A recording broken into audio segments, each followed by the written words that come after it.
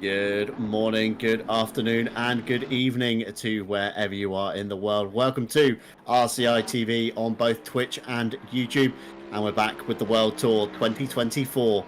Round one today taking place at the Nurburgring GP in the Eifel region, and 1984 was the year of completion for the GP Strecker that we all know and love today, of course, alongside the famous Nordschleife, or as Sir Jackie Stewart nicknamed, the Green Hell, which is of course coming April 1st to ACC. Just over 5.1 kilometers in length with 17 turns. I'm John Dalton, your lead commentator for this afternoon. Alongside me, Dan Van Zoofen, and behind the cameras, Jesse Lee, and of course a big hello to our live stewards. Welcome back, everyone. Welcome back indeed to our first ever World Tour 2020 race 2024. We're driving on the Nurburgring track, always lovely to see it on the calendar. It's narrow, it's challenging, especially for 6 hours. It's gonna be a challenge to behold.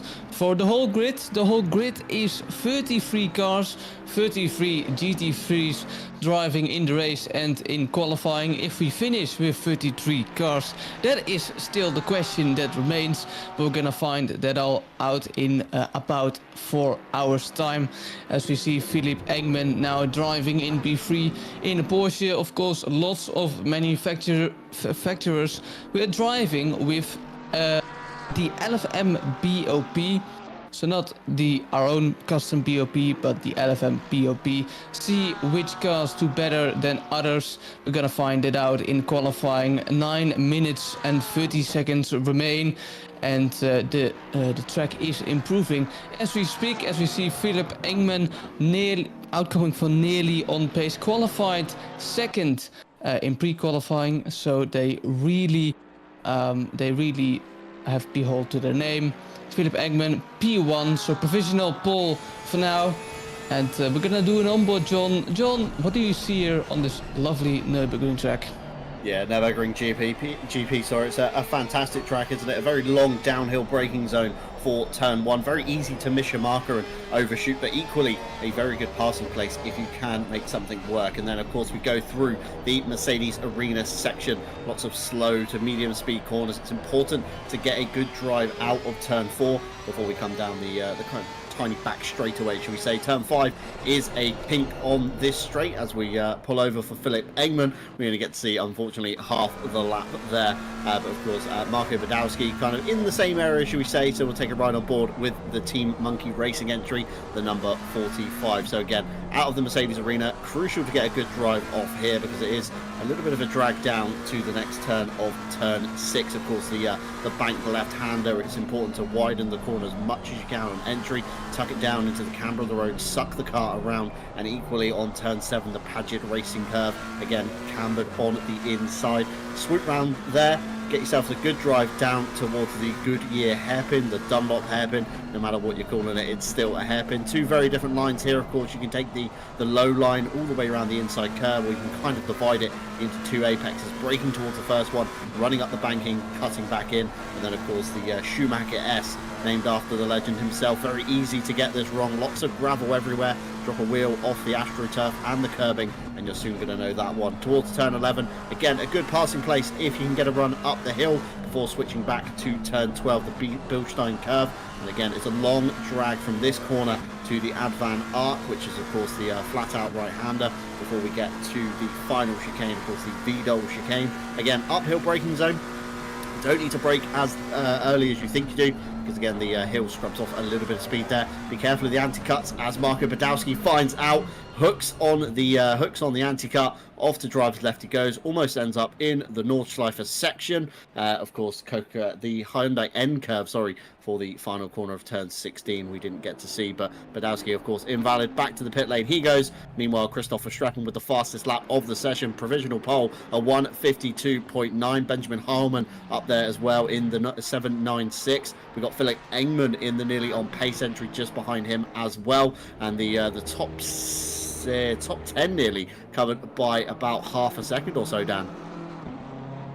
Yeah, really interesting to see. Of course, the pre-qualifying was a little bit, the gap was quite large, especially from P1 to P7.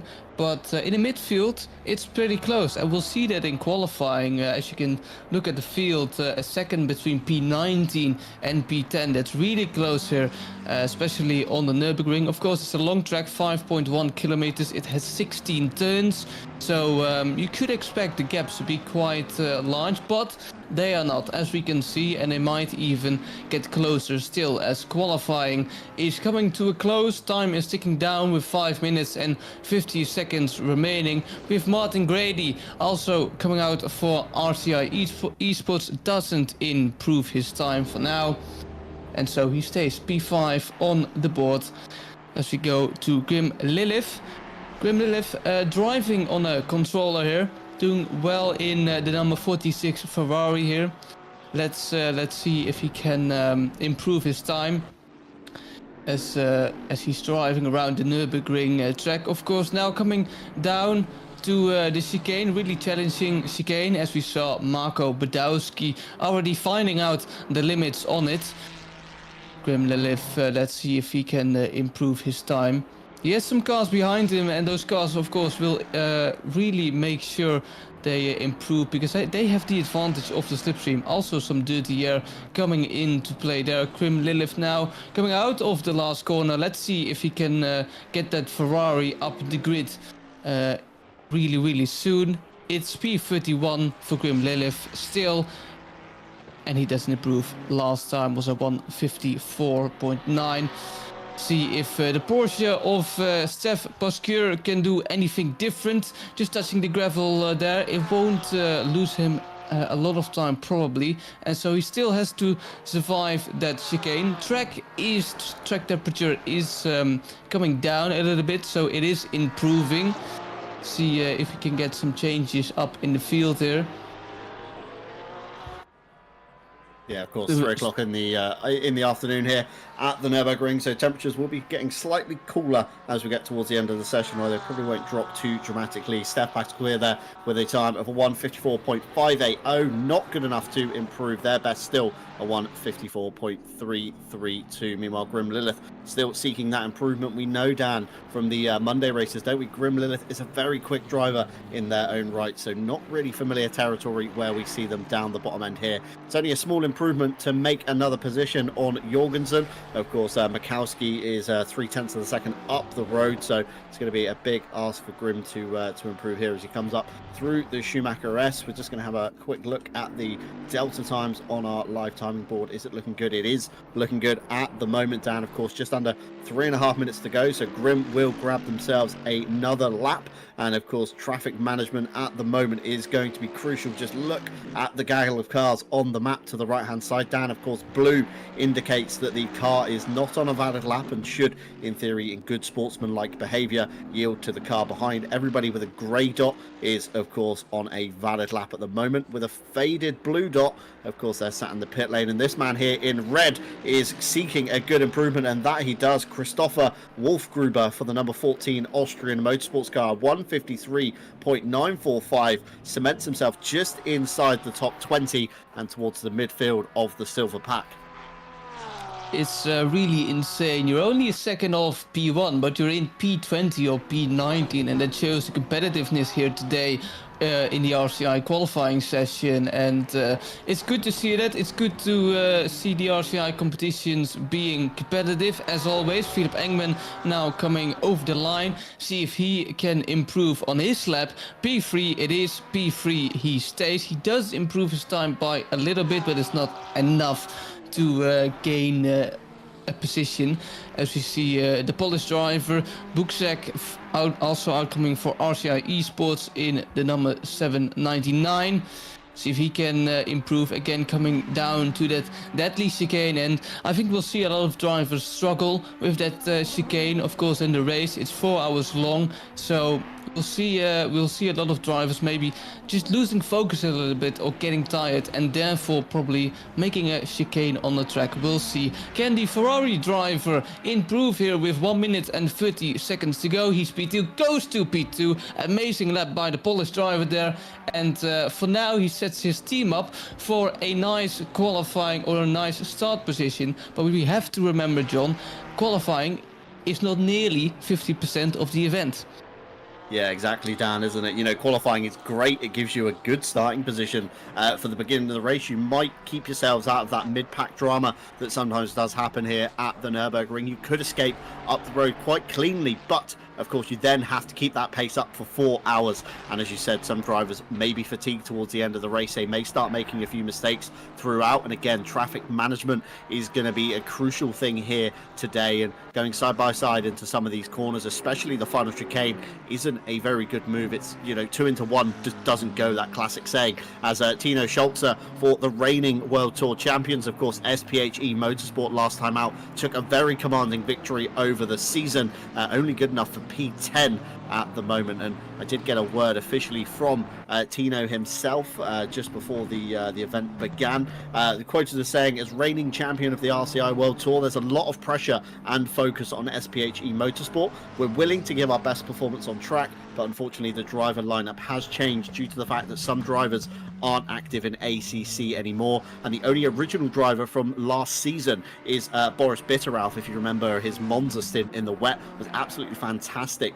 Turned the car around, got it into a good position, and set his team up for a good win there.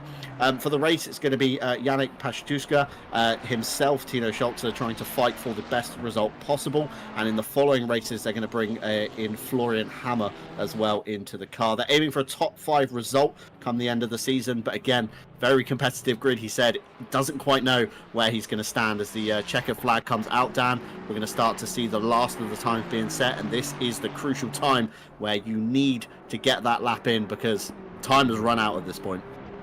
You can't find the limits now. You already need to know them at the end of qualifying, and you need to make the most of it. We see Sander Jacobs, the Dutchman, outcoming for QRT Esports now on with P29, 1.5 seconds to the leader. Let's see if he can improve. Of course, Aston Martin just announced a new GT3 and we'll see it in some competitions soon, but for now we'll have to do with the old one on ACC. Sander Jacobs now challenging, of course, a tricky chicane on the Nürburgring, and now coming out of the last corner, having a nice tow from that Ferrari in front. Let's see if he can improve any positions over the line. The qualifying has finally finished and it's P24, provisional P24 for QRT Esports, nearly on pace, qualified second in the pre-qualifying. Let's see if they can do better in qualifying or even the same. Philip Engman, the Swedish driver, coming over the line. He's P4 now. Will he remain in P4? Goes to P2 with nearly a tenth of Christopher Verstrepen, and so the 899 Porsche takes P2 in this qualifying session. And John, if you just look at the field, it's really competitive. Yeah, super competitive field indeed. I mean, Christopher Streppen and Martin Lawrence at the helm of the field, fastest sector 1 and 2, but it was that final sector of Philip Engman that was just enough to get themselves towards the front end of the field. And of course, the LFM BOP over a 1-lap pace, absolutely fantastic here today. We've got how many cars? We've got 23 cars, all roughly within a second of each other. Some big names towards the front of the grid, of course. A couple of the RCI Esports entry. We've got Martin Grady and Jordan Daly sharing a car. Badowski, John Eraser, who we know, of course, from Mondays is very quick. The RPMS crew, Yao Manzo, Matt Stevens, Tom Shipston, all teaming up for that one. We've got Steady Start Racing in the field as well. We've got Rebound Racing Junior and Seniors. They've done very well indeed as in their own right. And of course, 2 categories of class here today, Dan. We've got the pro field that's indicated, of course, by the white number background. We've then got the silver class, as we see here, Jesse filtering down the results for us nicely, so we can see, of course, who is towards the top of that one. But again, 2 different aspects of class, 2 different skill levels, should we say, in finger quotations, but equally, everybody is pretty much as fast as each other, of course, making it to split 1 with pre-qualifying being drawn last night. 35 teams reaching split 1 and 35 also in split 2. Within each category, we also have a pro, a silver, and an am, of course, with split 1 only containing pro and silver. And 18 teams in split 1 achieved a pro status, and 17 entered into the silver category. Top 16 of the pro category were within a second, and silver covered by 0.6 of a second. So I think silver secretly is going to be the class to watch today. But again, it's all about consistency in these races, Dan. It is, as a legend once said, to finish first, you first have to finish. It's cliche, but it's true. And we'll definitely need, a lot of drivers definitely need to keep their cool, and they need to try and avoid that fatigue we talked later about, and try to keep their nose clean. And it's going to be challenging, especially in the mid-pack, to keep your nose clean and your rear as well, of course. So it's going to be really interesting, but it's a Nurburgring. We are with a lot of drivers from quality, so I'll expect everyone to really play it safe. Of course, everyone knows it's a 4-hour race, so you have lots of time to gain positions in the 4 hours. So I'll think we'll just see drivers play it safe, as they should in a 4-hour long race, and we'll see how things pan out. John, speaking about strategy wise, in the race, teams can only use 3 sets of tires, so the driver needs to do a double stint at least. Really interesting. The tires need, or the drivers need to manage their tires, John. So I'm really curious what we'll see with pit stops today. Yeah, of course. It's a limited tyre set championship, isn't it? We touched briefly on this in the briefing, just to, of course, remind the drivers that there are only 3 sets of the Pirelli slick tyres. Of course, if it does rain in the race, then there is the option of the wet tyre. Those aren't limited. You can run as many sets of the wets as you like. So round 1, we have just 3 sets for the drivers to use. So like I say, Dan, strategy is going to be a key thing here today. Are we going to see a lot of drivers, electing to try and take the double stint essentially? Normally, a lot of people elect to do it when the temperatures are a little bit cooler. So of course, with the start time, probably towards the end of the race, we're going to start seeing the cooler times, the cooler double stints, should we say, coming through. Of course, there is a stint limit today of 65 minutes, as per is the norm with RCI events. So again, no one car can go longer than 65 minutes anyway. We're expected to see a lot of drivers come in within the hour, because again, by going to the 65 minutes, you don't really gain a lot in terms of skipping a pit stop. Of course, in the longer races where, the time is 12, 24-hour races, etc., you essentially can skip a pit stop by eking the 5 minutes out over, of course, 10 stops. That essentially cuts a free pit stop out of the race. So again, strategy today, it's going to be 1 hour. It's going to be 1 hour sessions, and of course, every driver, I imagine they're going to keep drivers fresh. There's a lot of duos in the field, so we're going to see a lot of driver swaps going on. If you're wondering what the interlude is for at the moment, of course, we do have to do a lot of server back-end work, should we say, to get these limited tyre sets in place. Of course, we have to pull down the server. We then have to get the server launched back up with the right rule sets. We, of course, have to then get all the drivers loaded back in. There is a little 5-minute interlude before we get to the grid, and then, of course, the standard 5-minute interlude again once we're on the grid. So we will get there eventually. But as you said, Dan, strategy, it's going to be chaos today. I'm sure we're going to see some interesting calls and maybe some not so interesting calls. But again, live stewards here today, Dan. Penalties could be what undoes a lot of these teams. Yeah, and especially with the new rule book we have set up for the World Tour, it's going to be interesting to see if drivers will get some penalties here and down the line. So we'll definitely get some touches on that. I also wanted to touch the BOP, because we have seen the BOP is amazing in qualifying. Of course, LFM has done a great job with their BOP system, and it shows. We have Porsches, we have McLarens, you name it. Almost every car is in the top 20, and the top 20 separated by a second, as we saw in qualifying. And it's going to be interesting in the race, John, to see how that BOP pans out. Of course, we'll see maybe some dominant manufacturers. There are, of course, some weaker ones than some powerful ones. That's always with a BOP, but it's really interesting, this BOP, and we'll have to see how that pans out in the race. For now, of course, it's 4 hours long. John, do you already have any guesses who's gonna take the win today?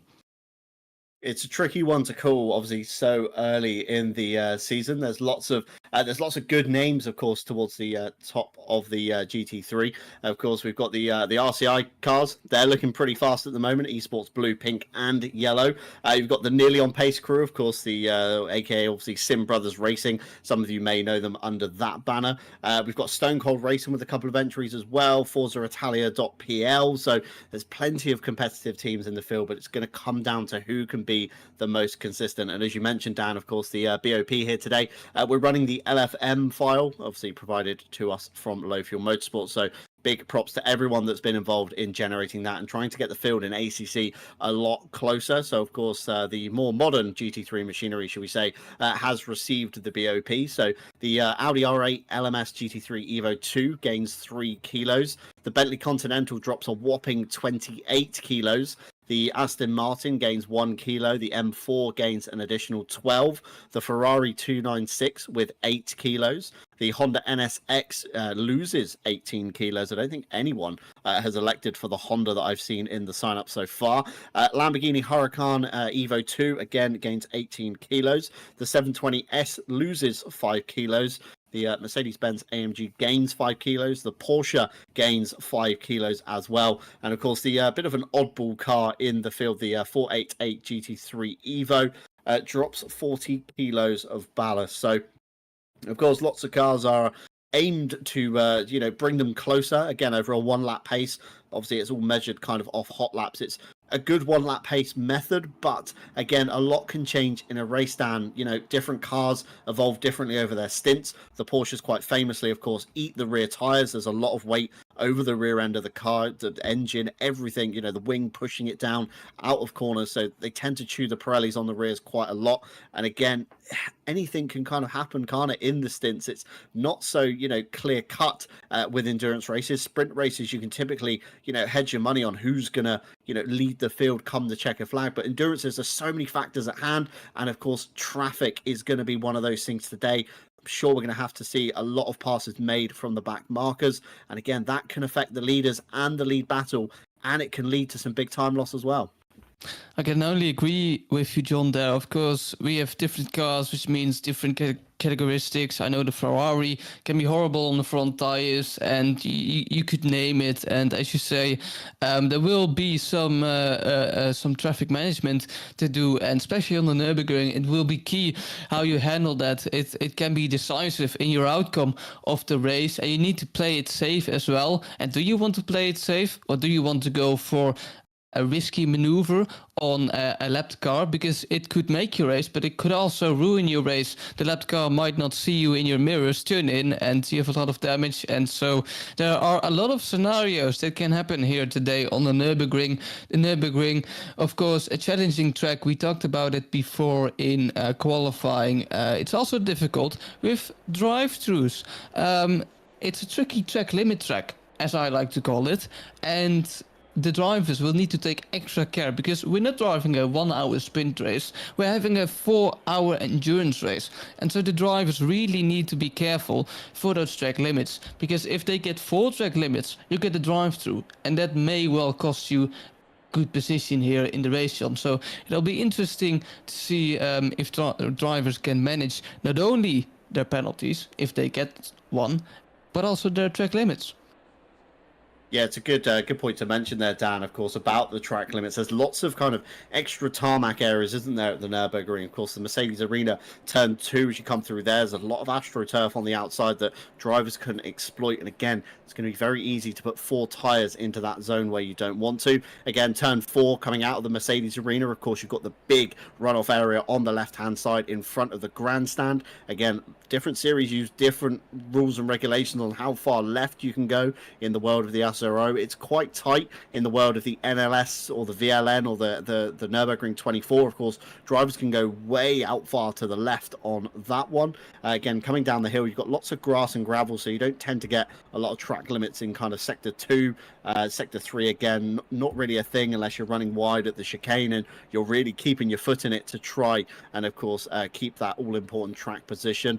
We are back to live pictures at the moment on your screens. We're having a fantastic pan down the pit lane, checking out, of course, all the cars on offer today. Some great liveries among the drivers, and of course, it's great to see everybody's artistic efforts in their own teams. Right, again, it's good to see lots of cars in uniform colours. Again, the RCI cars all looking very fantastic in a new 2024 livery, of course.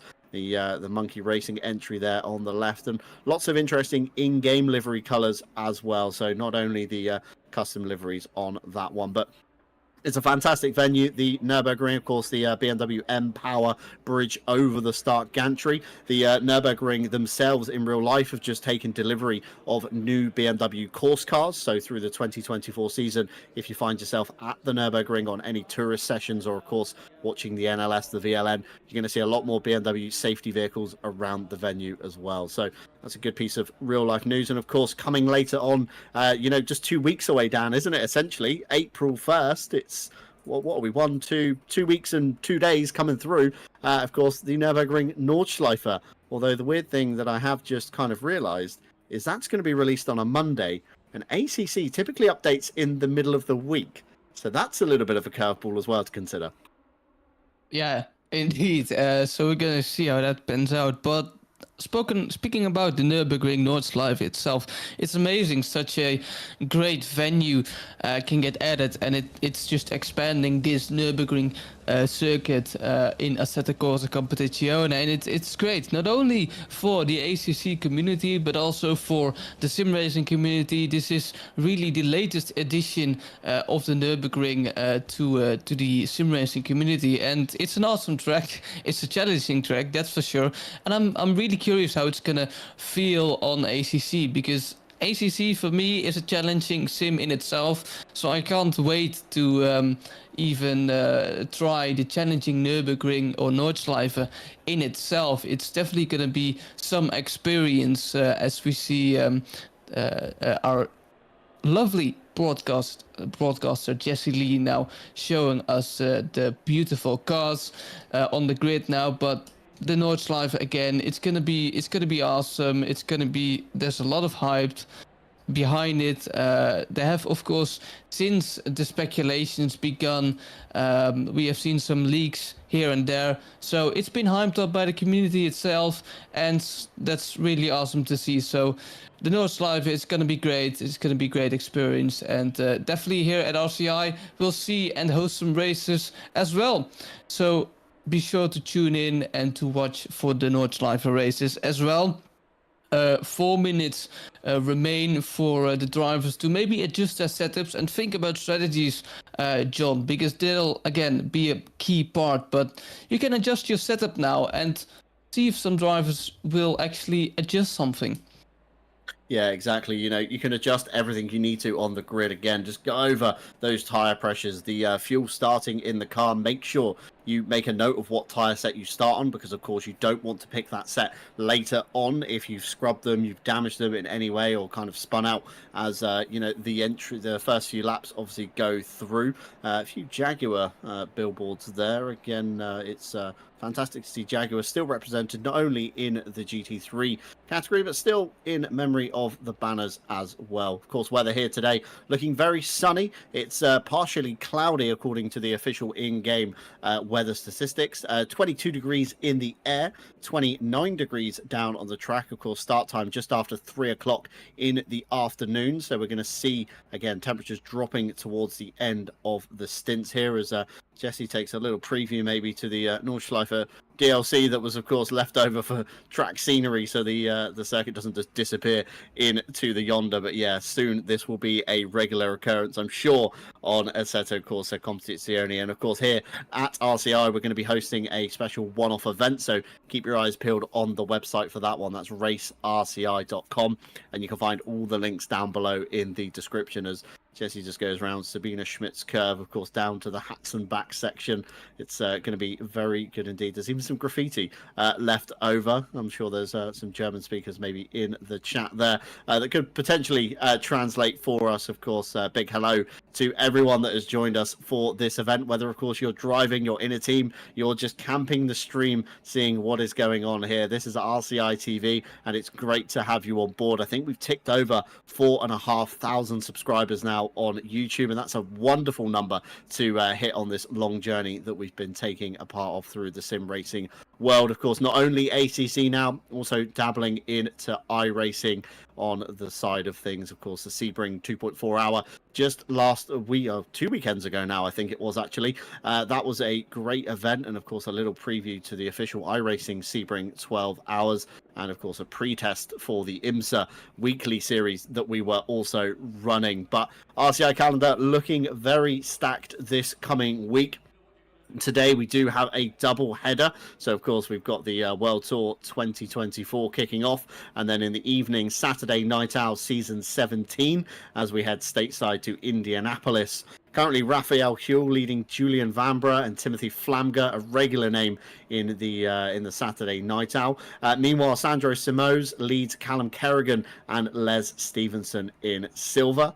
Monday, it's myself and Dan actually on RCI TV here once again as we head to Snetterton. That's for GT4 and TCX action on Monday's multi-class madness. Mike Redford currently leads John Aracer and Azure Goat in GT4, and in the TCX class, it's Raphael Huell once again leading Victor Nordquist and Spoda Skrillex. Midweek Masters continues on Wednesday, heading to the Hungaroring for round 2. Team Monkey Racing beat RRP Racing Team Solvalu and RPMS Simsport in Pro. Meanwhile, it was an RPMS Simsport 1-2 in silver with Racing 25 years in third. And Friday, this is the important one. I want you all to listen very closely to this one. It should see our KTM Masters beginning if sign-ups improve. GT4 or GT2, pick your poison for this season of technical and underused tracks to really put your skills to the test in ACC. There's still some sign-ups left on that one. Again, you can check out all of our events over on the website. That's racerci.com. As cars now, Dan, begin to get underway. It's going to be a lap of course, building temperatures and just trying to get yourself in the right mindset for that green flag drop. In the right mindset, indeed. But I always say it could almost be too much time to think. You maybe think about what could go wrong. Maybe get a little bit scary of that first turn on the Nurburgring, because as is Monza, for example, the Nurburgring is a prime example. Especially with the first turn, it can always cause some chaos, and it might well do some here.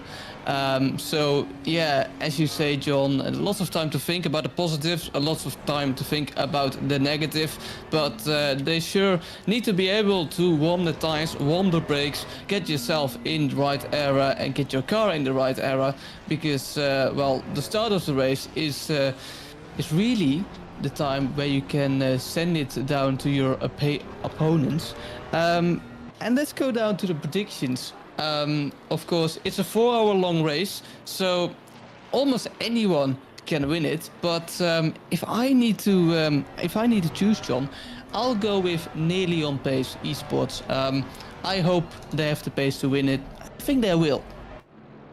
I was going to say nearly on pace esports as well. Mikael Sundström, of course, and Philip Engman both sharing the car this afternoon. Again, Sundström, driver, talent no end, represented Sweden last year in the FIA Motorsport Games as well, so he's a great driver in his own right. And of course Philip Engman did enough to put the car on second position, so I want to say nearly on pace, but I have to disagree and be different, otherwise this is going to be a boring broadcast. I'm going to go with the 769. That's Christopher Streppen and Martin Lawrence, again both two endurance drivers, very good in their own right, been representing RCI from the kind of early days, and of course Martin Lawrence from the Connection Lost Racing camp, and fingers crossed all connections will stay stable today. But as you said, Dan, turn one, it's that pinch point, isn't it? It's like Monza, everybody breaks. Some break it earlier than others, some break it way too late, and of course that's when all the chaos unfolds. But touching wood up here in the broadcasting booth, I pray that we're going to get through turn one, although Jesse Lee did curse it in the driver's briefing earlier on. He said we're going to have a clean turn one, were his exact words. So if it all goes wrong, you can direct your grumbles to Jesse Lee. But it is that time, of course. Cars are 2x2. Pirelli tyres are warm, brakes are up to temperature, and fingers crossed there's enough fuel in all of these cars to get them through the hour mark as we roll, of course, towards the green flag. You, of course, got the Bentley on the right, Porsche on the left, turbo versus NA. Who will get the jump as the green flag drops? It looks like Nearly On Pace has just about got a snout ahead of the Bentley, but can the grunt of the turbocharger pull it back in? Of course, the McLaren gets off to a good start just behind with the Ferrari 488 and the 296 side by side with the BMW M4 on the inside of the McLaren. We're 3 wide through the Yokohama S as we head into the Mercedes arena. Still 3 wide as we go into the Mercedes arena. Cars getting pinched in the middle. It's not an ideal place to be, but it looks like everyone is relatively safely through the Mercedes arena. Now the next big braking zone to check up. Of course, there's a bump in the background there. Rebound Racing are turned in the background. Not sure who that was, but it is one of the Rebound Racing cars, whether it be the junior or the senior entry. But other than Rebound Racing, and there's a drive-through for the 777, that again is Rebound Racing. So I wonder if the 777 has picked up the drive-through and been spun in the Mercedes arena. It was Joe Dorber. That's not the ideal start, is it, for Rebound Racing, Dan? But seeing them on Mondays, they are quick drivers in their own right again. So that Mercedes is going to be one that's climbing up the ranks towards the end of the race. I said it before and I'll say it again. I expected drivers to take it relatively safer, and it showed. We didn't have a lot of crashes. We did have one touche there at the start of the lap, but for the rest of it, it all looks clean. Benjamin Hellman now for our RCI eSport still in P3, chasing down Philip Engman, that 899 Porsche, and he's coming closer. He's on the back of that Porsche as we see Simon Vazel now in the Aston Martin coming out for ACC Vlaanderen, trying to maybe get that place of Reuling in the 33 McLaren, but he also needs to look in his mirrors because that grumpy Mercedes is trying to have a sniff, just a little opportunity to get that P13 place from ACC Vlaanderen. Absolutely spectacular racing as we end the first lap here of 4 hours.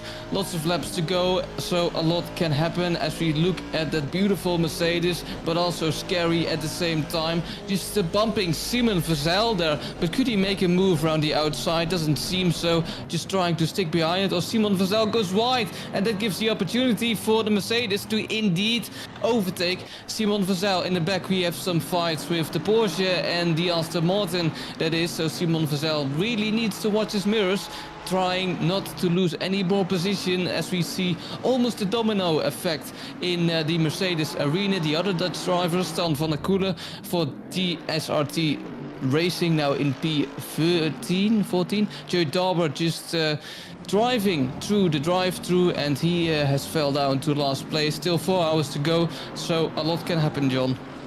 Yeah, a lot can happen indeed, and of course Joe Dorber with the early drive-through penalty. We can only assume that's going to be for a jump start, just slightly out of position on the gridding, and unfortunately found their way through the drive-through. So he has been down pit lane. He is out now in what is known as clear air, shall we say. It's not the ideal place to be in clean air, right at the back of the train, but of course he's got none of this around him. He's got no cars, snaking and weaving. He's got nobody bump drafting him, kind of overshooting corners down the main straightaway. So it's going to be clean sailing for Joe Dorby. He just has to focus, get himself in the game, get his head down, of course, realise that Carlos Calatayud in the sister number 30 car up in P18 at the moment. Again, if they come together, or if they meet each other on circuit, should we say, not come together, it's not the right terminology, but if they do meet each other on circuit, could we see, of course, team orders coming into play, one car moving aside, letting the faster car through, if that is going to be a thing. But all at the moment, it all looks relatively calm. Everybody's kind of forming their own pack, they're forming their own kind of space, shall we say, of course, at the head of the train at the moment. Simon Vazel in the number 2. Yao Manzo, again, a pro car mixing in with the silvers. This is something we hadn't touched on, Dan. Of course, two categories here, pro and silver, of course, denoted by the white and the grey background. White means pro, grey means silver. We see these class fights all the time. So Yao Manzo currently, the next place he has to make up is P11 with the number 7 of Watts before he even gets another sniff at another haul of points. So where he is now, it's a bit kind of null and void to start fighting cars in this area. Okay, he wants to get out of this area to try and progress himself up the road. But of course, Elliot Watts here in the Team Year 1 number 7, all the way up in P11. That is the next position Yao Manzo needs to aim for. And he can't be delayed by the silver drivers. But equally, Dan, he doesn't want to take fights that aren't necessary in order to get himself forward. you're not obliged to give up any position just because you're in a lower class, and so it's the same as you were fighting in the higher class. You just need to get by these the cars ahead of you to maybe get by Elliott Watts as soon as possible if you were able to. So if I would be João also a really fast driver of himself, I would just ignore the rankings and see how fast I can progress up the field. Stan van der Kuele also wants to progress and try and take that position of João Manso. João Manso showed his pace in the midweek Masters season, and he is showing here it again on the Nurburgring. See if maybe Stan van der Kuele could overtake him. He had a little sniff, but he needs to look in his rear mirrors now, because Roholt in the 190 Ferrari is also trying to take over that position as the field is spreading a little bit. The first, and that is the Ferrari of Roholt, just not surviving the chicane there. No damage, didn't actually spun off, but he did lose a lot of time, and so he will be furious probably with himself. He made a mistake so early on, but he needs to battle again with the Aston Martin in front of him. That's Carter, and see if he can gain some positions again. But that's really the first driver mistake we've seen, John, on in this race, as we see some more fighting. Sander Jacobs in the Aston Martin trying to overtake the Porsche 888, but he's getting attacked by the Ferrari of Makowski, and the Ferrari, he is holding on and sticking to that P28. Ooh, and we have some domino effects. A little bit of contact, no huge crashes, yes, but that could have been ugly. Chico Leenvaart in P29, almost a victim and almost got spun out, but he is managing, and so he survives and remains in P29. And maybe we'll see some other cars get more aggressive. Everyone's settling in, John. The tires have been officially warmed up, and so everyone's just trying to overtake. Yeah, everybody's trying to get, every single bit of real estate they can. Grim Lilith with a sniff up the inside on Richter in the number 69. Up the inside of the hairpin at the bottom of the hill. Absolutely mugged off the number 69 on the way through that corner. Let's have a race replay. I think there was just about a Ferrari-sized gap here. I think Richter just outbraked himself. Went a little bit too high on the banking. Grim Lilith, we said about it in qualifying, took the lower down line, swooped up the inside, used the camber of the road to suck the Ferrari round, and managed to make up a position for the dropping the hammer entry. So yeah, kudos to Grim Lilith on that one.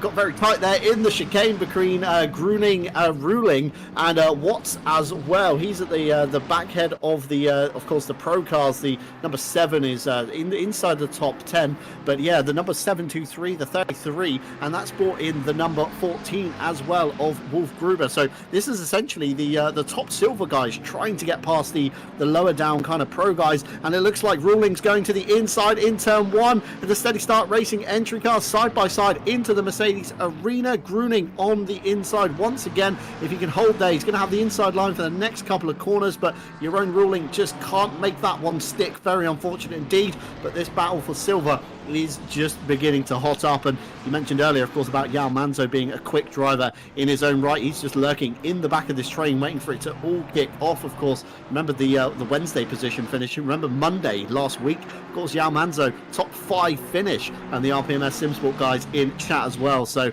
cheering João on for the drive of his life, should we say, as he tries to get back towards the back of the pro guys.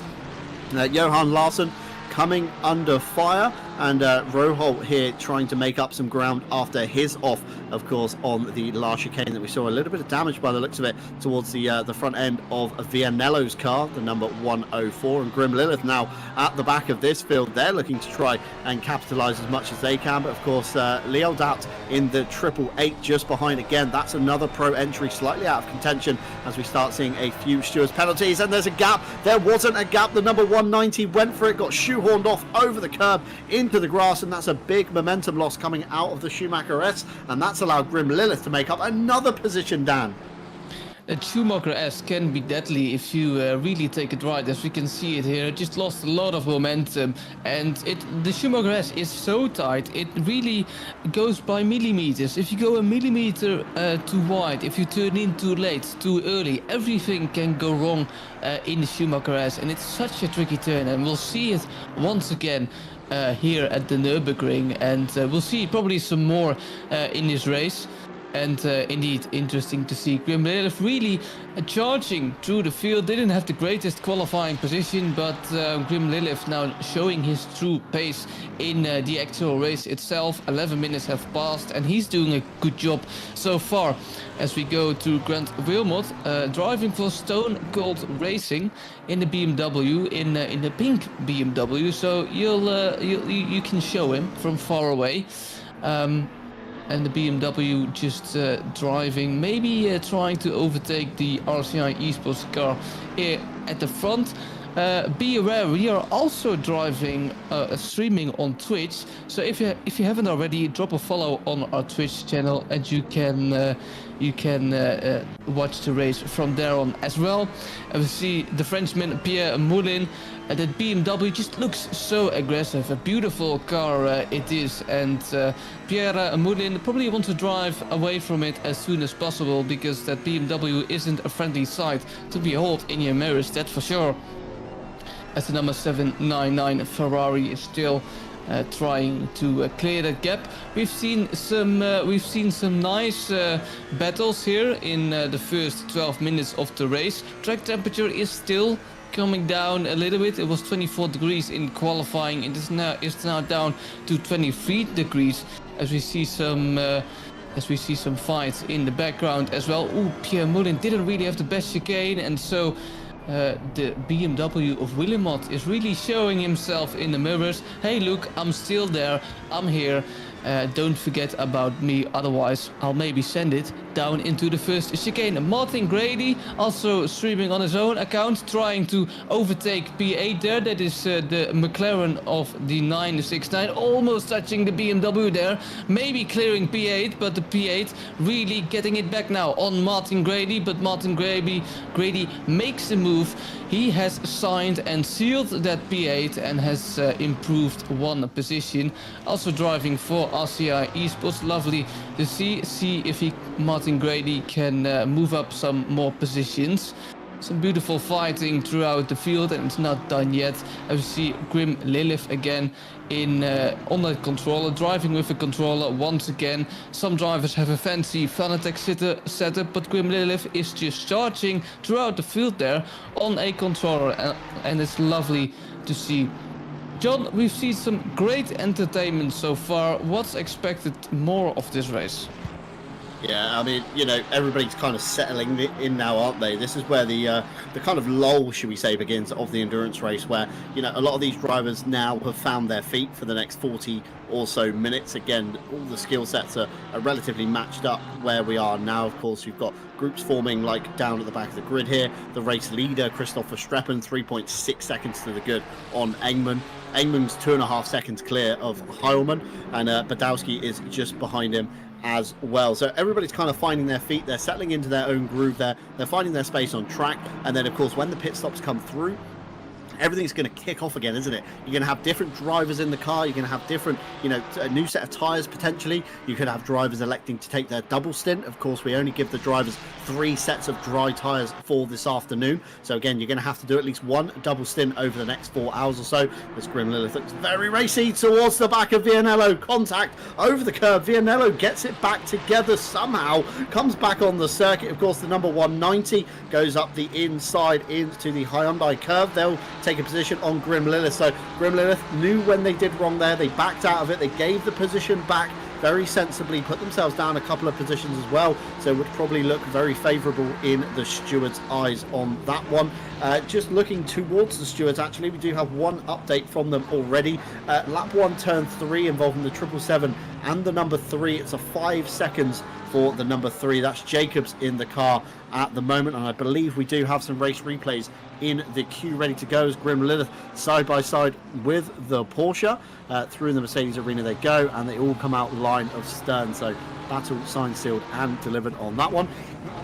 Race replay here with Yao Manzo into turn 1. 3 wide they were with the Steady Start Racing entry, and a little bit of a bump after turn 1. Jesse Lee saying it happened after turn 1. Not his fault. He didn't curse anything at all. So he's in the clear as far as he is concerned on that one. But Yao Manzo currently in P14. Stan van der Kolen just behind in the Aston Martin, the number 475 there.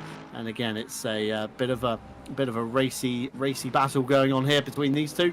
Another race replay here. This is down towards the latter half of the Mercedes arena. The Concertina effect again. That was the number 69 getting bumped. It was of course Joe Dorber in the background there getting turned around as well. So just a little bit of a check up, Dan. It was, you know, like you said about the Monza, of course, the pinch point. If you survive turn 1, the next pinch point is of course turn 3, and unfortunately that's where it all kind of kicked off today. Yeah, and it's not really a surprise to see those pinpoints, as you say, as we see another race replay here. Calatayud, the Spanish driver, just giving a bump to the Ferrari driver in front. Nothing really spectacular to see there. Carlos currently driving in P16 with the number 30 Mercedes. As we see, I think an overtake for P15. This is lap 3, contact. Benjamin Hellman we are watching. Ferrari versus McLaren coming down out of the Mercedes arena, and that's indeed a little bit of contact for RCI Esports there, and that may be investigated by the stewards, but I doubt it. That's Adam Dubil for Forza Italia Racing in the number 500 Ferrari. As we see in front of him, Marco Badowski, midweek Masters Season 1 champion, a really fast driver, as he shows again P4 in the current race, as we have passed the first 50 minutes driving for Team Monkey Racing. See if they can grab a podium position, because they're not far off it, P4, but they're also not far off P5. Dubiel trying maybe to show him in that rear mirrors, and this fight can really kick off soon. It's Ferrari versus McLaren here. Ooh, as Dubiel just makes a little mistake, and that is costing him a lot of time. Compared to the driver of Team Monkey Racing there. Of course, we're watching the GT3 category. It got introduced by FIA in 2005, and if you didn't feel old yet, it's the year I was born in. So I guess you can take that. I am an adult, I am 18, but it's 2005. Grim Lilith now driving in P23 for now. Just, of course, we saw him having an incident earlier on, but he's trying to charge his way throughout the field again. And we still have 3 minutes, 3 hours and 42. Yeah, 3 minutes left. 3 hours and 42 hours to go. 42 minutes. I really can't get it right today. Grim Lilith now coming down to that first turn. A hairpin, you could say, here on the Nurburgring circuit. And a lot of racy battles still going on.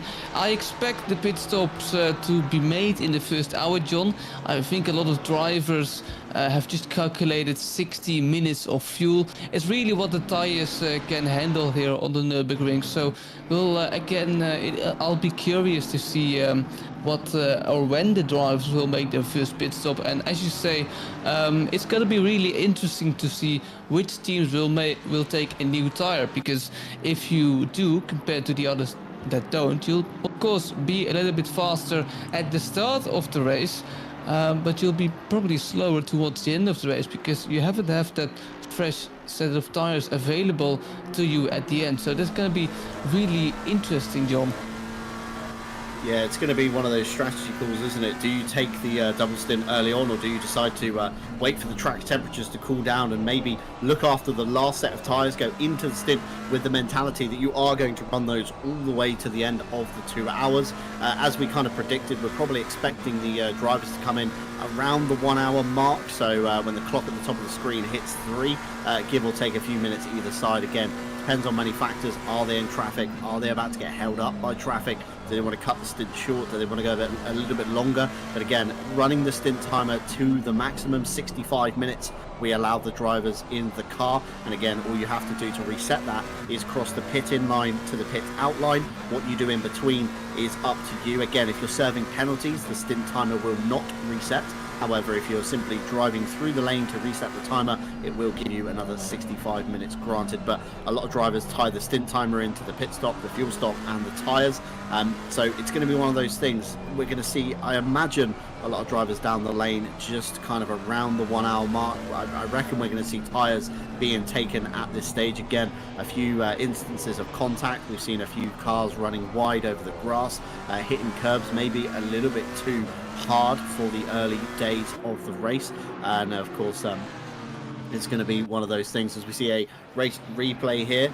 This is for Sander Jacobs, the number 727 and the number 3 coming out of the Mercedes arena. It was a little bit of a rub, and then the concertina effect, of course, the 317 I think it was getting involved there with Lienthal at the wheel of that one. But yes, Sander Jacobs there kind of almost, I wouldn't say kicking it all off, but certainly forcing a car towards the outside. We've then got another incident here. This is with Anthony Kostinger. This is with one of the sort of Swiss entry Lamborghini. The 234 was Kostinger, of course, getting involved in an incident with another BMW, possibly the 669 of Scheck's. That's down the bottom end of the field behind, so logically it's going to be that car there.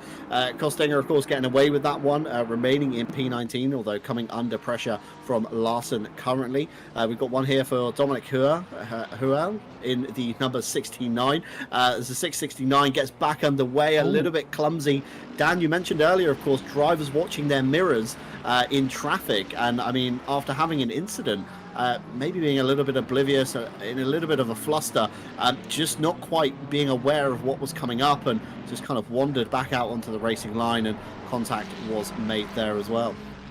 Yeah, indeed, and especially when you get an incident early on as a driver, you never want to have an incident early on, and it could set you up for a bad move, and you get incident after incident after incident, and it's just getting worse and worse and worse, and it's as we see a race replay, but it's just so frustrating as a driver if you get an incident early on. We are seeing Adam Dubiel here for P4. Oh, just get stepped around by the RCI esports car, and that will probably be investigated there as Adam Dubiel now P5, the RCI esports car of Hellman in P3, but that will probably be investigated by the live stewarding here today. And yeah, that was a strange incident. But to come back on my point, if you get an incident early on or later in the race, you could just set yourself up for a bad move, for a bad mood. As you see, probably another incident here, race replay. Oh, that's really strange, as the McLaren there almost gets overtaken by Year 1 Esports. That's the 969 McLaren of SPH Motorsport. It will probably won't get investigated by the stewards, but it was strange nonetheless. You can indeed just set yourself up for a bad move and make a mistake after mistake after mistake. Today there is a little chance of rain, 3% chance of rain. It has also a 97% chance of being completely dry, but of course it's interesting because as a driver coming into this race, you really need to be aware of all the possibilities that can happen in the race. It can rain, it can possibly not rain, but you have to be prepared nonetheless. So John, I can see some drivers may have had some practice runs in the rain here. Yeah, I mean, 1,000 sessions simulated, of course, with the weather file today. 97% of those were completely dry, and 3% was a mixed session, so dry and wet weather entirely on that one. As we see Joshua Gruning giving the little bump draft to Watts in the number 7, probably giving him a little bit of a check-up, saying, hello, I'm behind you, I'm in the silver class, people behind me, and I want to get a move on. But looking back at this man, Benjamin Heilman, we spoke on it earlier, we just saw the race replay of himself and Adam Dubil coming together in turn 1. Stewards have deemed a drive-through penalty for the RCI Esports car, so we are harsh on our own cars. Don't worry about that one on this one. Incident lap 6, turn 1, involving the 500 and the 796. It's a drive-through for the 796 for a takeout of the number 500 and position not returned. So Stewards not liking that one all too much. Benjamin Harmon, of course, will have to trundle down the pit lane in the next 3 laps. He, of course, cannot combine this with any work on the car, so the drive-through has to be served independently of the pit stop. So the RCI boys not allowed to touch that car at all as it goes by at 48 kilometers an hour. So that's going to put the 796 out of contention. Philip Engman, of course, can kind of breathe a sigh of relief as he is 4 seconds clear now of Badowski in the number 45, and Christopher Streppman at the head of the field, 6 seconds to the good in just over 25 minutes of racing. This man here, the 769. Of course, Christopher Streppman, a sucker for punishment, not only competing today in the World Tour, but also taking part in another community's 12-hour race at Spa as well. He got that car off to a good start, we're being told from Jesse, and all was well. Adam Dubil, side-by-side contact in the Mercedes arena. The number 500 and the 45 now come to blows as the 500, of course, tries to make up the position lost from the Heilmann incident earlier on. So Stewart's probably going to be having to take a look at that one there. Race replay, it's logged it on our broadcasting tool, so you can be sure it's logged it on the stewarding tool as well. And it looked like Dubil just got a little bit of a wiggle going into turn 2, tried to correct it, and of course the Ferrari just kind of snapped its way into the side of Badowski. So very unfortunate there, but minimal damage again, Dan. It's one of those kind of, you know, bump and run incidences, shall we say. Nobody's been turned, nobody's really lost ground, but of course both cars will have damage that could or could not be fixed during the next pit stop. Again, a couple of seconds more on pit lane, again, that can set you down the field and set you out of contention to where you were. So you may elect to skip the damage entirely and just come back out and roll with it for a while. Yeah, indeed, interesting point you make there, and I was just about to touch it. Especially if you keep having these small incidents, the damage will just get added up, and at some point it may be critical. It may eventually makes you lose some time, and you really don't want to do that. So you really have to also avoid the small incidents. It may not seem like much has happened, but in fact, on the bodywork of the car, it may have had an impact that's quite surprising, as we see Aiden Carter, P18 for now, driving for Honest Esports, chasing the ACC Vlaanderen car of Verzeil, and he might make a move down at the chicane, and that's really risky, but it works for now. Oh, and the Lamborghini in the back goes around, and that's Anthony Kostinger for Swiss RC, and that's a really costly incident as cars fly by the Lamborghini. You can see now the Aston Martin, the number 3 Aston Martin, passing it as well, and I think he just lost control, Anthony Kostinger, as we see a race replay. That's the Lamborghini there, and just too much over the curb, gets spun around by the McLaren. There's nothing he could do there, but yeah, almost our first death on the chicane has commenced. He's still alive, but he has sure lost some positions, as we can see. As we see another race replay, contact for 8th position there, Pierre Moulin, the French driver, just getting touched there and getting spun around, but the McLaren, knowing it's his fault, just backs out, and he doesn't improve a position. Pierre Moulin driving for RCI Esports once again, now coming through the Schumacher S. Spoken about the Nurburgring track, it has a lot of history. Hosted its first race on June 1927. The original historic track back then consisted of the 14.2 mile North Loop, the Nordschleife, and the 4.8 mile South Loop, the Südschleife. And so most races driven on the combined track, and therefore it was a 17.6 mile circuit called the Gesamtstrecke, or course as well. Really interesting fact there. And so we love the Nordschleife, and it remains a cool place to race to this day. As you can see, Marco Badowski still battling it out with the drivers at the front. This battle has been going on for really the whole race now, and I assume it will only remain until the end of the race. Benjamin Hellman, RCI Esports, now clearing the drive-through. He will lose a lot of positions, and he won't definitely be happy with that. And we talked about it later or earlier, John, especially with the new rule book and with track limits as well. Drive-throughs are maybe for some almost inevitable. Yeah, that's it, isn't it? You know, we touched on that earlier. You know, some incidences are being looked on a little bit more harshly than maybe they once would have.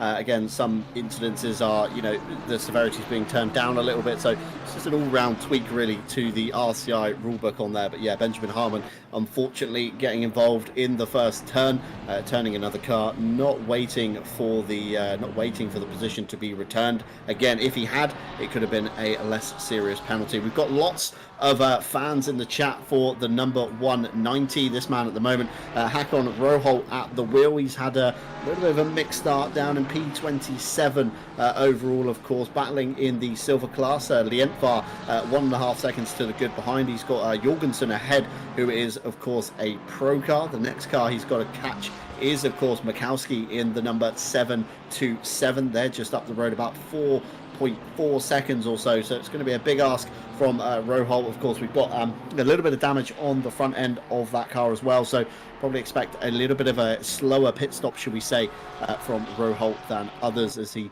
may fix that in time. Again, some damage on the front end of Jorgensen's car ahead, and some damage on the rear end of that Porsche as well. So another wounded car in the field. The BMW behind, of course, Lientvar getting muddled up in an incident earlier on.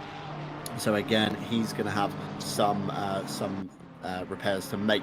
Another contact being picked up. This again is between Tino Schatzlar and, of course, Moulin in the RCI car. Again, running very wide, coming back over. There's a hip and shoulder check. I think that was Gruning in the number 723 McLaren. So it all kind of kicks off towards the top of the circuit after the Schumacher S, of course, comes back over to take the racing line, and unfortunately a McLaren has found their way just alongside the SPHE Motorsport car. So again, stewards more than likely going to be looking at that one. Looks like Gruning has dropped down into P3 overall in silver, P12 of course in the overall standings, and of course Pierre Moulin in the 799 losing out in that one as well. So Schatzlar maybe needs to calm it down a little bit. We've seen a few kind of mistakes, haven't we, into turn one so far, Dan, and of course the final kind of nail in the coffin, maybe the hip and shoulder check for Gruning may bring him into the eye of the steward. So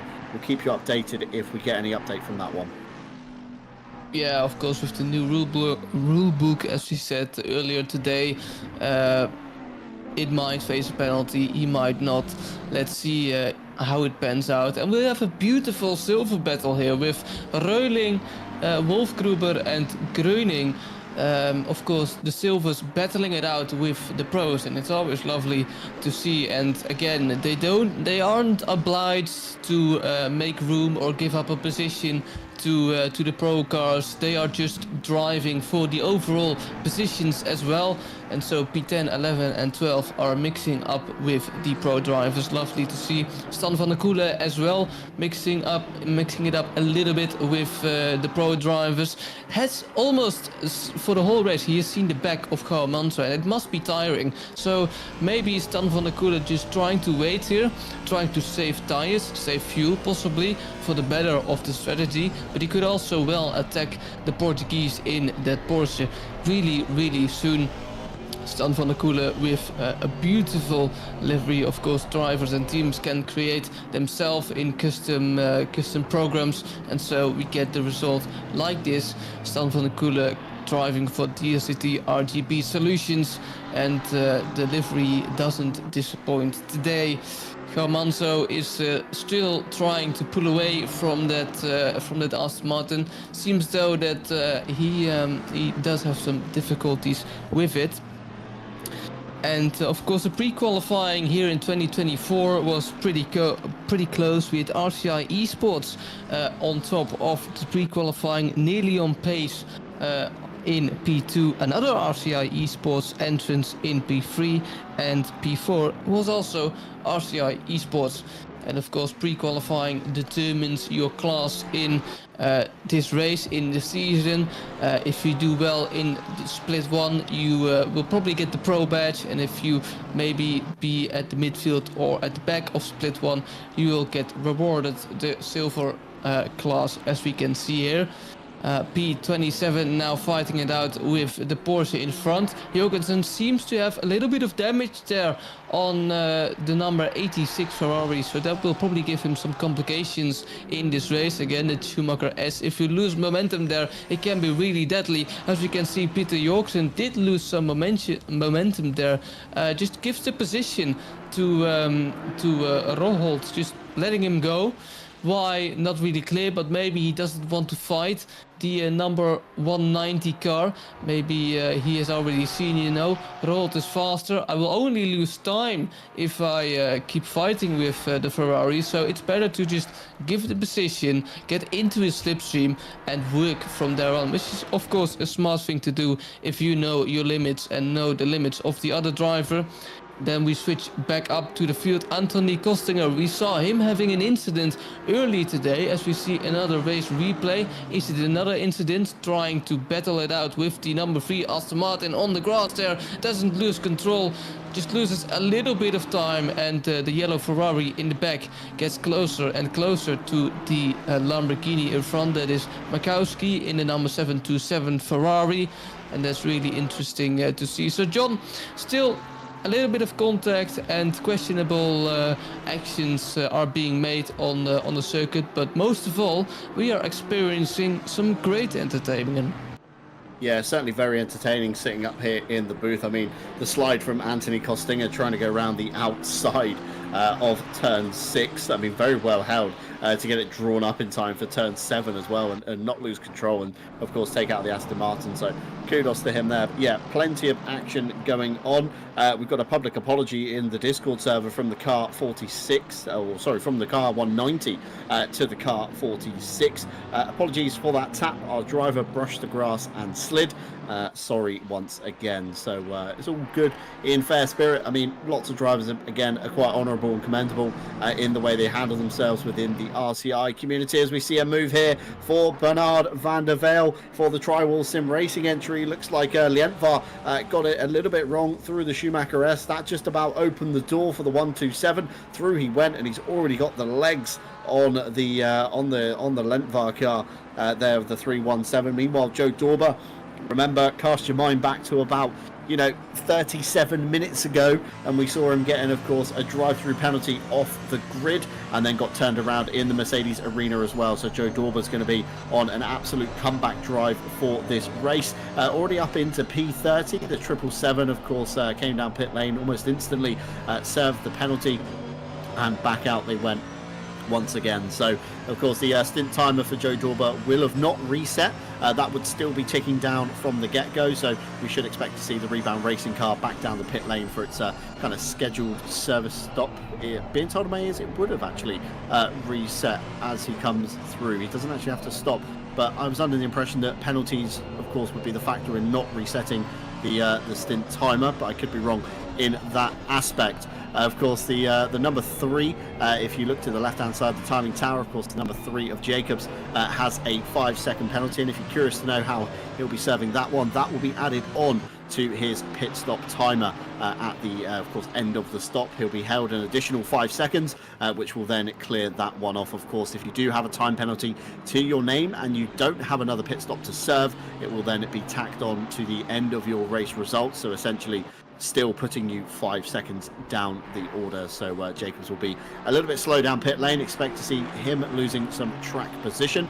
But all in all, Dan, it's been relatively clean and quiet from the stewards. I mean, the stewards even commenting, saying that split 2 only had one incident, and that was on the opening lap, lap 1, turn 9. It took them to turn 9 before they had an incident with the split 2 guys. That's between the 767 and the 25. It was no further action in the end, as we see contact into turn 1 again. That's between Marco Badowski of Team Monkey Racing and Adam Dubil. He's not had the best of luck through turn 1. Badowski does the honourable thing, gives the corner to Dubil for the Mercedes Arena, and they resume racing. But all the meanwhile, all these antics are bringing in Grant Willamot and, of course, Martin Grady just behind. Let's go one more time down into turn 1. Of course, the door was open. The door gets shut very quickly because, of course, the racing line down is, of course, very wide to the left-hand side.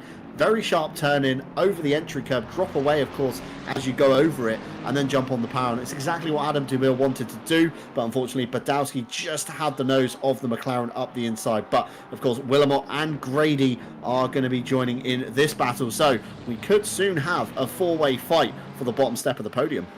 You cursed it, John. Talking about clean incidents, a clean race and an incident happened. I'm blaming it all on you, John. But now, to expand your point, indeed, we're seeing some beautiful fighting and some clean racing as well, which is always important, which we want to see not only as broadcasters, but also as a viewer. We only want to see the clean battles and as less incidents as possible here in the race. As Benjamin Hellman for RCI Esports improves up a position, overtakes the Spanish driver in the number 30 Mercedes, and that's a great move by Benjamin Hellman. Joey Darber, of course, had an incident earlier on, also trying to make his way up in the field, now trying to chase Van der Wiel in the number 127 McLaren, see if he can make up some ground anytime soon. As we see, the track temperature is still the same. That's really interesting to see. No rain is expected so far, so the 3% chance of rain, it's looking unlikely that rain will strike here on the virtual Nurburgring circuit. But of course, we still have 3 hours and 19 minutes to go, so everything can happen. As we see a race replay, Christopher Wolfgruber just overtaking, having a little incident when, this is at the start. So again, that's really interesting to see. Maybe the stewards will look at that if they already didn't investigate it. And we see another race replay. This is another Christopher Wolfgruber in the Mercedes. Let's see what happens here. Just a little touch with that McLaren. Doesn't seem to be too affected with that, as Christopher Wolfgruber is just trying to survive the track. Mercedes of the Nürburgring, of course, having 16 turns, so it's pretty challenging. Tino Schatzler in the McLaren, just touching the McLaren. The number 33 McLaren. It's a pretty incident, an incident we saw earlier on. And that isn't the most steadiest of starts we've seen for the number 33 McLaren. Timo Schatzler in the McLaren, now currently in P8. As you see, the Polish driver trying to overtake Van der Wiel.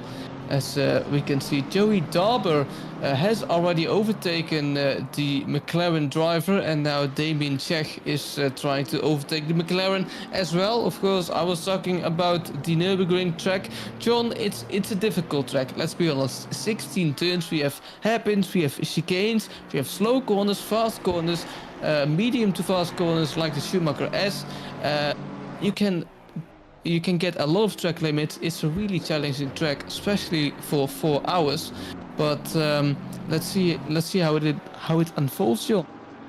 Yeah, trying to rinse and repeat the Nürburgring, should we say, for 4 hours is going to be a big ask. We've already seen lots of drivers fall foul of the final chicane, the anti-cut curbs, of course, firing cars off left and right. We've seen a couple of domino effects, of course, through the Mercedes Arena. We've seen the stewards getting involved in some incidences as well. So plenty of action has already happened in the first kind of 43 minutes or so of this race. I've just had a message from the 899, of course, the nearly on pace entry. entry, the Mikael Sundström, the other driver sharing the car with Philip Engman. Random information I've been told is Sander Jacobs there gets the old hip and shoulder from Vianello, and that's going to bring Costinger into the fight as well as we come through the Mercedes arena. The number 3 should hopefully keep this position as he has the inside line for turn 3 if he can get the car checked up and turned in, but the Lamborghini just about has the overlap as they come out of the Mercedes arena. Who's going to get better drive off the corner? There's a bump. Drivers go left and right. There's a near coming together in turn 5. Of course, the little kink in the straight down towards turn 6. The Lamborghini trying the outside line again. It wasn't too favourable last time, but might just have it signed, sealed and delivered. Still side by side. There's a touch. The number 3 goes sideways, and meanwhile in the background, the number 727 of Mikowski rubbing his hands with glee, thinking, I'm going to have a position out of this fight as well, as he looks towards the inside line into the hairpin at the bottom of the hill. Lamborghini towards the inside. The Ferrari on the matching line as well, and Sander Jacobs goes down another position there from Costinger up into P23 for Costinger, and hooking the gravel through the Schumacher S as well. Has he lost enough momentum for the 727? I don't think so. The 727 just about enough breathing room behind, and of course the number 190 of Roholt looming in that fight as well. Just had a message, I was going to say before it all kicked off, from Mikael Sundström in the 899. Some random information he's provided me. This is Philip Engman's first endurance event ever. Has never ever done endurance before, so kudos to him on that one, as we see a brief race replay of the 234 and the number 3 and how that one went down in the Paget Racing corner towards the bottom end of the circuit. Our third enduro ever in a Porsche, the first enduro ever in the 992. So again, this is a big learning curve for the Nearly On Pace crew. And lastly, tyres are very RIP, rest in pieces. So he's very happy for the breathing gap at the moment between Engman and Dubil. Of course, sat in the John Dalton zone, should we say, where Engman isn't fast enough for the driver ahead, but too slow for the driver ahead, but too fast for the driver behind. So ends up sitting in this kind of awkward no man's land where you don't really see anything for an hour, and then pit stops kick it all off again. But tyres not too happy on that Porsche, Dan. We touched on it briefly in qualifying that, of course, the 992 tends to chew the rear tyres quite heavily. Of course, Yao Manzo in the 707 also in a Porsche, and Leo down the back end of the field, of course, in the 888. So 3 drivers possibly right now fearing that double stint that is coming up, and I'm sure the Porsche drivers will be electing to take it once the temperatures, of course, get a little bit cooler. Nearly 4 p.m. in the afternoon, still 3 hours to go, so it takes us to kind of roughly when the sun starts going down here at the Nurburgring. So temperatures later on in the race should be much more healthier, so you could see these Porsches kind of come alive towards the end of the race, Dan.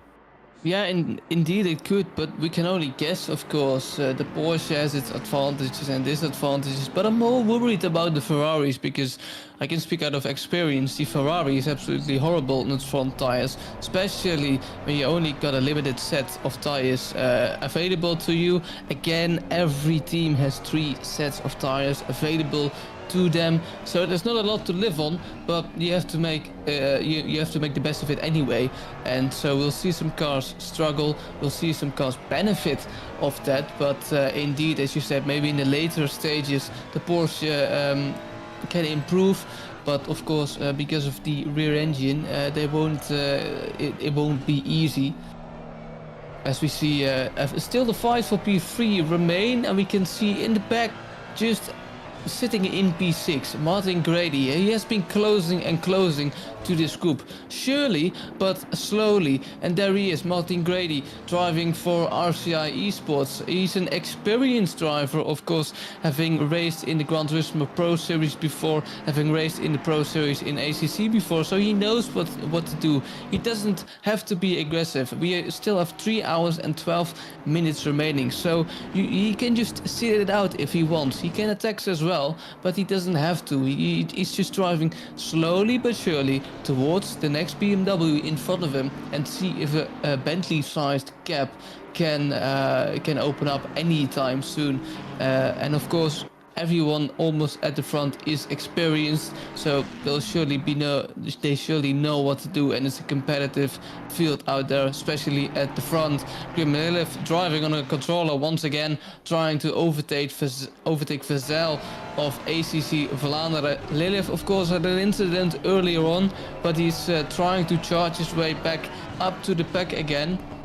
ACC Vlaanderen now also trying to retain at P19, but touches the gravel, and Lilith promotes himself up to P19, and he is off the Aston Martin of ACC Vlaanderen. See if he can increase the gap, as we can see another replay. Simon Vazel just going a little bit wider, taking a trip through the gravel trap, and through Grim Lilith goes in that beautiful Ferrari, and so ACC Vlaanderen loses a position, but Grim Lilith driving for dropping the Hammer Racing promotes one position up. As we can see, the Aston Martin Sander Jacobs, the Dutch driver driving for QRT Esports in the number 3 Aston Martin, did have some incidents throughout this race. It's a 5-second penalty, and John already talked about it. This will get added to his pit stop time, and so he'll lose some ground to the cars in front of him. As Sander Jacobs, it's really what would Sander Jacob do in a situation? You are behind two battling drivers. Do you just want to wait and sit back and relax, save your tires, maybe save some fuel, and see maybe if a crash happens in front, and therefore maybe up to positions you go? Or do you want to be aggressive, maybe destroy your tires for these two positions? John, if you were in the position of Sander Jacobs, what would you do? It's a bit of a tricky one, isn't it? I know, everything changes when you're physically in the car. Emotions are a lot more kind of raw. It's very easy to sit up here in the booth and analyze what's going through the driver's head down on the track. I mean, you've already lost the position, of course, to Costinger. Providing Costinger isn't holding you up and he's maintaining the pace. The same with Vianello. If they're both kind of working together and trying to progress forwards towards the back of Leo Dow, of course, in the 888, then in theory, just hold station, work together, see what you can come up with. But again, pit stops are looming upon us now. We're just under 10 minutes roughly to go before, of course, we start, in theory, seeing the first cars kind of coming down the lane. So it's going to be a very tricky one, but Sander Jacobs certainly looking very racy in certain sectors of the track versus Costinger. But again, Costinger looks like he wants to get around Vianello as a little jerk of the steering wheel there into the Hyundai N curve, trying to do the old kind of switcheroo, the old up and under, going in a little bit wide, jumping on the power early, trying to get the drag down the start finish straight as he tucks in the slipstream of the 104. The Ferrari goes out to the outside. It's going to be a big ask around the outside of turn 1. Anthony Costinger's already done the outside of turn 7. Can he make it stick? I think he's just about done it, Dan, and he keeps the position for the Mercedes Arena, covers off the inside beautifully, and Costinger now up into P22. He's chasing towards the top 5 end of the silver class. Beautiful fighting indeed, and we'll see this throughout this race. Of course, Costinger touched upon it earlier this race, had a little incident, and so he may be a little bit faster than the guys in front, as the Aston Martin almost touching the back there of that Ferrari driver. But Costinger just had an incident, lost a lot of ground, and his mentality is probably, alright, I lost a few positions, I probably know I'm faster than these guys, so let's clear them as soon as possible. But that's earlier said than done, and the Ferrari of Vianello definitely gave Costinger a really difficult time to pass the Ferrari, and it shows. But Costinger can drive away now if he can. We see a gap open up, and so Costinger probably happy he could finally pass the Ferrari, and now maybe it's time for Sander Jacobs to do something. He's at the back of the Ferrari. He can push and try to attack him. Of course, we said earlier on he might just want to hang back a little bit, but if the Ferrari truly is a little bit slower than the Aston Martin behind him, then Sander Jacobs might want to try and overtake. But this chicane is still deadly, so you really need to survive and calculate a move. Sander Jacob really showing himself in the mirrors of that Ferrari and it can work. We always say with racing drivers, if you show yourself in the mirror, you just make the driver in front of you aware that you're there, and Sander Jacobs is certainly there and trying to overtake that position, and I think he's done it in turn 1. No, but he overshoots the turn, and therefore Vianello is back in P23. As we see another race replay, Sander Jacobs definitely overshot by a mile turn 1 on the Nurburgring racing track, but he still remains in at P24, but he loses a lot of time with this. You have two drivers just approaching you at the back. Makowski and Roholt are two fast drivers, and so you don't really want to do this. You don't really want to lose any time by fighting the car in front of you, which in this case is Vianello. And so Sander Jacobs might want to just hang back a little bit and try and prevent him getting closer to Makowski, currently in P27. And indeed something has happened to it, as Jesse Lee here says in my right ear. Oh, indeed, a little bit of contact. Makowski gets touched by the Ferrari. I don't know exactly which Ferrari it was, but he is down to P27. And so he will probably make up some ground. I said it before, if you make a mistake and you'll drop down some places, alright, I'm faster than these guys. Let's see if I can overtake them as soon as possible. 1 lap ago, race replay. We are seeing Adam Dubiel here driving in P3. A little bit of contact, perhaps. Yes, indeed, just a little bit. Marco Badowski touches the rear of that Ferrari and doesn't change any positions. And we've seen these small incidents from time to time, John, and it's really interesting to see drivers just pushing the limits, but maybe not really being comfortable to the driver in front of them. We see Benjamin Hellman trying and battling it out in the Mercedes arena on the outside, gets the inside now and overtakes, I think that is the Porsche of Joao Manso, and now improves a position on his current position, and so Hellman gets up 1 place. But John, I just wanted to talk about maybe some drivers aren't really comfortable with the drivers they have in front, but are not particularly faster either, and that could just frustrate you, maybe like Marco Badowski, and these small incidents happen because of it. Yeah, that's going to be the thing, isn't it? Keeping your cool in situations where you're not maybe familiar with the guy that you're racing. Of course, the World Tour sign-up list. Plenty of teams we, of course, recognise in the form of, Forza Italia.pl, UA Amateurs, but this time they teamed up with QVR, Team Monkey Racing, again, Rebound Racing, with 2 cars, Luna Rossa, RPMS, of course, on your screens, last year's champions, SPHE Motorsport, of course, Steady Start Racing, Simulation, and Own It Esports, Dropping the Hammer. So there's plenty of common names we know at RCI, but there's also other names that we're not so familiar with, new drivers that are maybe coming into lineups, into new teams.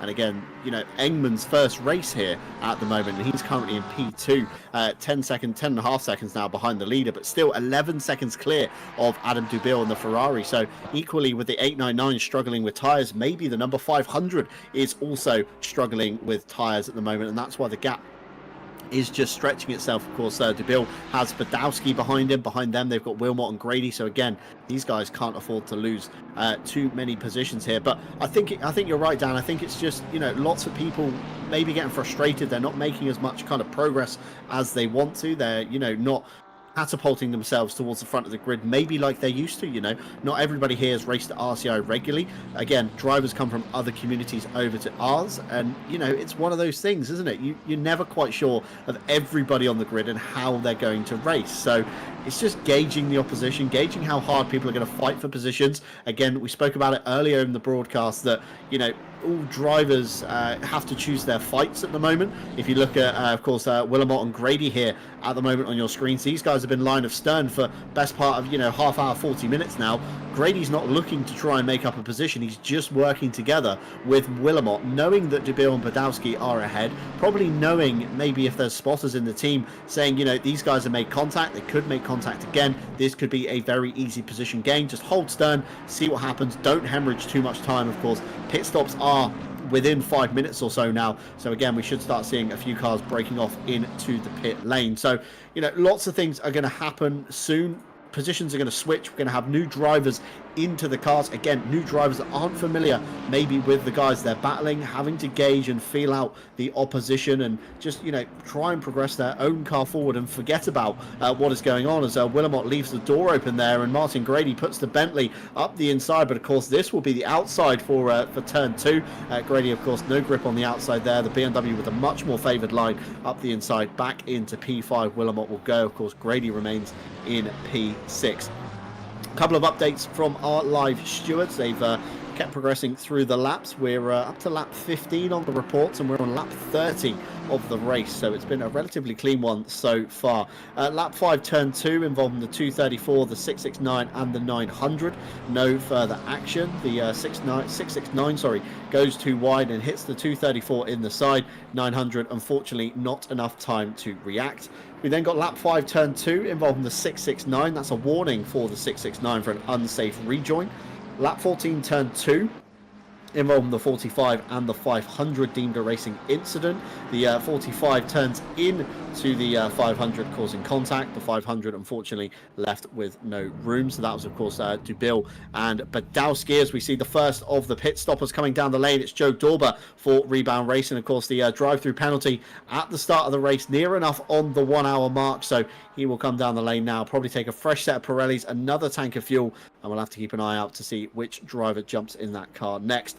Lap 15 pit entry this time involving the 769, the 796. It's a no further action. The 796 makes a late entry, but no infringement found as per the driver's briefing. So a late decision nonetheless, but still just enough to keep them the right side of the stewards. I think it's to do with the red banding essentially as you come into the pit lane. Of course, it's almost like a motorway kind of filter lane as you come into the entry on that one. Another car down the lane. It's Watts in the number 7, so he will now shuffle back down the order a little bit for the team year 1 entry. So yeah, other than those steward reports read out, everything relatively calm on the penalty front at the moment.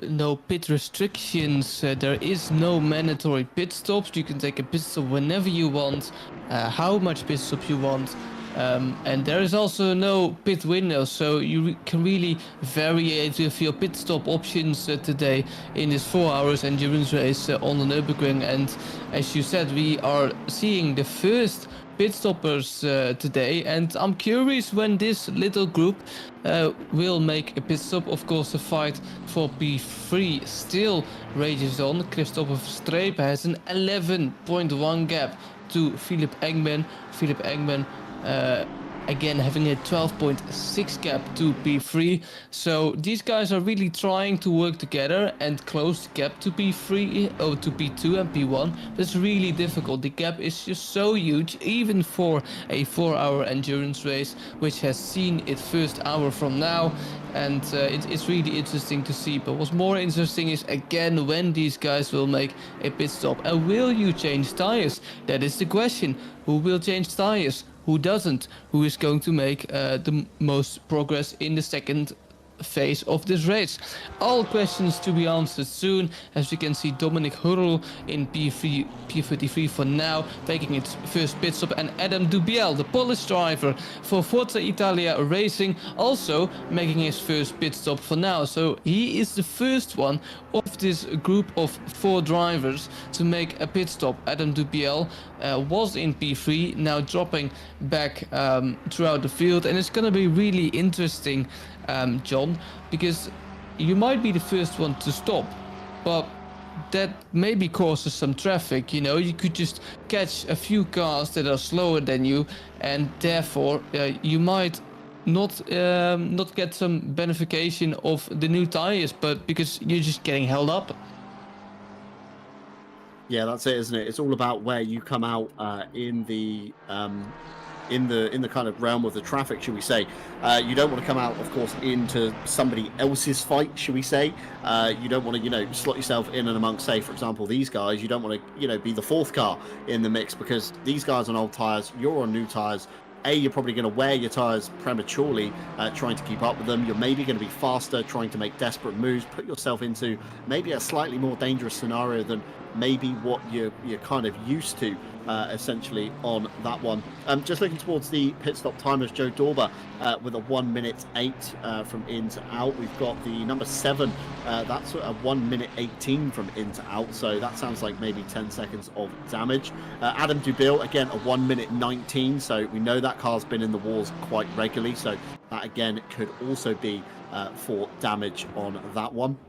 Number 96 into the lane. The 769 also follows them into the lane as well. So plenty of action. Race leader down the pit lane. Philip Engman, of course, will come down the lane. No time for another lap, or maybe just not worth risking the stint timer so closely, of course, especially at these early stage of the race. So in theory, Podolsky, Willamot, Grady and Schatzler should all come down, bringing, of course, Grueling, Moulin, Heilman, Manzo, Ruling. It's going to be a very, very busy pit lane, and again, everybody's going to have to try and stop on their marks perfectly, because again, we know the ACC kind of pit box detection, should we say, can be a little bit glitchy, as we see 2 cars into one there. The RCI cars of Heilman and Mulan as they come through, the 796 and the 799.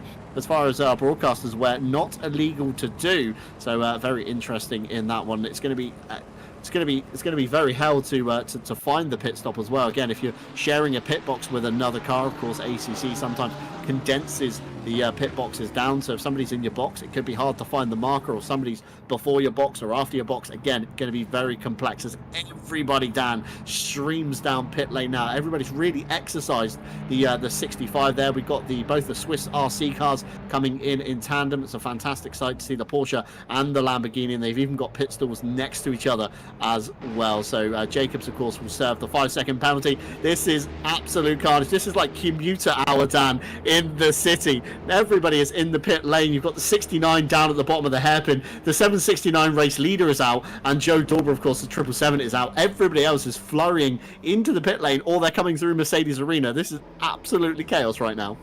For almost a moment, there was almost no one on track. Insane seems to behold there at the Nurburgring. Everyone coming right at the same moment in the pit lane. I mean, just look at it. The pit lane is still full with cars. 33 cars on the grid. The pit lane has almost been filled with 33 cars. At least it looked like that for a moment, but everyone's on cold tires now. Everyone's in close proximity to each other, so we might see some fights, we might see some incidents, because everyone really needs to warm up their tires. Of course, everyone took fuel, so everyone needs to calculate that again. So it's gonna be really interesting to see how this first pit stop phase will pan out.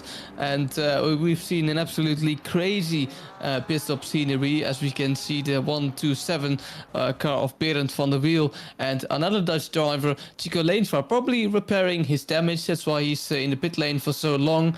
But absolutely insane we've seen here at RCI, as Adam Dubiel is now fighting the car of Wolfgruber in P6, that is. Adam Dubiel having new tires, Wolfgruber maybe having new tires as well, or just still needing to make his pit stop.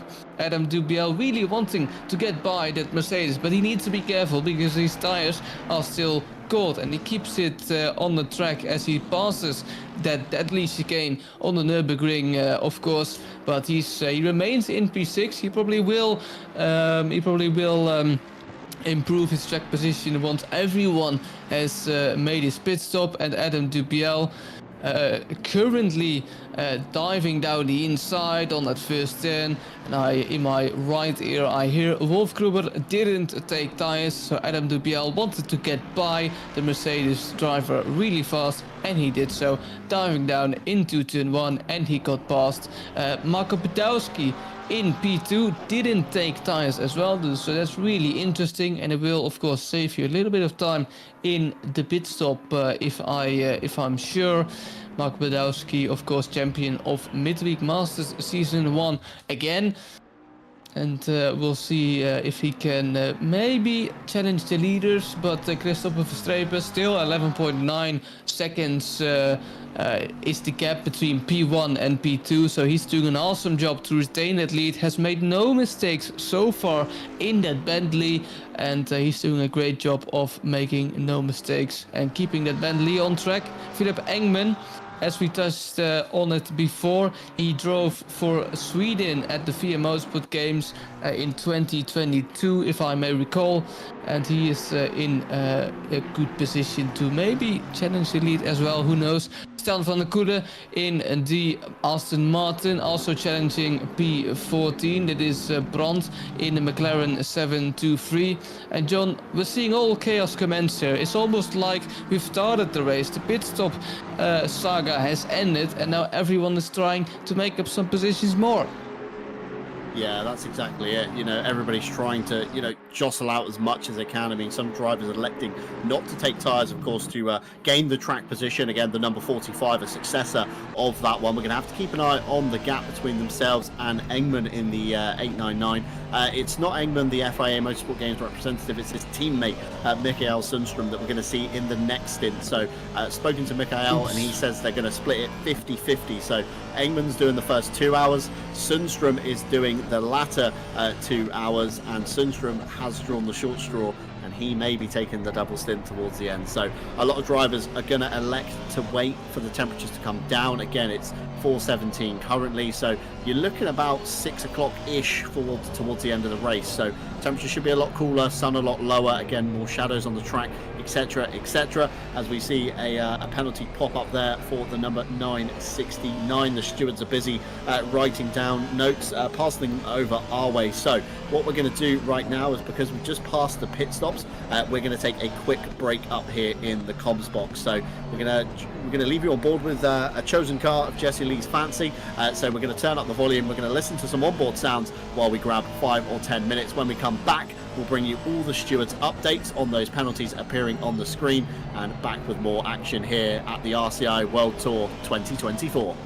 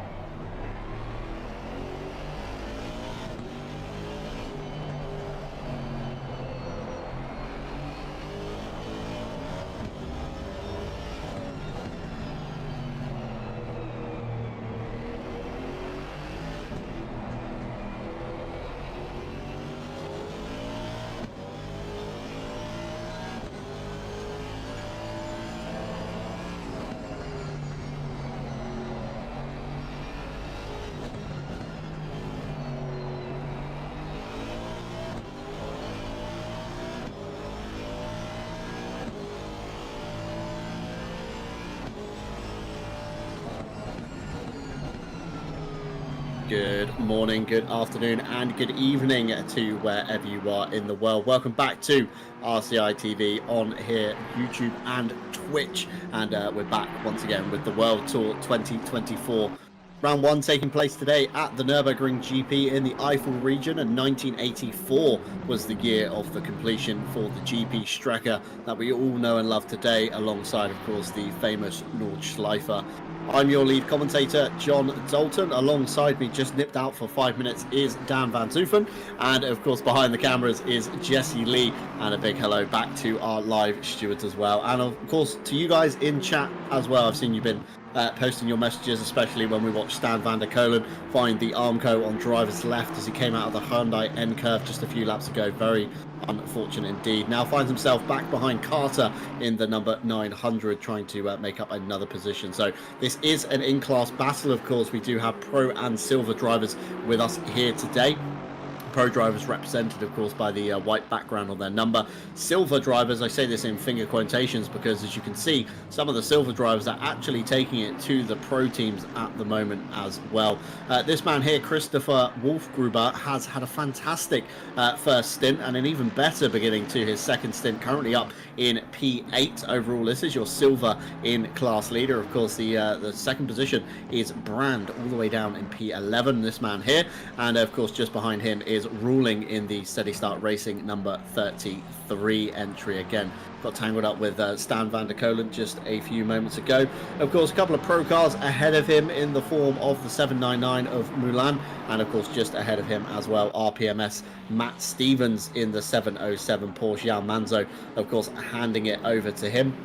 Of course, Onid Esports just behind with Aidan Carter at the wheels. Stan van der Kolen just behind, looking very racy indeed. Apparently did not take tyres, so again, this could be the difference between new and old tyres that we're seeing at the moment. Stan all over the back of the number 900. I did mention it just before we broke away. Of course, there was a few stewards reports coming in thick and fast, so I'm going to catch you up with the incidences so far. So we'll begin with a lap 16, turn 11 to 12. That's involving the 723 and the 969. 5 seconds for the 969 for a forcing the 723 off track. We then got lap 28, turn 1, involving the 727 and the 190. It's a 10 seconds for the number 190. We then got an incident on lap 29, turn 8. That's involving the number 3 and the 104. It's a drive-through for the number 3. So, in coupled with, of course, the 5-second penalty they served at the pit stop, as we see their position change very briefly between Roholt and Kotztinger. That's for P21 overall. The Lamborghini might have to go defensive here into the chicane towards the end of the lap, but I don't think so. The 190, nice and clear already as we catch a race replay here. Around the outside once again, Kotztinger really has the outside line nailed. Jesse Lee in my ear asking, how does he do that? I don't even know myself, Jesse, but that's like the third pass I think we've seen from the Lamborghini driver. It just keeps giving. Again, we've got still at least half an hour or so of this driver still in the car, so be interested to see if he makes any more moves around the outside, but certainly very successful so far.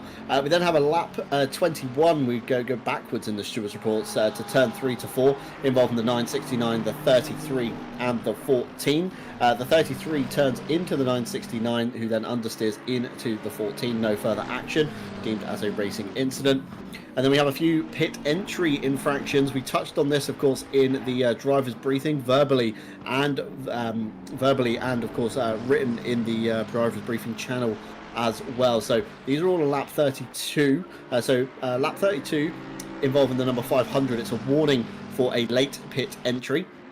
Lap 32 involving the 707, no further action. Again, makes a late pit entry but no infringement found.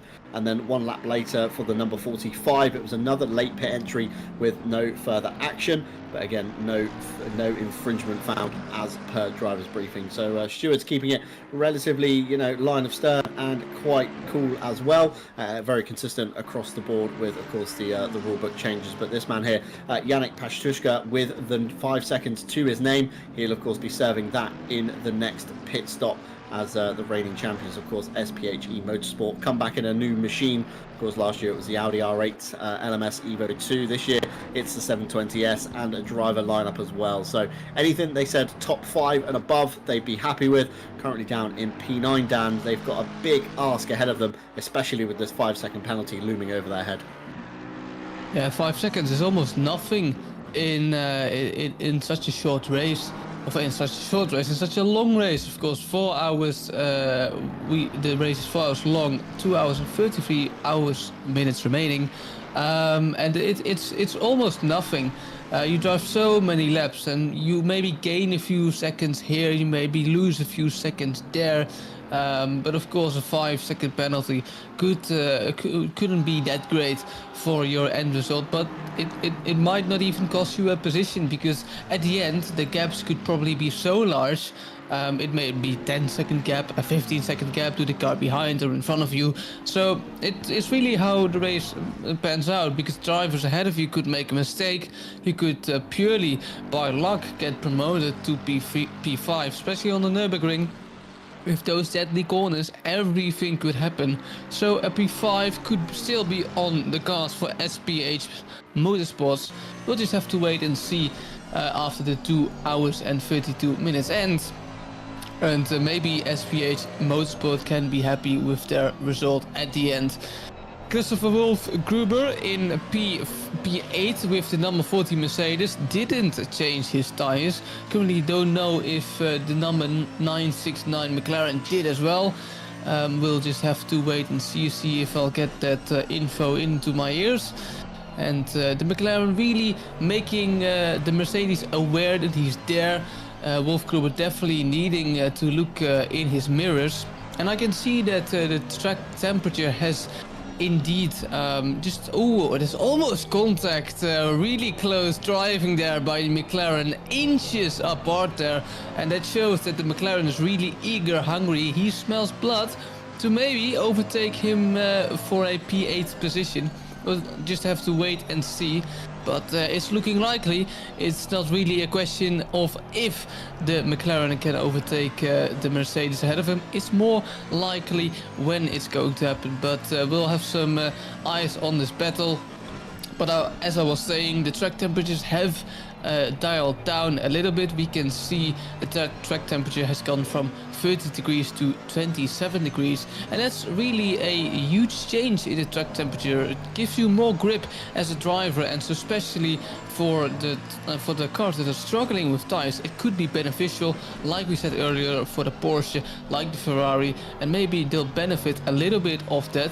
Felix Engman in P2 definitely need to benefit of that. The gap to P1 is 19.5 seconds, and that indicates me that Felix Engman might not have changed tires, and Christopher Verstappen did, because the gap is really large. Marco Badowski now in P3. Jordan Daly moved up a few positions, of course driving the Bentley, the RCI Esports Bentley with Titchney, also known as Martin Grady.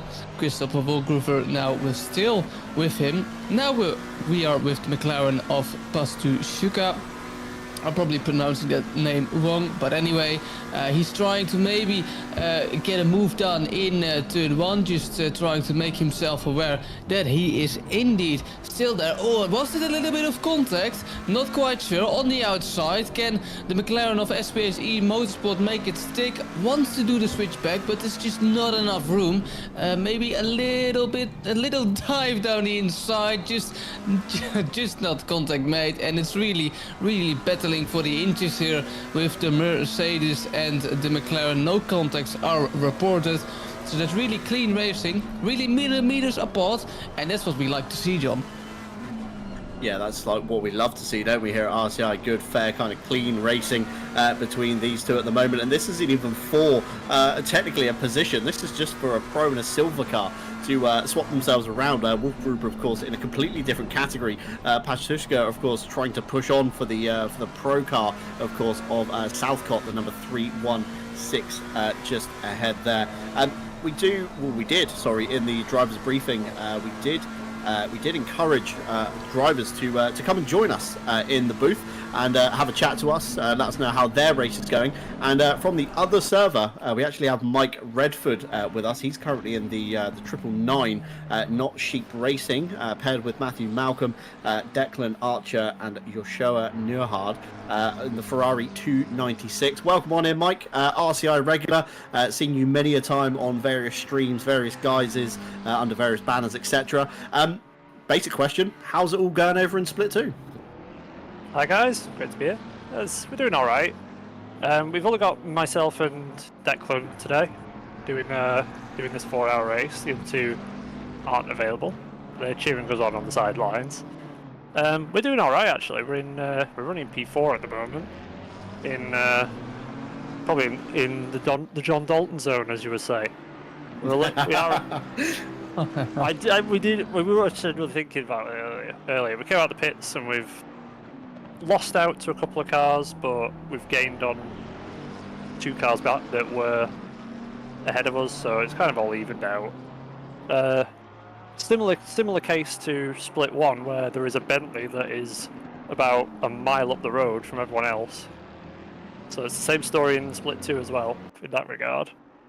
But yeah, we're doing good. We're kind of hoping for a bit of a smoother season this year than we had last year. We had a very poor season last year. Say that's the thing with endurance, isn't it? Myself and Dan were saying earlier on, like absolutely, anything can happen in these longer races, and it's not always, within your grasp essentially to either avoid or fix. Sometimes just a completely innocent party. All in all, weather in Split 2 looking much the same as we are here in Split 1 currently. Yeah, we don't seem to have any cloud like you guys do, but sunshine all around for us so far. Can't see that changing either. Absolutely. I mean, we ran 1,000 sessions with the current weather file, and I think it was like 97% were completely dry. Yes. 3% were a mixed session. So, of course, rain could be a possibility, but it's a very minor possibility here today. So it's all good on that front overall.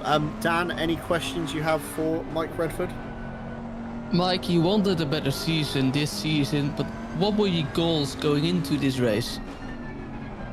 No unforced errors, to be honest. Because I mean, we had a poor season in every regard last year. We had technical issues during races. We had really mistakes that we shouldn't have made ourselves with our driving.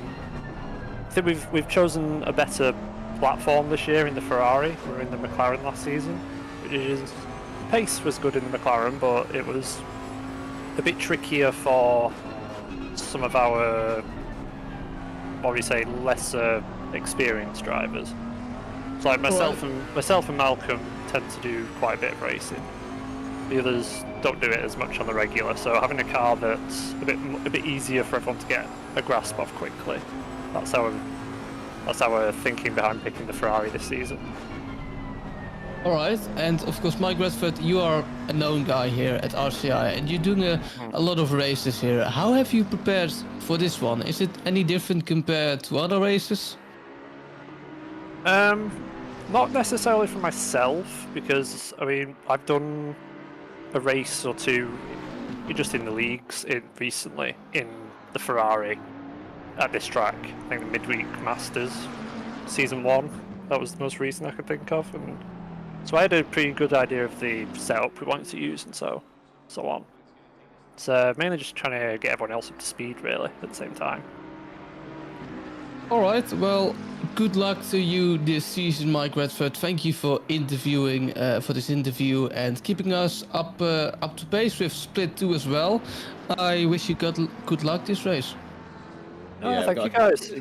Got another few more questions actually. Got one from Ash Bibby, our very own broadcaster from Mondays, asking how the Wheelie Slow team are getting on in Split 2. Oh, they were ahead of us. We've got past them at the pit stops. Not sure how. I wonder if they might have missed the pit box, because we went into the pits like maybe 5 seconds behind them. Came out of the pits 3 seconds ahead. So I'm not sure what happened there. Once again, we've got the one pit box where there's about a foot drop before you get to the pit box. Same thing happened at Suzuka. So it happens every time with me for some reason. So I know those pit spots. I missed the pit box very slightly, but I was able to get it in reverse pretty quick and get back into slot, so I didn't lose too much time. We had a little bit of repairs. Me and Raphael Huel having a bit of a door bang a few times. Yeah. I say RPMS SimSport in the chat as well. Wishing you guys good luck, of course, in the further venture. Again, you guys, you and RPMS met many a time on track in various RCI events. They've managed to progress. We haven't. I'm sure it will come in time. Of course, today limited tyre sets, only 3 available to you guys. Of course, one of your stints will be a double. Are you like the rest of the field where you're going to wait another few hours for the temperatures to come down and take it, or are you, who's drawn the short straw, should we say? I'm thinking I'll probably have the short straw, to be honest, but we were planning on using my first tyre set from the start of the race, but we got a pressure loss about 3 laps before pitting, so we might have to change our strategy on that. Not sure how it'll work, but I don't know, we'll see. Depends how far we get. If we have a clean race, last stint as short as possible, we might just end up using the same set that we set to do our last stint on. Second to last stint, sorry. Yeah, absolutely. I think a lot of drivers in Split 1. We've been speaking to the 899 nearly on pace team. They said they're going to wait again for temperatures to come down a little bit before trying to double stint a set of tyres, especially on the Porsche. Just before we, of course, let you escape the booth and go back to your team and prepare, of course, for the next stint. Anybody you'd like to give a shout out to or a mention? Shout out to the rest of the guys on the team who can't be racing today, and that includes Malk and Circuit Brie, aka... Damn it, I forgot his last name. We never call each other by our real name, so I forget his last name. I don't want to mess it up. But yeah, we've got other teammates. Newhard? Yes, Newhard. So we'll be doing another... There'll be other teammates joining us for the 24 hours as well. Thank you to them. Everyone who watches these streams, because, I mean, that's what helps you guys host these things in the first place. It's great. Exactly, and a big thank you to you guys as well for entering, because of course without anyone on the circuit there'd be no point us sitting here commentating over the action, so it's two-way street. Trying to navigate traffic round turn 2. Really okay. tensing up, sorry. Nice. Jesse Lee asks as well, just before you go, top 3 of Split 2, who's currently leading the way? Oh god, hang on, let me tab out for a sec. If you can pull up. Now we've got oh god, I can't get the team names up. Hang on. That's alright. I can do. Just give me a second. We've got the Prime Motorsport 99 Bentley of Nicholas Keller. I believe he started the race as well, so he's blasted off into the distance. I think he qualified P2, I believe. I think we had an Am Ferrari on the front at the P1 spot. And second place, about close to half a lap behind at this point, we've got Matt Campbell in the Flying Hellfish BMW, the 144, and P3 is teammate of Alessio Ardito, who's partnered with Huel and Hunt in the 686. They are about, I don't know, just under 10 seconds away from their teammate. And then we've got a nice, probably like 15 to 20 second gap to our car in P4 at the moment. Nice. Navigating traffic. Yeah, say traffic giveth and traffic taketh away, of course. Mike, thank you very much for joining us. Thank you for the insights into Split 2. And of course, appreciate you joining us. Thank you very much. Shout out as well just to the, I've lost where they are, the 190 of Halfgar. He's a member of our Discord as well. He used to run a community that we all raced on, so you're actually watching him right now as well. Yeah, that's probably why a lot of people keep shouting out the 190 in chat. We're very curious to know like why, but yeah, certainly. No, he's rapid and he's great fun, so shout out to him as well. Nice. Thank you very much, Mike. It's been a pleasure having you in here, and come back later. If you're at a loose end and your strategy changes, and maybe you're not in the car at the end, drop back in. Give us another update. Let's be honest. Last season, I joined you twice, and we were doing okay, and then it went horribly wrong both times. So the less you talk about us, the better.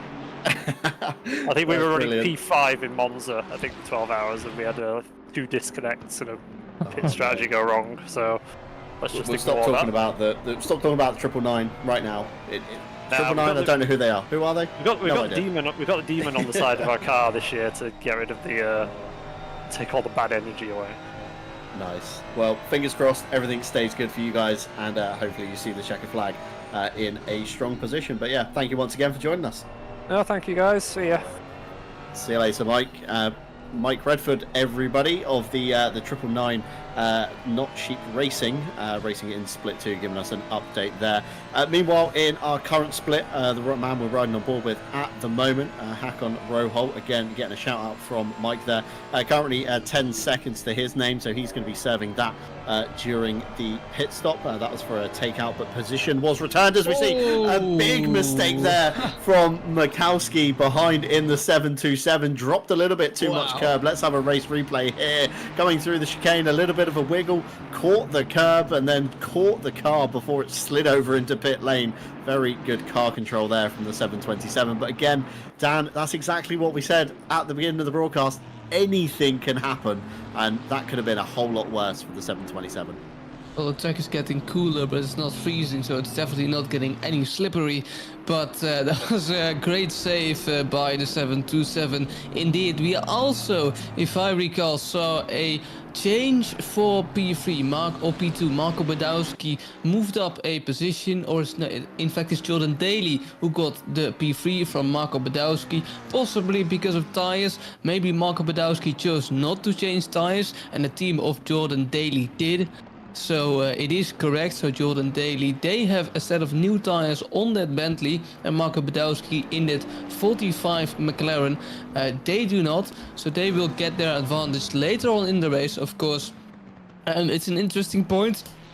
Excuse me, Mike Redford just told us you can opt for maybe if you already changed tires, especially for the next stint. If you have, you of course have 2 drivers generally in a team.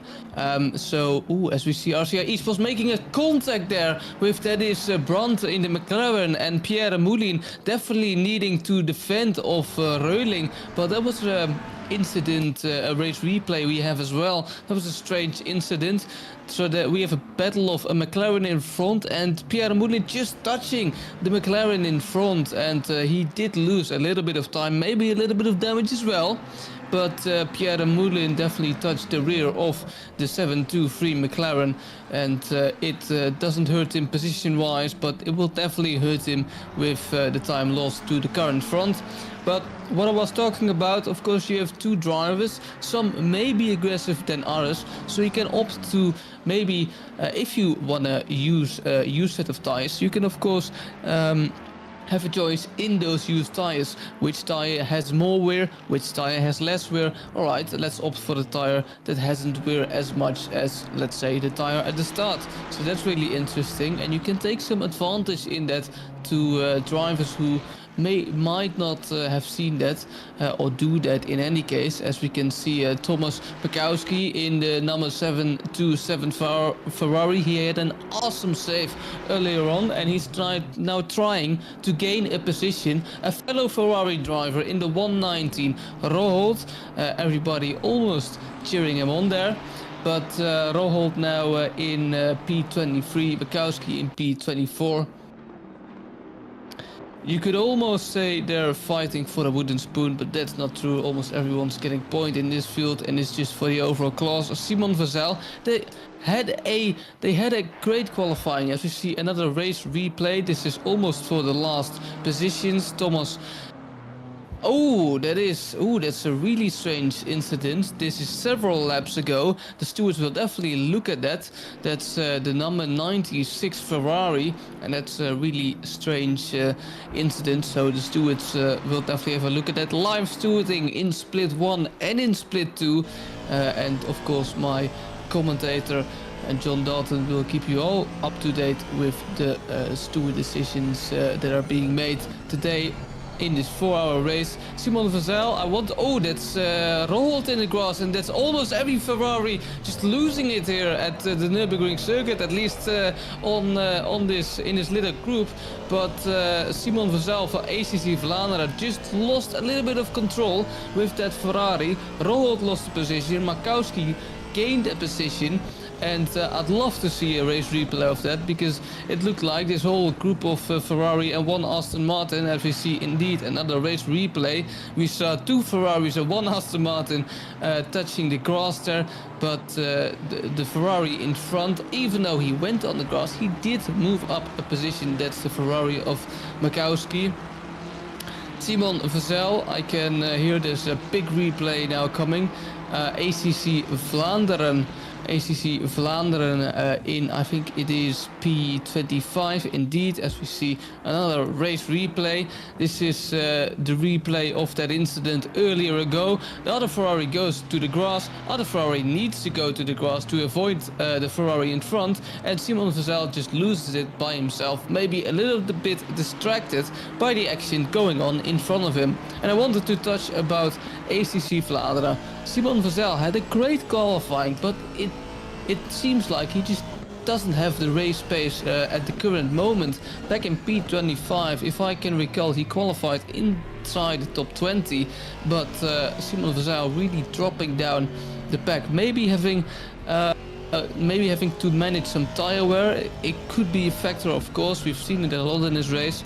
But Simon Vazel now dropping back a little bit. Let's see if he can gain some positions in his second stint.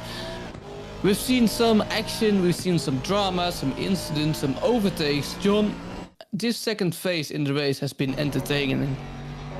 Yeah, second phase always entertaining. I mean, like we said before the pit stops happened, of course, new drivers getting in the car. Again, they have to kind of find their feet. Again, some drivers may not warm up offline. A lot of drivers jump straight into the car cold and start feeling their way around. Other drivers, again, fire up an offline session, just get their hand in, get the muscle memory back again before jumping in for real in the server.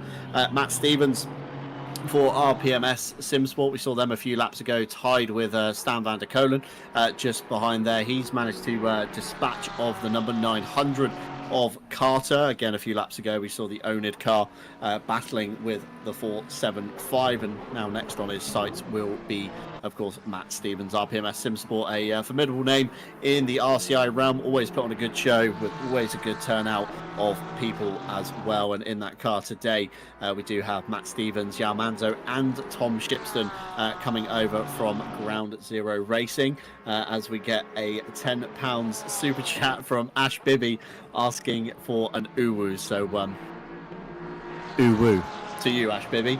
Thank you very much indeed. That's probably the first John Dalton uwu you're ever going to catch on stream, but yeah, kudos as always to Ash. Thank you very much indeed on that one.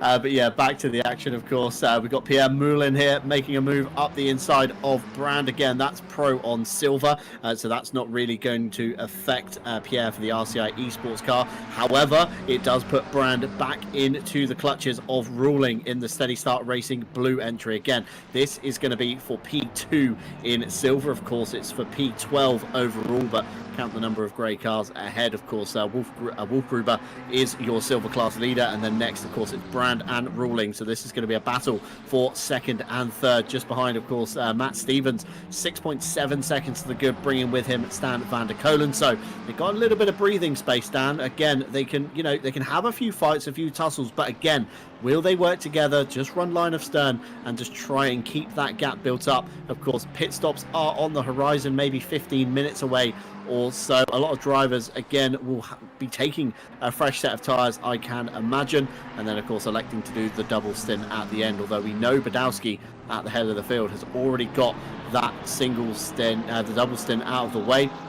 Jordan Daly coming down the lane ever so slightly early, the 797. He's the first of the pit stoppers, being told by Jesse Lee in our ears that apparently Daly are reporting hardware issues this morning, so possibly maybe the Gremlins have come back and started to rear their head again, and Daly will be passing off the reins back to, of course, Martin Grady, aka Tidgney, also known as, of course, Tidgney Spears to some of you that are his big fans on his YouTube channel, cosplaying, of course, as Britney Spears on occasion, but refers to himself as Tidgney Spears, all in good faith. Of course, Gran Turismo World finalist, of course, knows the esports the esports, what should we say, industry like nobody else, and again managed to learn a car and track within a week to finish inside the top 10 of a major esports series. So plenty of talent behind the wheel of that Bentley. I can only imagine he will probably be taking it to the end now, Dan. Again, each driver has to drive one stint,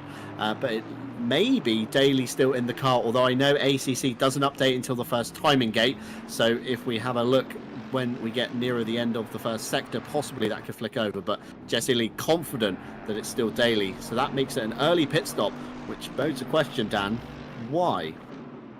It's almost like a splash and dash, you could say, because of course they took a fresh set of tires in the last pit stop, and so it'd be almost a waste to not use them for the remaining 20 minutes or the remaining 50 minutes everyone's gonna stay out. So it's going to be interesting to see what Daly and Martin Grady have come up to with this strategy. We definitely don't know here at the broadcasting. It could just be a splash and dash. It could be just a fault with fueling, you know. It could also be something with a mistake that happened in the earlier pit stop.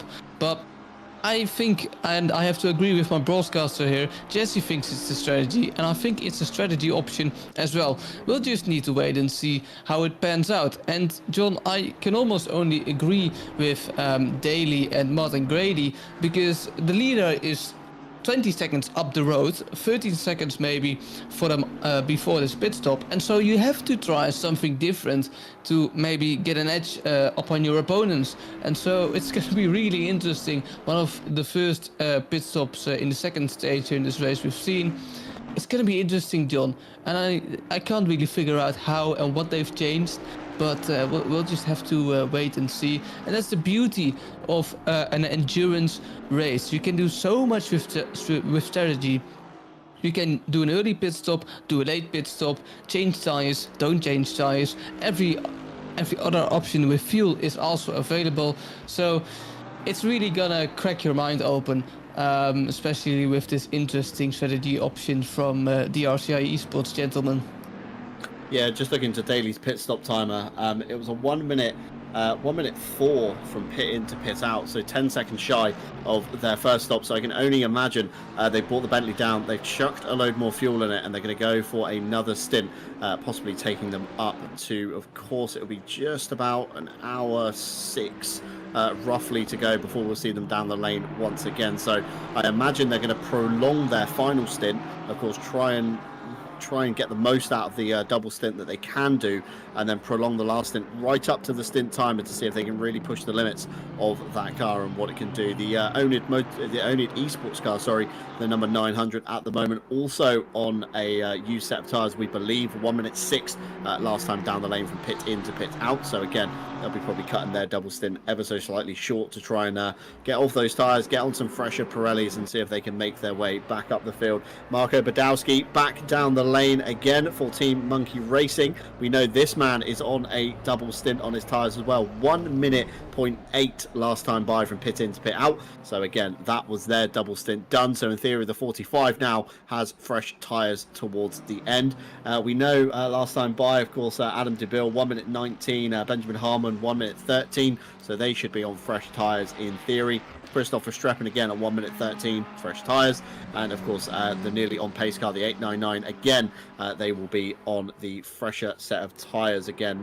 Mikael Sundström giving us an insight into the fact that he's going to have to do the double stint, so we'll see when that one comes for the 992. Pit stop cameras here from the Marco Badowski car, of course. GT Hub on the side of the car. It's a community I'm slightly close to in my realm of IRL racing. It's a fantastic Discord community if you do want to get involved in some chat with some major events that go on. Of course, the big 24 hours, Le Mans, Nurburgring, and of course the Sebring 12 hours this weekend. They have a dedicated chat channel for that one. So give it a Google, see if you can find a link somewhere. I think they do have a website listed on Google. Takes you over to their Discord.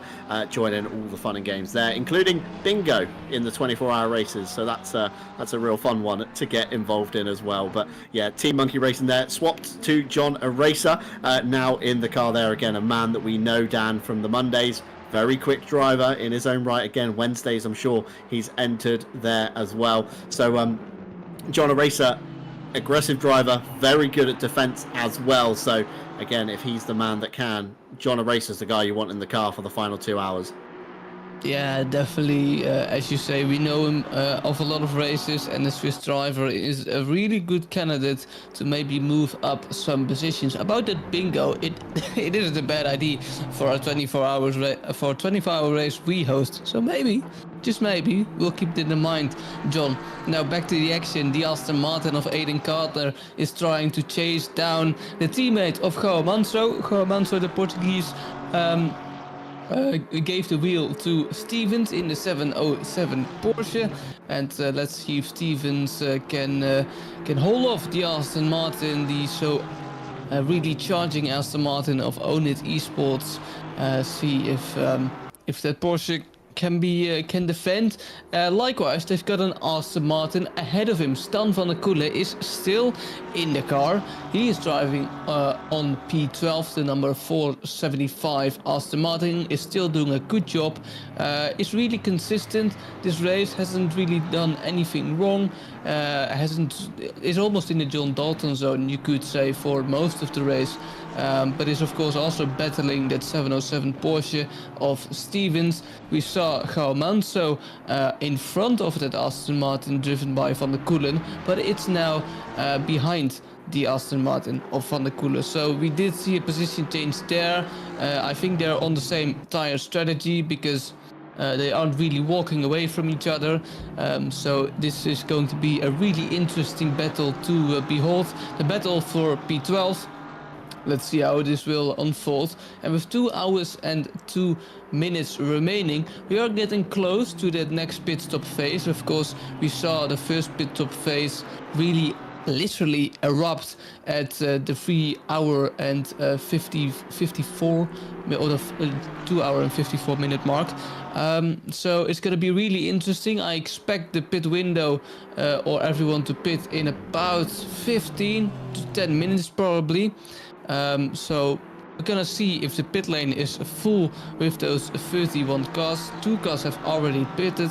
Those cars are part of the front group, but they're of course now fallen back into the mid pack somewhere around here. We can of course see Jordan Daly in P15. They made that early stop and is now trying to chase down the group we are seeing here, led by the Aston Martin of Stan van der Koele. Christopher Verstappen still in the lead with a fast lap, maybe rightfully so, because the gap is 26.4 seconds. It's insane, but it probably has to do something with tires. Philip Engman probably didn't took tires, the 899 Porsche, and Christopher Verstappen maybe did.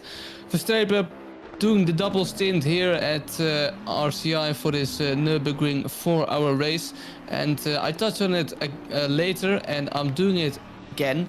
The track temperature is still coming down, as well as the outside temperature is. So it's really interesting how that evolves the behavior of some cars, because we touched on it earlier on, John. A Porsche could benefit of it, a Ferrari could benefit of it. Fact remain, Grim Lilith is now coming in for his pit stop. Yeah, exactly that. Grim Lilith down the pit lane, and like I said, Dan, different cars essentially, you know, look after their tyres in a different way. We know the 992 again is quite harsh on the rear tyres, a lot of weight over the rear, and again through the stint it does tend to scrub them very much so, as we see Grim Lilith for dropping the hammer racing. Down the lane, the number 46, again currently with Les Stevenson and Neil Pimlott on the entry list sharing that car, so one stint per piece I would say coming in for this car.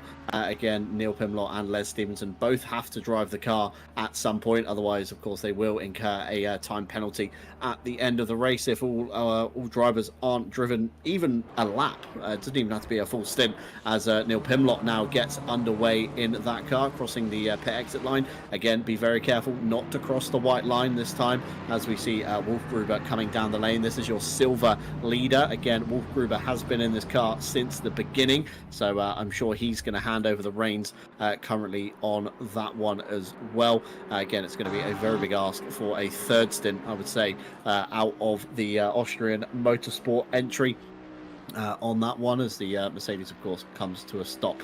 Looking towards the last pit stop timers, should we say. I've just lost where he's gone on the board, completely lost him. I was going to comment on the last pit stop time, but fortunately do not have it to hand there. Simon Vazil, again, another driver that's done very well indeed in the first half of this race. A few, you know, tribulations along the way, not exactly where he wanted to be, although he will hand over, I imagine, to his teammate in the next pit stop as well. Another 2-car entry. Pit stops are looming. We're still realistically about 8 minutes away from completing a full stint timer. Again, 65 minutes per stint, so in theory, again, a lot of these drivers are quite early down the lane now. Lucas Cedar back into the number 14 car, comes out in P20 overall. So again, he will shuffle his way back up through the field, hopefully after giving the reins over.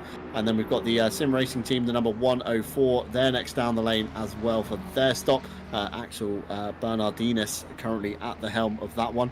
And again, they've had their fair share of dramas in this opening phase of the race.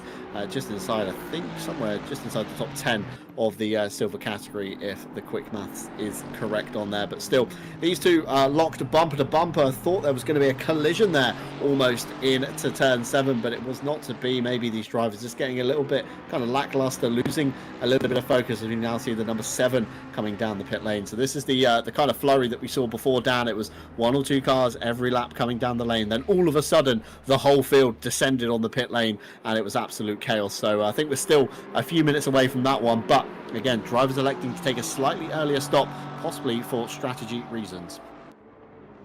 Yeah, indeed, and I can't wait that this pit lane, almost pit lane chaos, will commence really soon. As I said again, I'm expecting the pit lane chaos to commence in about this time, 15 to 10 minutes. Well, it's probably 5 to 10 minutes from now, and it's going to be another sight to behold with those cars in pit lane.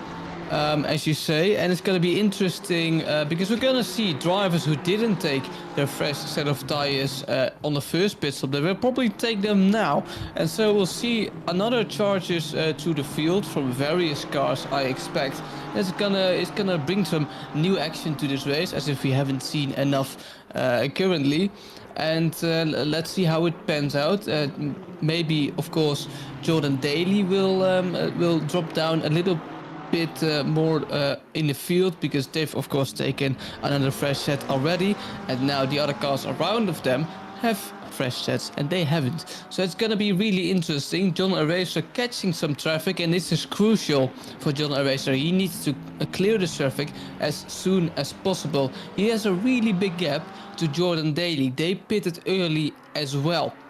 So it's going to be really interesting what John Eraser, driving for Team Monkey Racing, can do here, because he needs to hurry up. Jordan Daly is sitting in P13. Now the gap is quite large, but the gap wasn't that large at the beginning of the race. Of course, we saw the four cars really battling it out after 30 minutes, as we can see Aiden Carter coming into pit lane now. And so again, as you said, we'll see this slurry of cars coming into the pit lane, probably very soon. You see some cars dropping into pit lane now, as you see another Mercedes in the background there. That is the Mercedes of Thibaut Roskam, the Belgium driver driving for Rebound Racing, now coming into pit lane, and I'll expect the pit lane chaos again to commence soon. It's going to be really interesting who will change tires, which car has a lower fuel load than the other. And as Jesse rightfully says, the pit lane here on the Nurburgring is pretty bumpy. It really doesn't affect any results, but it's quite fun. Nonetheless, another Swift driver, Steph Pasquier, driving for Swiss RC, so probably a full Swiss team as well, currently in P14 in a 888. And I just want to touch, if we just see the amount of different cars that are just battling it out with each other, LFM has done a great job to make that BOP as balanced as possible, and I can see that it works, John. Yeah, absolutely. So, I mean, props to all the drivers for getting involved and trying to make ACC that a little bit more possible. As Adam Dubil really pushing the limits of the number 500 Forza Italia. Not sure if he touched the Armco there, but got very close to it indeed as he came down pit lane to take his standard stop. Swiss RC are an all-Swiss lineup, all bar one driver in the 888 who is hailing from France, according to the sign-up, Jano Scott for them. So everybody else is indeed from Switzerland, which is very strange indeed. Don't meet many Swiss sim racers, and then of course we have them all here at the World Tour, all under one banner here at RCI. So fantastic stuff. As Chris Southcott comes down the lane in the number 316 for their mandatory stop.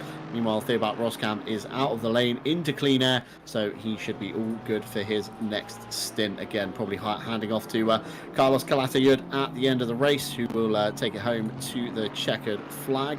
Just waiting for everybody's pit stops really to cycle through before we delve into the timers. But Jordan Daly, of course, we know had a shorter pit stop last time by. Of course, John O'Racer 1 minute 13, so they've definitely changed tyres. We then got the number 7 Adrian Hanovics. He's stopped in 1 minute 5, so again that signifies a double stint coming in for those guys. Majority of the field though, it looks like they've taken tyres. Thibaut Roskam, we just watched him then, 1 minute 5, so that'll be their double stint happening at the moment. Meanwhile, Christopher Streppen coming down the pit lane. You see the bumpiness there as he navigates his way to the pit box. It seems like every half a mile or so, pit lane kind of disappears and drops away. But stopping on the marks, of course, the RCI boys will get to servicing that car, and we're going to have to keep an eye on to the onto the timings to try and determine what is going on. In theory, Christopher Streppen should now hand over to Martin Lawrence if they are doing the old 50-50 strat. Meanwhile, of course, the 899 of Engman is also down the pit lane. You see just in the back of shot there, coming in and through the Bentley to get to their pit stop just ahead. Of course, they've had a gap of some 27 seconds, so that should be no trouble at all. Meanwhile, Jordan Daly still out on circuit.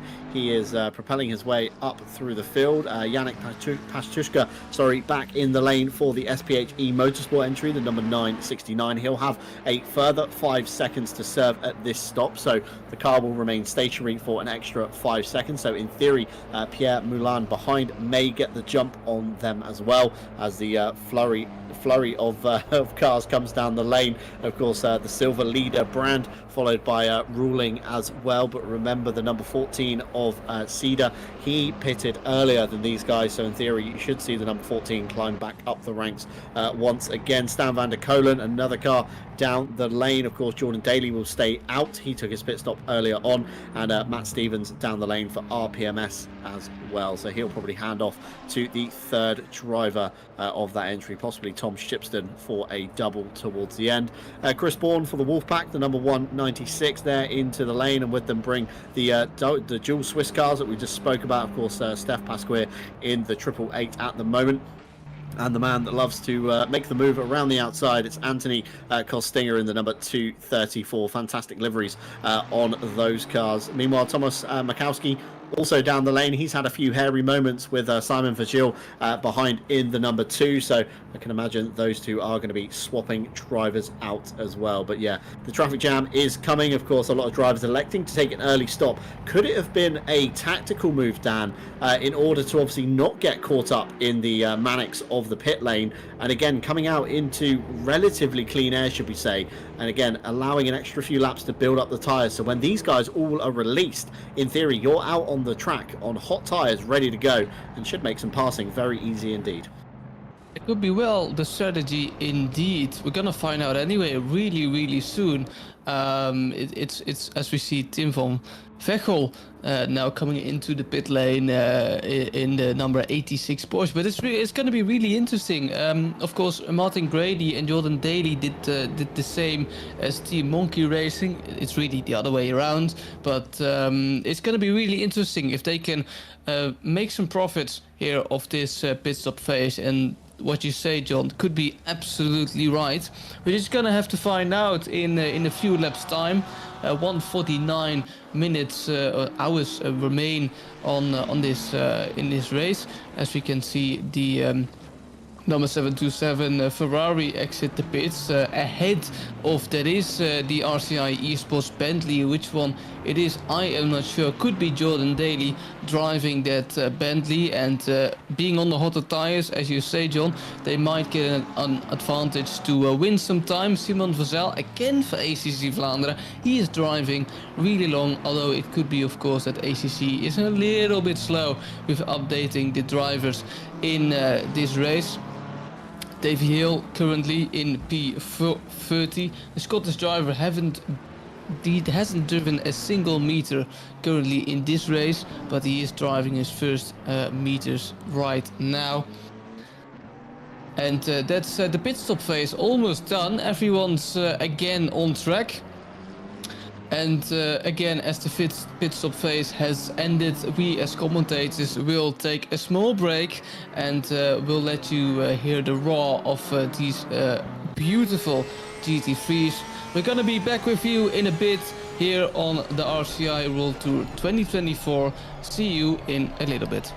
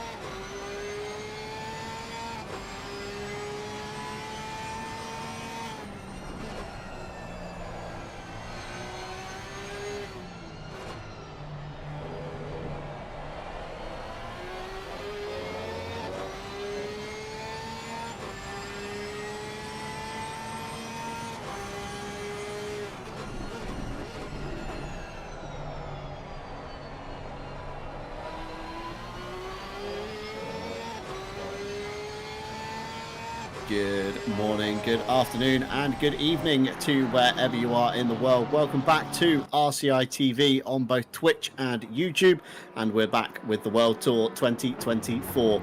Round 1 today, if you're just tuning in, taking place at the Nurburgring GP in the Eifel region, and 1984 was the year of completion for the GP Strecke that we know and love today, alongside, of course, the famous Nordschleife section. This section just over 5.1 kilometers in length with 17 turns.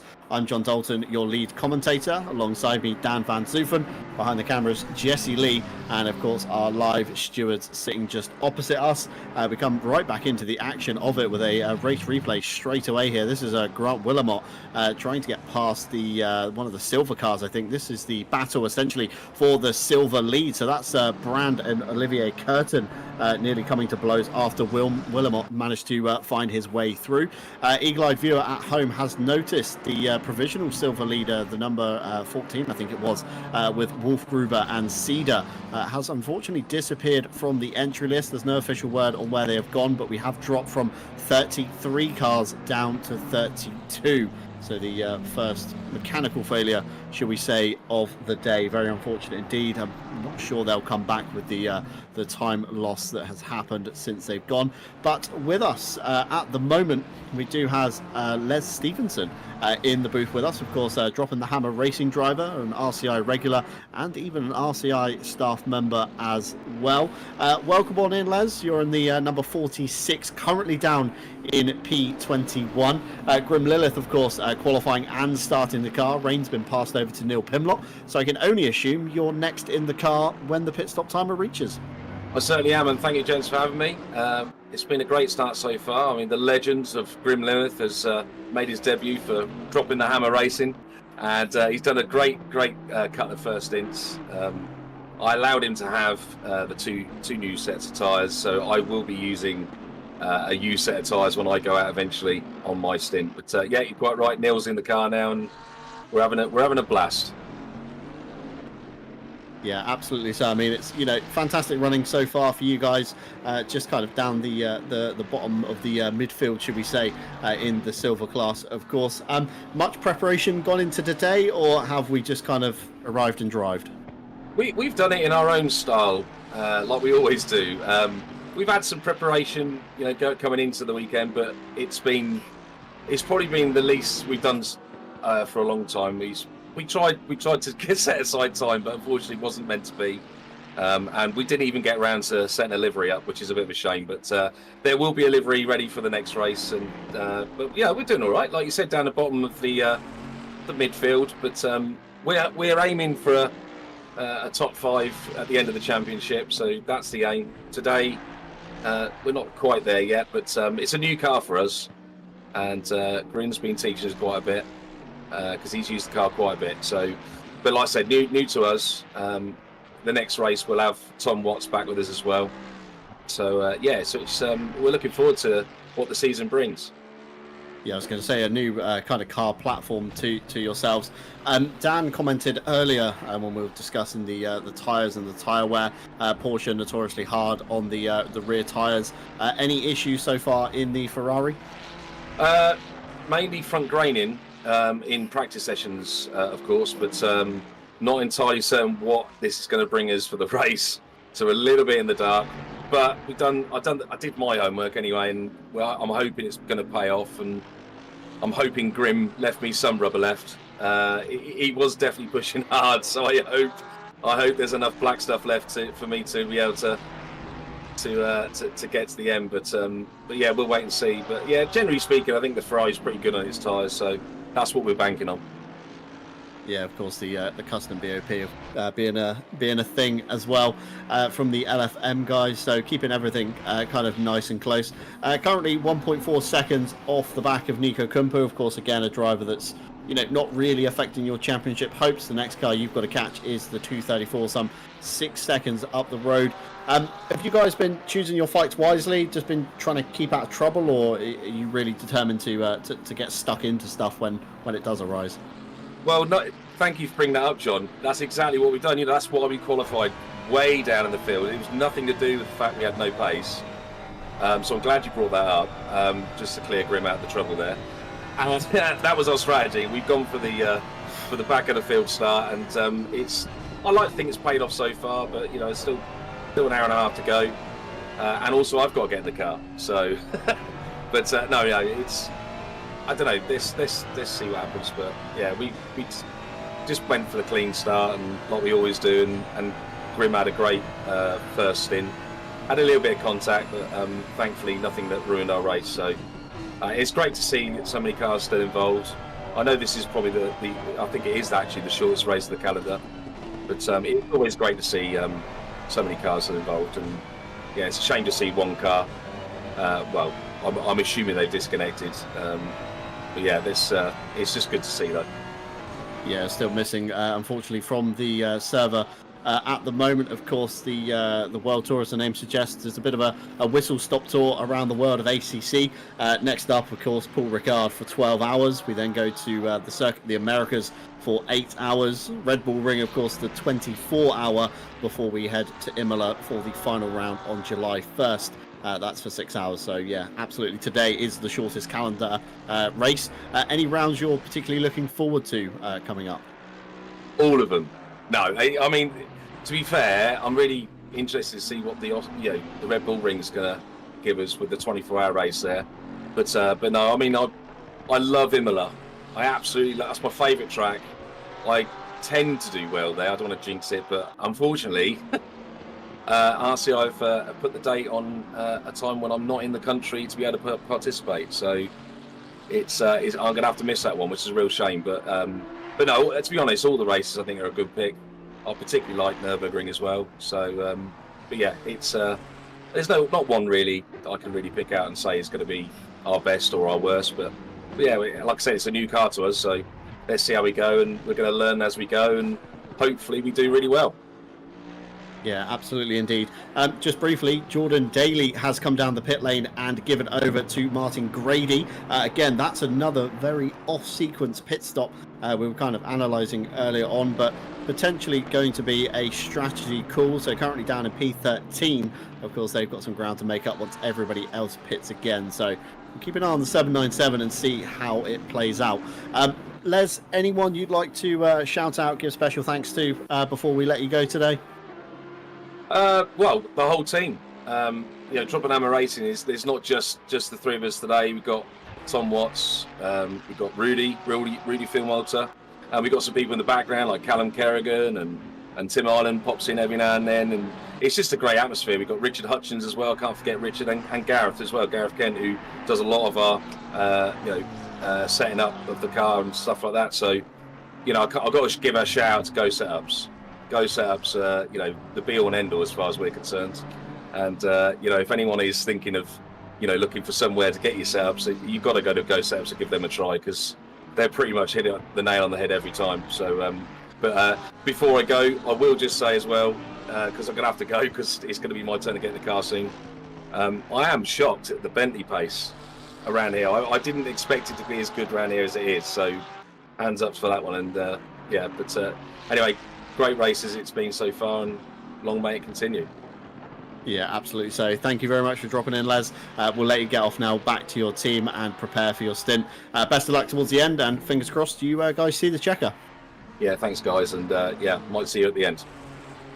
No worries. Les Stevenson there of the number 46, dropping the Hammer Racing, RCI regular with us, and of course a great all-round guy as well. He's going to head off back to his team now, and as he did touch on the Bentley pace, of course, the custom LFM BOP file doing very well indeed for the Bentley today, minus 28 kilos of ballast, so definitely bringing this car back to the top of the field. The Audi R8 LMS Evo 2, none of them in the race today. They gained 3 kilos. The Aston Martin, 1 kilo. The BMW M4, 12. The Ferrari 296 that Les Stevenson is piloting gained 8 kilos. Honda NSX, minus 18. Again, a car that nobody has picked today. And then the Lamborghini Huracan GT3 Evo 2 has gained 18 kilos. The number 234 Swiss RC entry choosing that one. The McLaren 720S GT3 Evo losing 5 kilos, the Mercedes AMG gaining 5 kilos, and the Porsche as well gaining 5 kilos overall. And the Ferrari 488 GT3 Evo, there is one of them in the field in the guise of Bushek in the 799, lost 40 kilos as well. So lots of adjustments there. The BOP file is of course a rolling updating thing as LFM deem necessary. So again, by the time we roll back around to the Nurburgring, if we ever did with this BOP, it could be completely different once again. And Les Stevenson touching briefly at the end of his interview as well on Go Setups, one of our partners here at RCI, and Les definitely recommends them. Alongside Go Setups, of course, they have been scrolling around in the bottom left-hand side of your screen. AK Esports, leading Italian company in esports management and organisation across the world, working with partners such as Porsche, SRO, and Delara, among many other brands, including us here at RCI for providing our fantastic server solutions. Check them out down below.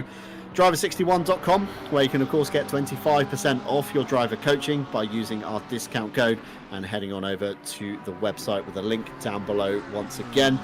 From one-on-one driving courses to other things that you might need training in your skill set, I'm sure the folks over at Driver61.com will have something for you. Fanatec, again, needs no introduction. I'm sure everybody knows who Fanatec is by this point. We do have an affiliate link with Fanatec, so if you are looking to pick up any new hardware this season, be sure to check them out down below, as we see a race replay here of Grant Willamot, and that's the number 969, the SPHE Motorsport reigning champions of Pashtushka at the wheel at the moment. A little bit of contact, and Willamot has managed to escape up the road after that, a second to the good. And of course, lastly but no means least, digitalmotorsports.com, offering again a number of products and services from virtual driving experiences, corporate events, esports championships, driver training, simulator components, and even complete SimRig solutions. Founded in 2018 by two enthusiastic motorsports fans, they had a vision to create Ireland's leading digital motorsport environment and resource. Be sure to check them out down below if you are interested. And again, a big thank you to all of you guys at home that have joined us, whether you're watching live, you're lurking, you've got us on in the background, you're watching back to see your team's progress. We'd like to thank each and every one of you, because this journey would not be possible without you. And we have recently turned 4,500 subscribers on YouTube, which is fantastic. And we are also casting this over on our Twitch channel as well. That's RCI_TV. So head on over there, drop us a follow if you could, because it does help the algorithms as we go. Meanwhile, back to today's action. We've got Bushek on the back of the second place silver car. That's Brand at the moment in the 723. Currently, Bushek is trying to escape the claws of Tom Shipston just behind in the RPMS Simsport car. He's managed to put Brand between him, getting very close and dicey in the Yokohama S. And Shipston there eager to get back past as well to chase on to the back of the 799. Tom Shipston again doesn't want to lose touch with the RCI car, and you can't blame him, because any gap that you get, of course, is going to be hard to make up, especially in traffic such as this. Just ahead, of course, the number 7 of Hanovics as well. So Bushek will catch them eventually, I can imagine, and then maybe Constantina up into a nice fight with Tom Shipston as well.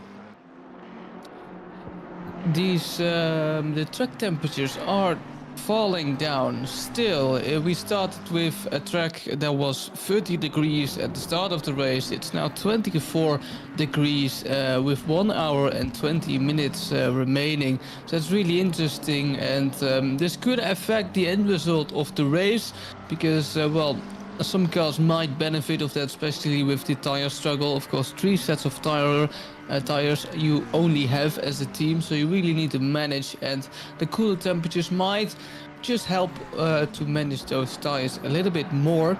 Of course, we couldn't do it without our sponsors, we couldn't do it without you as viewers, but we couldn't do it without our team as well. Of course, we've got a lovely stewarding team. They are live stewarding Split 1 and Split 2, so a big thank you behind everyone that's organizing this as well. We can't forget them, because if it wasn't for them, we wouldn't have a competition at all. back to the racing. Tom Shipson is trying to overtake the McLaren of Brand again. It just got overtaken by Bucek. Brand does have old tires, so it's no surprise that it might get overtaken here again by Tom Shipson in the 707 Porsche, and he does. And Martin Grady in the Bentley can follow him as well up the inside after we exit the Mercedes-Benz arena, and the inside turns the outside, but Martin Grady has already passed Brand before he could even get to the inside. Martin Grady P-Tough currently trying to battle Tom Shipson. Tom Shipson currently isn't in the fight for the top spots. I presume they have been hanging around P12 this whole time. They are now in P11. Bucek is trying to overtake P9 currently. He has chased down that gap, and indeed we can see Bucek going through the Schumacher S is now closing the gap to that number 7 Ferrari. And there goes Oliver Kearton. Did he just overtake the number 9? He might did. We see a race replay here. Oliver Kearton in the McLaren. Yes, the car in front did lose a lot of momentum in Schumacher S. Up the inside, Kearton goes and he promotes himself up to P8 currently. That's a great move by the Kearton by the number 33 McLaren that is. Martin Grady still trying to overtake, that is Tom Shipson, teammates with Gao Menso of course. See if Martin Grady can do that anytime soon. Over the line, he has of course fresh tires. I don't know if the Porsche has fresh tires. In any case, Martin Grady is faster and is trying to get a move done down into the hairpin in turn 1. He's almost already past him before we go to turn 1. So Tom Shipson also didn't want to make the life of Martin Grady any harder than it already is in the Bentley. And so Martin Grady promotes himself into P11. That's only provisional, of course. He will get up higher into the field as the race progresses on. Of course, they made an early pit stop for the second time this race, and that's probably to avoid the traffic and get some advantages while the pit stop phase is going on.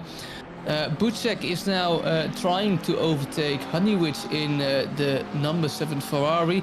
It's easier said than done, as we can see. He is really trying to open up a Ferrari-sized gap at the Ferrari number 7.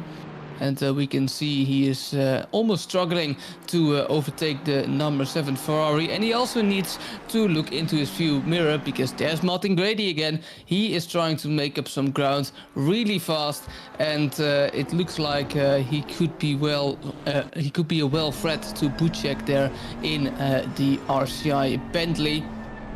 Track is still 24 degrees with a changing wind. That's always nice to see, John. We are seeing some great action, but it looks to me like the battles and the gaps to most of the cars are really spreading out. Yeah, everything's starting to spread out a little bit, isn't it, as we see here.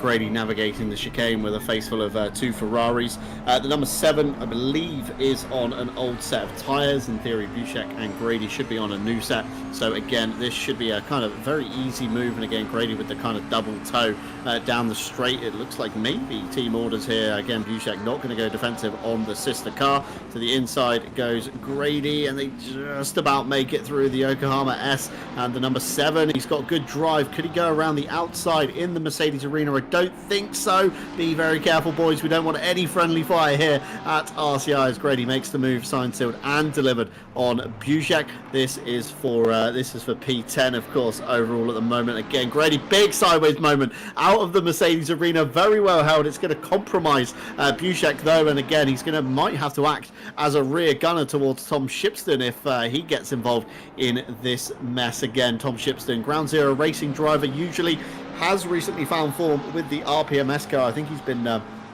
loaned over to RPMS because he's been racing under the banner on Mondays as well. But again, found success with us here at RCI. I think it was the British Masters. Cast your mind back to when that was a thing. Tom Shipstead in the silver class managed to win it overall come the end of the championship, and has since found himself, of course, in the top split of RCI. And if you want to get involved with us here and do the same thing, you can do so by heading on over to the website. That's racerci.com, which you can find down below, and all of our other links as well, including our social medias, if you do want to follow anything behind the scenes that is going on with us. And of course, this week at RCI, we do have a plethora of events on the calendar, including tonight when we have the double header. So we've got the World Tour this afternoon, should we say, and then later on this evening, Saturday Night Owl Season 17, continuing as we head stateside to Indianapolis, with currently Raphael Huell leading Julian Vanbrugh and Timothy Flamger in pro.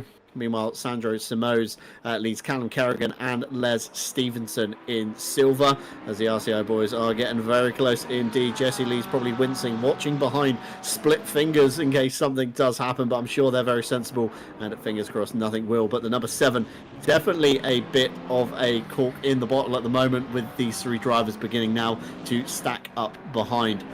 Meanwhile, Monday multi-class madness, we're heading to Snetterton this week for GT4 and TCX action. You can join myself and Dan on Monday's broadcast for that one in the evening for you Europeans.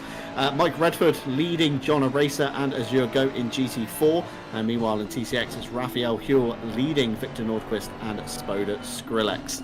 Midweek Masters sign-ups did pick up for this one, and it did go ahead, and we're continuing on Wednesday, heading to the Hungaroring for round 2, with Team Monkey Racing beating RRP, Team Salvaloo and RPMS SimSport in pro. Meanwhile, Martin Grady towards the outside of the hairpin. The number 7's putting up a fantastic defence. There's no grip on the top side of that. It's, you know, the camber fades away. It becomes very slippery, especially with the marbles, and a flash of the headlights now from Grady. He wants to get a move on. He wants to get past. He wants to get through the number 7, but the 7 is just driving very defensively indeed to stop that large Boatley getting past. The old switcheroo comes through on turn 11, but not enough to get alongside before turn 12 as we begin the run now down towards the chicane. This is going to be a very dangerous place to pass if he tries it. Through the Advan curve they go, flat out of course, nearly touching front wheel to rear quarter. Up the inside goes Grady, the last of the late breakers. The Ferrari still trying it around the outside, 2 into 1, doesn't go over the anti-cut. He goes, the number 7 has lost it. He's off towards the Nordschleifer. Meanwhile it's Buszek that does get through,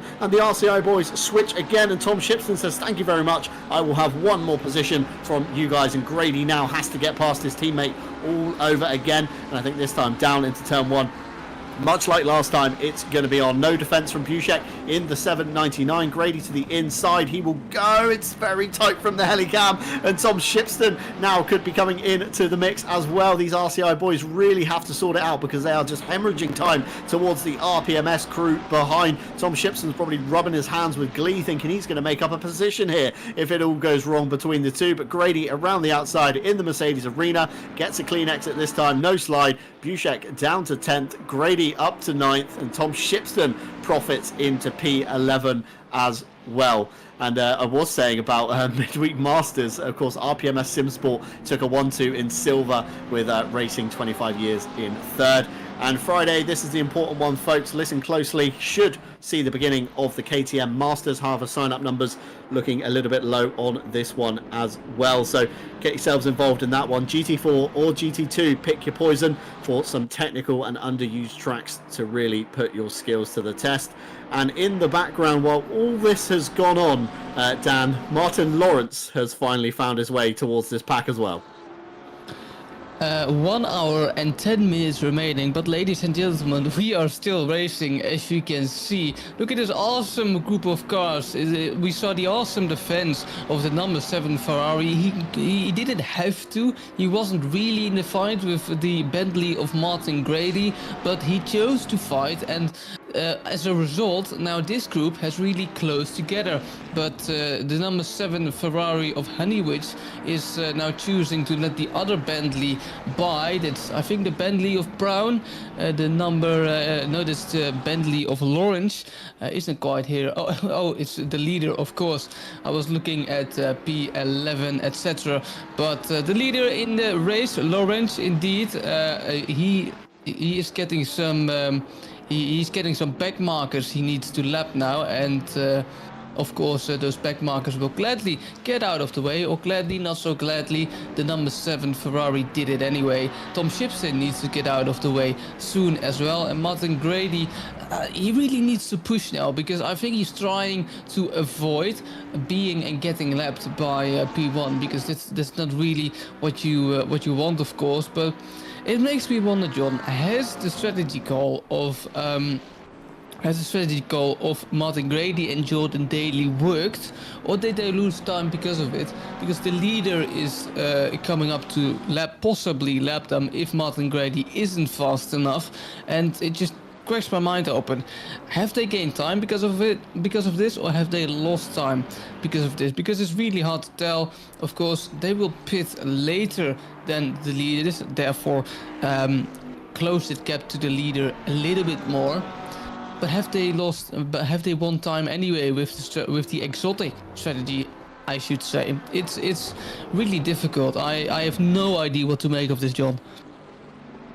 Yeah, it's a very tricky scenario, isn't it, at the moment? I mean, I think they have probably lost time fighting amongst themselves. Again, it's not something you want to see, but it has happened very unfortunately on that one. Of course, the Martin Grady car came down the lane. I think it was about an hour 20, an hour 30 to go.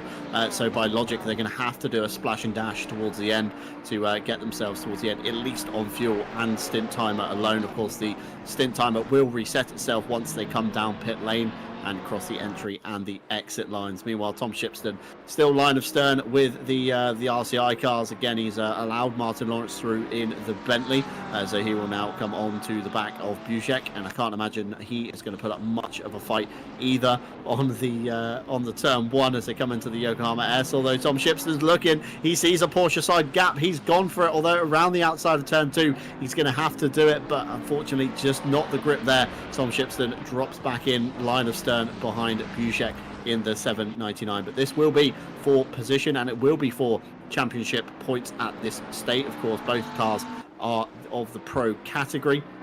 In the background, the number 7 has slipped away quite a bit now. It's not defending anymore. 2.2 seconds to the good on a used set of tyres. They're going to have to make it a minimum another 3 or 4 minutes on that stint before they can get all the way to the end on fuel and stint time. And meanwhile, this car here, the 777, of course, at the start of the race, Joe Dorber netting themselves a drive-through.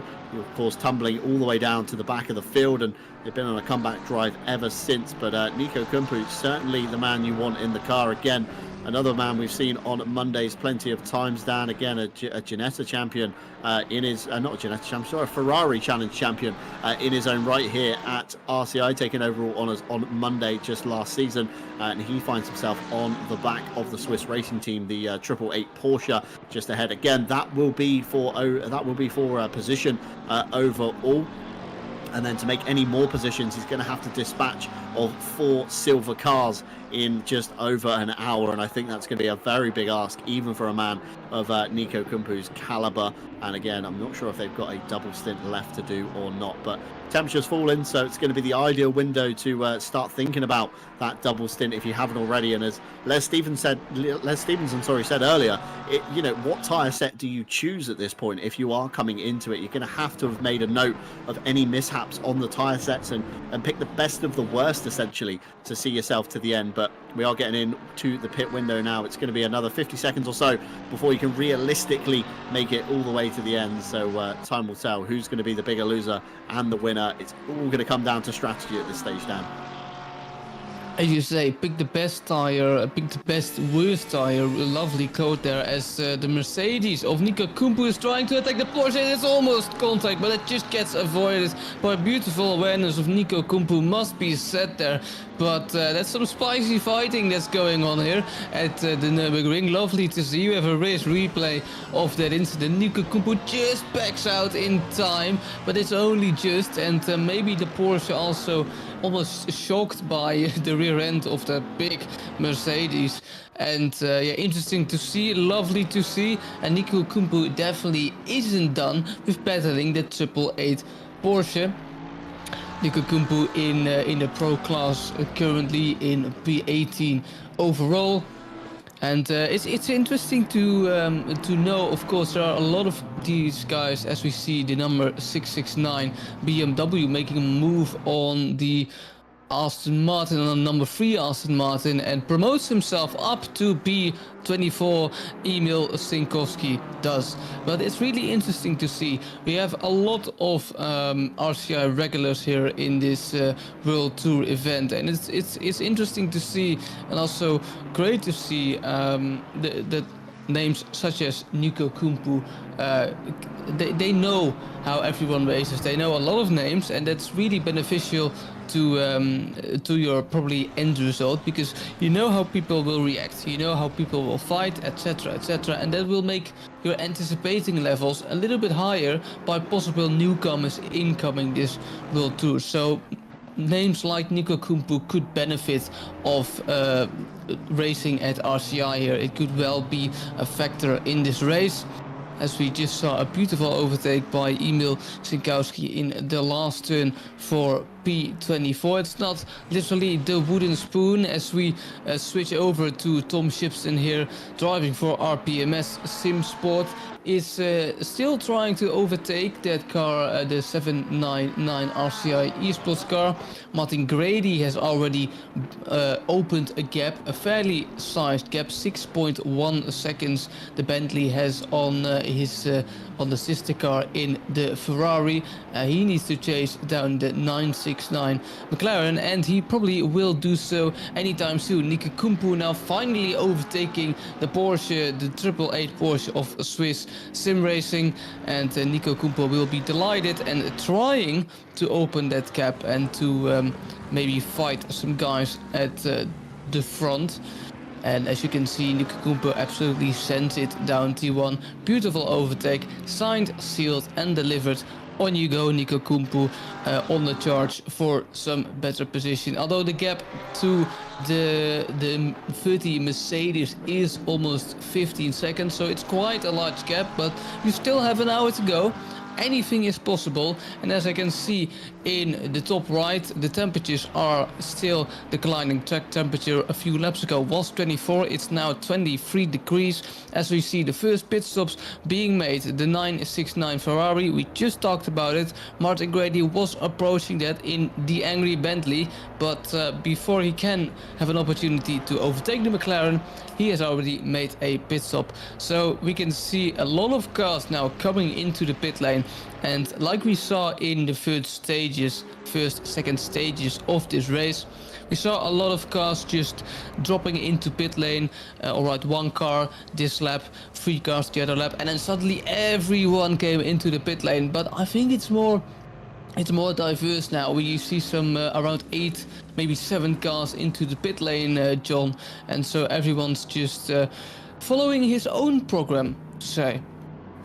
Yeah, a lot of the last stops aren't really dictated, of course, by the nature, should we say, of the standardized 65-minute pit stop. Of course, drivers in theory now can go until about 45 minutes to go if they've maximized their stint timer. So a lot of these pit stops technically are relatively early, but again, it all hinges on when you last came down the lane as to when the 65-minute stint timer is up. Of course, 1 hour, 1 minute on the clock, 1 hour, 5 minutes on the car timers for everybody leaving the pit lane at the moment. So in theory, you're 4 minutes clear. Should it go to an extra lap, you should, in theory, have enough time to get to the finish line. Of course, as we see the UA amateurs teamed up this time with the QVR squad as well. So it used to be just the UA amateurs last time in the Lamborghini, although they have changed over to the Porsche and teamed up with a new outfit as well. They're currently in their pit stop waiting to go, and away they go in the number 86. So they're quite a way down the field for a pro car, currently in P30. Not the race that they want, probably one that they're going to want to forget, but of course it's all about the mental reset for next time out. Just in the background, John Aracer into the pit lane as well for the Team Monkey Racing entry, the number 45. He's been at the helm after Badowski gave him the reins from the halfway mark, so I imagine John Aracer in theory now will go all the way to the end as well. I can't see him coming in again. Dominic Huel in the number 69, he comes down the lane as well for the Ferrari camp. Again, a little bit out of contention. I think they had some issues earlier on. They were stationary in the pit lane for quite a while. They're currently on lap 90. Lead lap is lap 93, so very unfortunate 3 laps lost there due to maybe some technical dramas. And Tom Shipston still looking at the back of the RCI 799 488 Ferrari. I hope he likes the livery, because he's going to be seeing a lot more of it, I can imagine, towards the end of the race. Of course, the Porsche not too kind on his tyres, and Nico Kumpu back down the pit lane, Dan. Not sure why, because they pitted literally a lap or two ago. What's happening here, do we reckon? Possibly unfueled the car. Of course, 1 hour is just about. Did they pit a few laps ago? I think they did. Maybe it was a penalty of some sort we didn't see. So, so we hear from our broadcaster Jesse. Apparently the pit stop didn't count. We don't really know what's going on, but maybe they can inform us in the YouTube chat or later in the race. Really strange. In any case, Nico Kumpu for the second time in the pit lane after a 5-minute window, you could say. Let's see what's going on there. Maybe a technical fault with the steering wheel could always be a possibility of well. Tom Shipston in P9. They still need to make their pit stop. We talked about the car a lot this race. Nico Kumpu out of the pit lane now. See what happened there. Ooh, almost contact with the 317 BMW there. Nico Kumpu on cold tires, possibly battling that BMW. He's getting past it anyway, and so he's currently in P24. And he could indeed be battling with the BMW. Could be Hill, yeah, indeed Hill in a 370, and he's trying to attack Nico Kumpu. The pit stop counted at least, but we still need to figure out what happened there in those short 5 minutes of the 777 car. They definitely lost ground because of it. Shame to see for Nico Kumpu. They were doing really well, but as a result of that double pit stop, they are now down to P24. Spoken about the pit stops, if you pit a lot later than everyone else towards the end of the race, you don't have to fuel as much. So that could be the tactic of Martin Grady and possibly Monkey Racing Team as well. They sort of extended their stints earlier on, and now they probably maybe come in, if they have to, at probably the 30, maybe 40-minute mark, and as a result, they lost a lot less time in the pit lane. It could be the strategy, who knows? But if it would save them a little bit of time compared to their competitors. P5, Grant Wilmot now coming into the pit lane, and so it's again a lot more diverse, John, these pit stops. But I'm interested to see what the team of Martin Grady and Jordan Daly can do, if they can make up any ground. It's a question that has bothered us for almost the whole race, and we're coming to a close. We have got in the first hour, 65 minutes yet on the clock. We've seen a lot of action, and I'm pretty happy with the entertainment, John.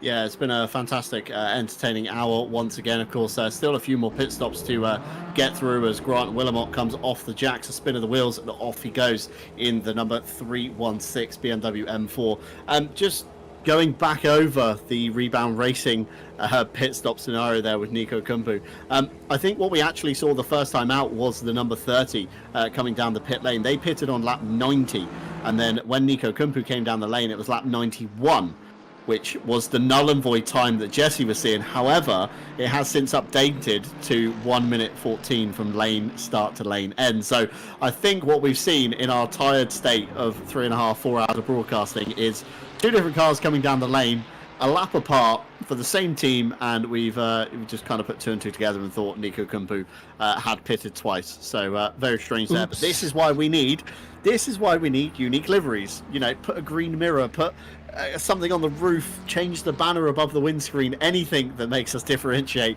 the two cars from the broadcasting booth up here, as Neil Pimlock comes down the lane in the number 46, dropping the Hammer Racing Ferrari. He will give up to Les Stevenson, also known as the Roca Poker, in and amongst the RCI crew. And as we jump out the car again with another fantastic shot, we see all the dirt and the rubber build up on the front end, and of course down the side of the Ferrari as well. And it's the best thing about endurance racing, is seeing the cars towards the end, of course, with all their war-torn kind of scars, their bodywork damage, their, you know, the rubber, the dirt, the grease, the dust, anything that's been picked up along the way from these guys. But yeah, the drop in the Hammer entry down the lane, they will come. And like Dan said, it's a very sporadic pit lane at the moment. We're seeing one or two cars a lap coming through, just picking their point to see themselves towards the end. Of course, race leader still yet to stop, Martin Lawrence. He's still out there. Mikhail Sundstrom in P2, again, still yet to stop. Wolf Matushka, there's a name I've not seen in a while on an RCI race in the 796. Not really spoken much about Wolf, but again, a formidable name in the RCI community if you've been around from the early days. And my claim to fame is I've overtaken this man once in an Aston Martin V12 at Donington, so that's all I'm going to say on that one. But yeah, he hasn't come down the lane since lap 65. The number 500, I think they've just come down the lane. No, they haven't, not yet. Lap 64, they came down the lane. Olivia Curtin still yet to do his last stop. Martin Grady on the off strategy. Again, we're going to see him down the lane probably in about half an hour to 20 minutes time, just for a splash and dash to go towards the end, as Wolf Matushka there dispatches of some traffic. That's the 888 Swiss RC entry. Again, a two-car entry. They nearly get it wrong into turn one, carrying a little bit more speed than they're maybe used to. Of course, the slipstream of the McLaren, you break at your usual point, and then all of a sudden you're not drawing up in time, and that's where you end up just nearly going straight on. But it has allowed Tino Schautzler to go through in the number 969, of course, the SPH E Motorsport car. They're all the way down in P14 at the moment. This has been a round for them to forget, and you see the Porsche there just overshooting the corner, and Tino darting up the inside, of course, dispatching of them. That is actually for position, beg your pardon, so that should be P13 for Tino there, and of course the Swiss RC car will go down towards P14 nonetheless. And speaking of Swiss RC cars, the Lamborghini is the sister effort. They're currently in P5 or 6, I believe, just counting down the timing board very quickly there. P6, again, a formidable effort and some fantastic passes we saw earlier on from the other Swiss driver in that entry, Anthony Costinger, taking it around the outside of numerous corners around the Nurburgring GP, which is almost unheard of and impossible, but fantastic driving from those guys nonetheless. Again, they're still due a stop towards the end of the race as well. So I imagine the next 5 minutes down, pit lane should get a little bit more hectic. Again, we've seen flurries of cars, but the majority of the field still yet to stop for the final race. I'm looking here at Martin Grady's stream on my second screen. He is closing up to P5. If that's for position, I don't know, because I just can't figure out if the number 33 McLaren has pitted already. If that isn't the case, then this is indeed for position, and Martin Grady is almost a second a lap faster than the number 33 McLaren. And I get from our beautiful broadcaster Jesse Lee, I am indeed correct, this is for position. And so we're gonna have a spicy battle for P5 in this race. I say P5 could be a little bit lower, also couldn't.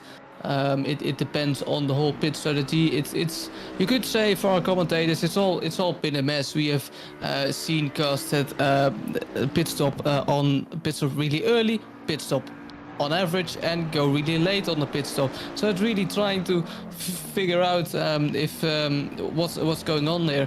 The fact is, and the fact remains, is that Martin Grady is closing up on Kearton and really wanting that 5th position. His last lap was a 154.7, excuse me, and Kearton just did a 155.3. So Martin Grady is indeed getting closer to the rear spoiler of the McLaren. With 50 minutes remaining, that P5 is getting crucial, because of course we started with 4 hours remaining, we still have 50 minutes remaining, so you could say we are entering the end stages of the race, as we just saw the Aston Martin that is the 900 Aston Martin coming into pit lane. Martin Grady really closing up that gap at the McLaren. Could he fancy a move down the inside here? No. Maybe he has a better exit and therefore could send one down the inside. He's really close. Could he send one down the inside? Just 3 tenths off. Not currently. Maybe he needs to do it in the Schumacher S or after, but this is a really exciting battle for P5 in the race. It could be Martin Grady's final overtake for position, but of course getting to a car is one thing, overtaking a car is a second thing, as we see P4, the 500 Ferrari coming into pit lane now. I expect Martin Grady to pit in roughly 10 to 12 minutes. They have 5 laps of fuel on their dashboard, and I can see Martin Grady. Could he move up a position in the chicane? It's probably risky, and he's choosing not to do so. And I expected McLaren to be coming in soon. Getting to the final corner, they don't, so they stay out. So Martin Grady needs to fight for another lap here, exiting the final turn here. Martin Lorenk, the leader in the race, comes in. They have a huge gap, John, to P2, and I don't think their lead will change anytime soon. Yeah, hopefully not. I mean, they've just got to play it safe, haven't they? Get it drawn up in time for the pit entrance, as we see there. Martin Grady towards the inside of Olivier Curtin. Move signed and sealed in turn 1. Again, it's not really for championship points, should we say, as such. It's, of course, a silver on a pro car, so not much defence there from Curtin. He's going to, relish in the fact that he is currently leading the silver class, and of course he is in his own race. Next car down the line is Kleijnen in the number 475, all the way down in P9 at the moment. That's for the DSRT number 475 entry. We saw Stan van der Kolen aboard that one earlier on, putting on a fantastic show as Mikael Sundstrom comes into the pits, pushing the limits into the Armco. We saw Adam de Beel do that earlier on. Let's have a look. Turning in, jumped on the power a little bit too early, straightened out the wheel and just clattered down the Armco. Very unfortunate indeed for Nearly On Pace, but their lead should in theory suffice. They built up a good gap to Wolf Matuszka just behind in the 796. And again, Martin Lawrence out front, 48 seconds to the good, the last timing being broken there. So Nearly On Pace stopping on their marks, insider knowledge. These guys, in theory, should be doing their double stint right now. And of course, the Nearly On Pace colours, the fantastic livery there, fades from kind of like an orangey to kind of orangey brown colour the further it goes back, with some pink mixed in there as well. I believe done by our very own Harry Conway, if I'm right in saying that livery. A very quick stop indeed. It was just fuel for Mikael, and he comes back out onto the track as the sun begins to set over the Mercedes arena there. Wolf Matuszka should follow suit, and there he is indeed, breaking the timing beam at the end of the lane. Be careful of the white line, because stewards have discussed this in the briefing. Keeps the right side of it and comes out in P3. Meanwhile, Olivier Curtin also down the lane. He slips down the order very briefly as he trundles through for the steady start blue, but again, relatively unfazed. He wants to watch the 475 of Kleijnen to see where he is in relative to his own category. Bujek down the lane as well in the 799. That's again for a scheduled stop. So all the cars currently stopping will see their way towards the end of the race, and the steady start livery there looking very fantastic indeed. Last season, Ferrari 296, I believe this livery was on, and now it's been copied over to the McLaren. It's looking very good indeed, as patiently Olivier Curtin waits for his go mark. Again, it could be tyres, it could be be fuel. We're going to have to take a look at the pit stop timers as they come out. Martin Lawrence, a minute from pit in to pit out. Mikael Sundstrom, equally as fast, a minute from pit in to pit out. Wolf Matushka, I think it was Daniel Crimson in the YouTube chat dubbing him as Wolf Pit Stop Practice Matushka. That is his middle name. I can probably confirm that. Has come out of the lane in under a minute. 58.2 seconds, probably one of the fastest pit stops to the day. The only driver I think I've seen down in the sub 1 minute times as the Swiss RC cars again flying formation come in 14th and 15th for those two, as well as they navigate over the large bumps in the pit lane here at the Nurburgring. The number 727 down the lane as well. This will be their last stop towards the end, and with them they bring the is that the number 127? It is, of Nico Kuizma in the McLaren just behind. Again, Nico Kuizma is a formidable name with us here at RCI, currently under the Tri-Wall Sim Racing banner, the Flying Finn kind of rival, I would say, to Nico Kumpu. At one point, we had the Battle of the Nikos on Mondays just a few seasons ago, so great to see Kuizma is back once again. Sinkowski down the lane for the Luna Rossa Racing 669. This will be their last stop once again as the Swiss RC cars then get underway. But it is looking like, relatively speaking, Dan, it's a good mix of old and new tyres coming out of the lane, with the top three on old tyres. The next new set of tyres, Grant Willamot in the 316. Keep your eye on him, because that's going to be one car making pace. Olivier Curtin, 1 minute 5. Again, that should be a new set of tyres. John Aracer with a new set of tyres. Buzek, again, under a minute, even faster than Wolf Matushka this time. 57.7 from pit in to pit out. So that is the fastest stop of the day so far. And Tom Shipston, I believe, again, a used set of tyres for him. So that covers out your top 10. So there's two new sets of tyres in that top 10, one of which being on this man here, Olivier Curtin, I believe, and John Racer just behind with them. So keep your eyes on them, and Grant Willamot as well in the 316, because they're going to be your big gainers in this final hour, I would say. And much like every other hour that we've done here, we are going to take a small break just to see us through until the end of the stream. So give myself and Dan and Jesse 5 to 10 minutes. We're going to leave you on board with John Aracer in the number 45 Team Monkey Racing entry. Currently looking at the back of Olivier Curtin, just behind, if you can see through the safety net, it's Buzek in the 799. So turn your sound up, enjoy some onboard scenes here from the Nurburgring GP in Sunset, and we'll be right back with you on RCI TV.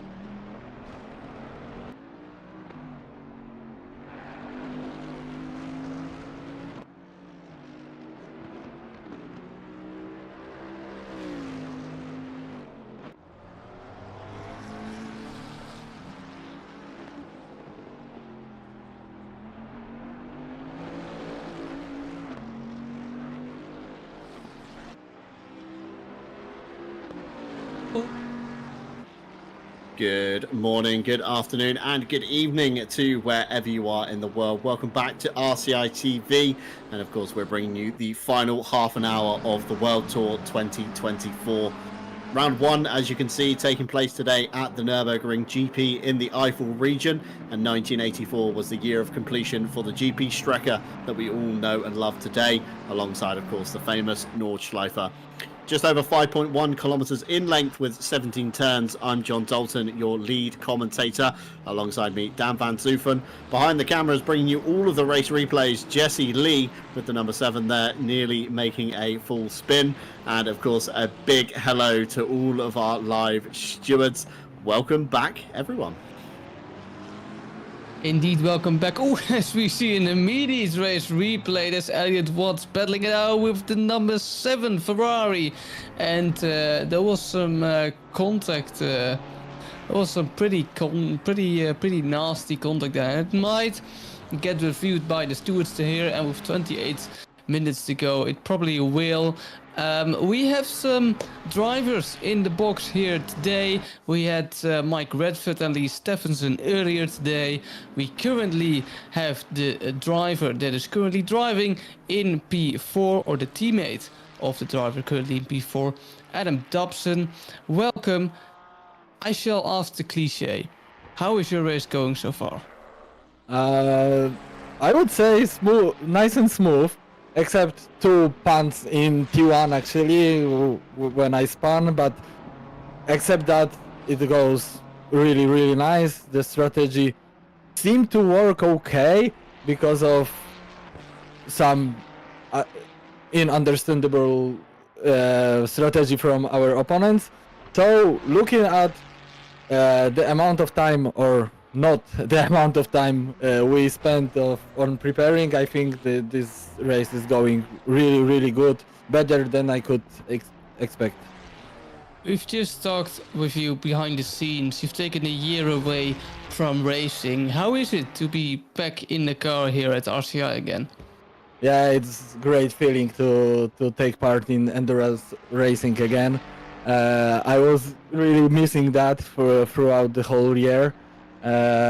So yeah, that's good to be back in the car, good to be back in the endurance racing, especially here in RCI, of course. Of course, if I don't get it wrong, you're Italian.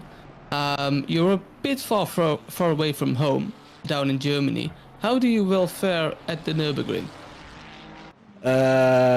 Sorry, could you repeat, because something was. How is your pace at the Nürburgring? Do you like the track? Is it going well for you personally? It's not my favorite track for sure.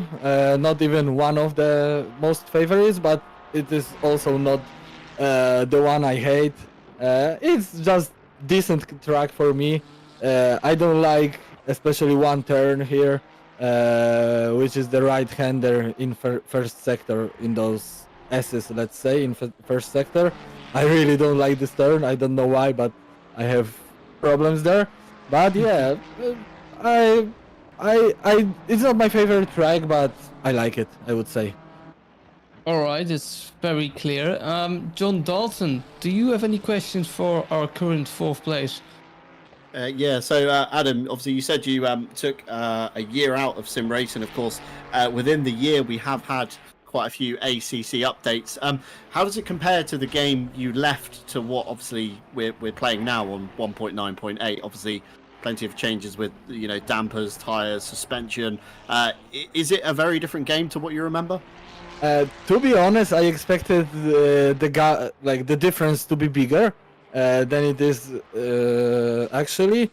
The biggest something new when I get back was the car, because we used to drive Ferrari 488, of course, Evo, and I had to jump into the new car for me, so it was something new. But in terms of physics or something, I don't know, maybe the brake helped me actually, because I didn't remember that specifically how it was before the patches. But actually after that year, of course, I feel that tiny bit of my previous pace is still missing, but yeah, we are on the good way. I suppose, I hope, to get into that place where I was. So I didn't really notice that huge differences. I don't know, maybe there is something wrong with me, and I should feel them, but but I didn't. I just started the ACC, loaded the setup from my teammates, and you know, took the car out, and yeah, and it was really nice. I didn't feel like, oh my god, what happened? This is completely different game. Maybe there are some differences, but it's not, for me, it's not like, you know, I don't know, universe apart. Yeah, I know what you mean there. Maybe it's more, you know, the consistent players of ACC have seen the bigger jump, but obviously the year out maybe has done you a favour in adjusting back to the game. Grant Willamot there getting involved in a back marker through turn one. I think that's the 727, the old hip and shoulder check there. So Stuart's probably going to be having to look into that one very shortly. One last question from me, Adam, before I pass back to Dan. The Nordschleife, obviously coming April 1st. What are your thoughts? Is it a track for you? Are you excited?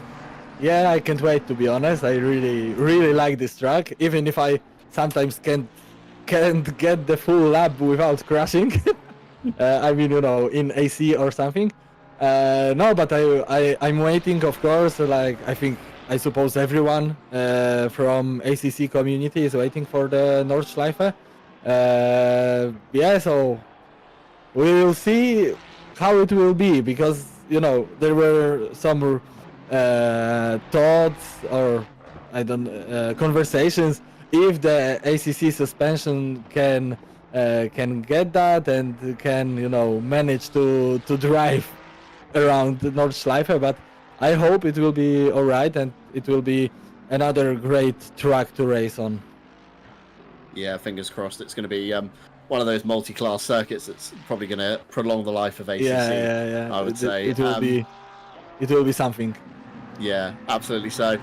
Dan, back over to you. I'm finished with my questions. I'm finished with my questions as well. Do you have anything to add? Someone you want to give a shout out to, possibly your team? No, I think Lucian is doing great. I think he's happy that I'm not with him in the voice chat now, that he can just stay fully focused. And I think Martin and Jordan will not catch us. So yeah, that's good for me, of course.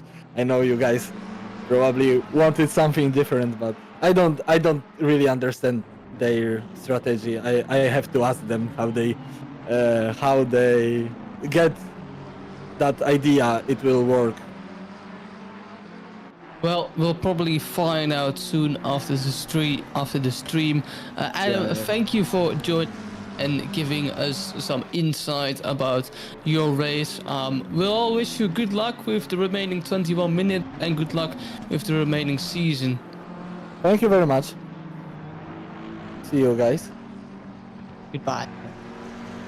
Thank you, Adam. That was Adam DeBille from the ForzaItalia.pl camp. Again, a very formidable face in RCI, as you heard him earlier on in the interview with Dan. Of course, taking a year out of racing, has come back, and ACC doesn't really feel much different to him. But of course, the regulars would remember the update to 1.9 that did bring all the damper changes and a completely different feeling. So maybe the pace that he is missing is down to that one.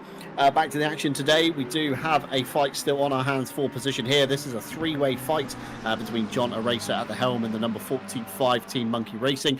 Tino Schatzler in the SPHE Motorsport entry, looking towards the inside of turn one, covered off expertly by John Aracer, and of course just behind the 799 of Buzek in the Ferrari 488. So this is going to be one of those fights that's one to keep our eye on, I think, until the end of the race. And the low sun here at the Nurburgring, Dan, it's going to be a big issue for a lot of the drivers. Of course, not many kind of high trees, should we say, around the circuit to hide.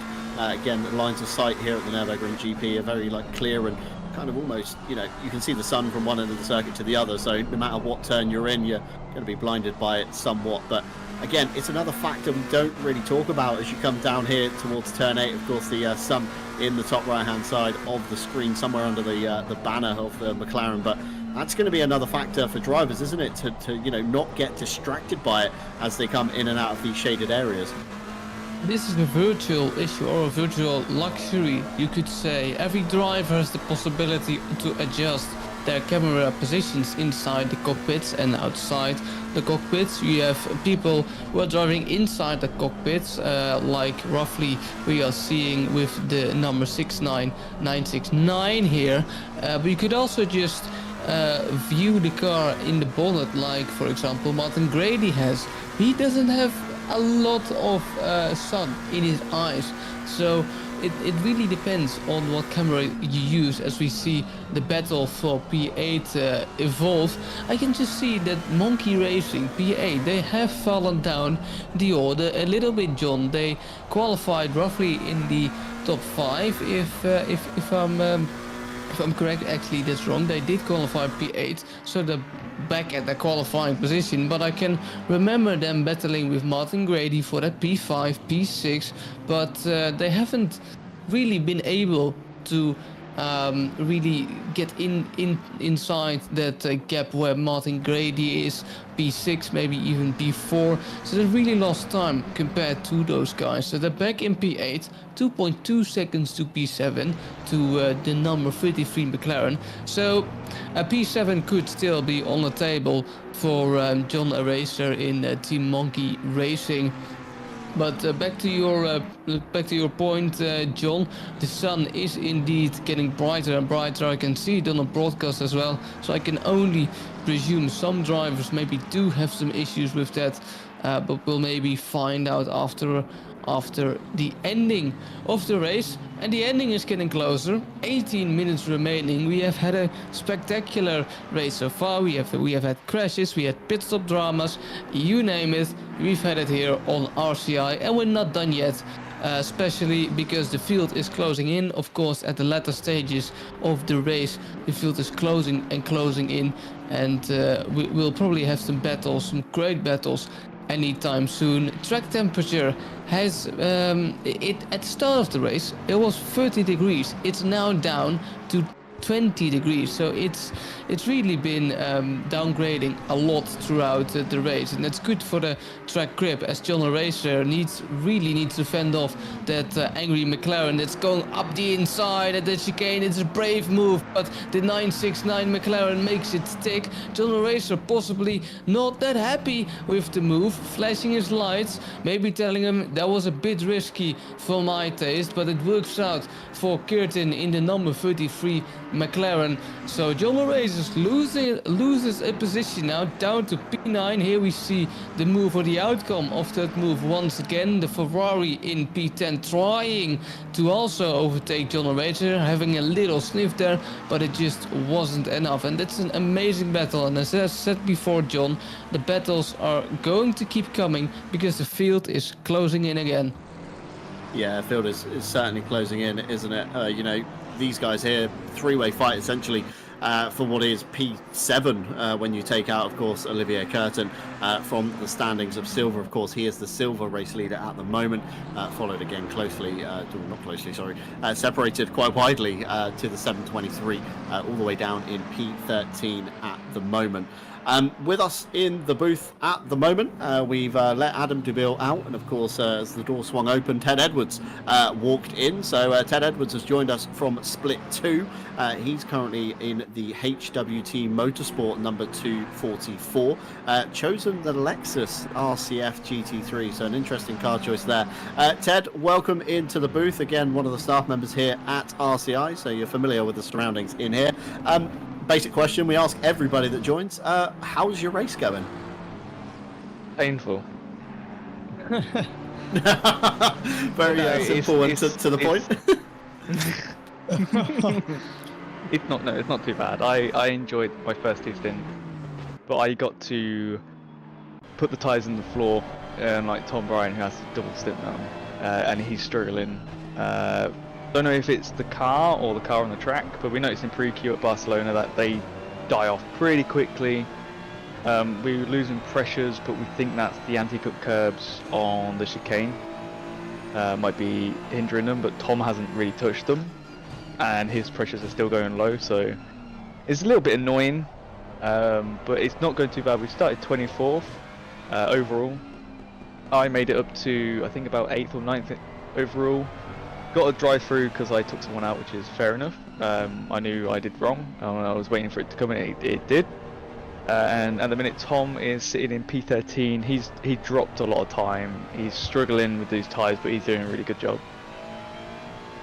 Yeah, absolutely. So I mean, it's not easy double stinting tyres, especially in the scenario that's given. It's been relatively clean over in Split 1 so far. Again, Split 2 you mentioned a minor incident, but from the get-go, all relatively okay? Yeah, not too bad. Lap 1 and lap 2 was a bit hairy.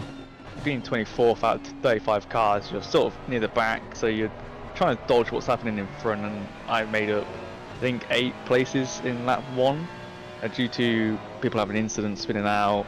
Obviously the slower cars. I didn't have a very good qualifying. I could have got a lot of better time in there, so that was my fault, but it's not been too bad now. It's been pretty clean. Drivers are behaving themselves, and obviously the lapped cars are moving out of the way as they have been told to do from our rule book. But yeah, it's fun. Yeah, absolutely. So I mean, we've got a very varied calendar, of course, coming up with the World Tour. We head to Paul Ricard, of course, Red Bull Ring being the big one, the 24. That's in June. Circuit of Americas and Imola. Any particular round that you're certainly looking forward to? Paul Ricard and Red Bull is the ones that we chose the Lexus for. I say we. Tom wanted a mean car, obviously. Something to have an adventure in, which we are. It was between the boat and the Lexus, and we didn't really get on with the Bentley, so we opted for the Lexus due to its insane top speed on the long straight on Paul Ricard. That could be a little insight into the next round there. What to keep your eye on, of course, no Lexus cars in the top split. Very unfortunate indeed on that one. Dan, any questions from yourself to Ted? If Dan is here. He's not here. He's wandered away. Thank you very much, Dan, for that one. Anything to add, really, Ted? Anyone you want to, of course, shout out to, say thanks to? Stewards. Obviously, you guys in the broadcasting for the Split 1, obviously I wanted to say thanks to my girlfriend. She's let me do these races, and I want to say thank you to Harry, because he's been our little race engineer, helping us out when we get a little bit confused. Because while driving trying to figure out what fuel you need isn't an easy job. Yeah, I could agree to that one. I've been in that situation many a time. You know, nobody's on Discord to help you, and you think, what am I doing? How much do I need for the final stint? You said you took your double stint of tyres towards the end here. Was that the plan all along? Were you planning to do it in the cooler temperatures? Yeah, so the plan was, well, Tom was doing his stewarding, so I had to do the quali and the 2 stints on my own, and then he joined me, so he would do the double stints because he knew he was slower anyway, and I could just go full throttle and try and get the best times I could and just destroy the first 2 sets of tyres, which I did successfully. But yeah, so we found that Tom could do his first stint and full fuel. And because we don't use all the fuel because of the stint timer, he only has to fuel like a small amount, and it didn't take him that long. So I think we gained some time back from that, hopefully. But just have to wait and see. I only got 10 minutes left of our race. I think you got about the same with yours. Yeah, just under 11 minutes, 10 minutes 45 if you get precise on the timer. Still plenty of action probably to happen in the final 10 minutes. You've given us a screenshot into the Split 2. Of course, at the top currently the number 99, followed by the 999 of Redford, who we had, of course, earlier in the booth. We then got an AM car, suspiciously with the fastest lap up in P3. We then got the number 17, the number 437. We then got our very own Cormac Malloy in the number 31, again an AM car, mixing it in with the silvers. We then got Rob Franken in the 202. We then got the 444. We then got Rands in the 117. And then we got Larson in the number 230, rounding out the top 10 in Split 2. We'll, of course, try and bring you an update from the Split 2 season as we go along the broadcast, of course, bringing you their championship results as we go through. Ted, anything left to add? I'm pretty sure we've ticked all the boxes here on the interview. Yeah, I'll be speaking later with Mr. Jesse Lee, so I don't have anything else to say. Lovely. Of course, you are back on RCI TV tonight with, of course, Saturday Night Owl Season 17 heading to stateside for Indianapolis on that one. It's I'm being told on my ears I have to say Saturday now, or else That's it's not valid. So yeah, we all know now which championship that is. So yeah, Saturday now, season 17, continuing later today as we head to Indianapolis. Of course, Jesse Lee and Ted Edwards bringing you all the action from stateside. But yeah, it's going to be one not to miss. You have to love it. Our lovely broadcaster Jesse Lee. Ben Brown, as we currently see at the 900, driving for Own It Esports in P14, has been driving in P14 for quite some time now. With 8 minutes and 40 seconds, he could just be overtaking Brent for that P13, but as the clock is ticking down, every driver is getting motivated to or overtake or keep their spot, because if you lose a spot, there's not a lot of time to really get that spot back, and Ben Brown really needs to get going, because the clock is ticking down, and we will see some more action.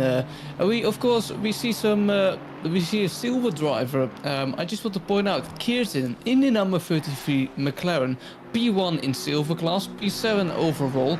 That is a massive job from them. It's not really easy to get put in the silver class and then to be expected to battle it out with the pro drivers, but John Dalton, they're doing great so far. Yeah, absolutely. I mean, you know, we say silver driver, don't we, in kind of finger quotations, because some of the drivers in the lineup may be slower than the others. Of course, Kirtan could be the faster of the lineups in the number 33 steady start racing. So, you know, plenty of pace in the 33. We're going to have to keep a close eye on them this season. Can they do anything on their season ahead? Of course, the SSR team last time didn't have the best World Tour race. A few incidents I can recall from memory. But yeah, certainly looking to turn it around this year.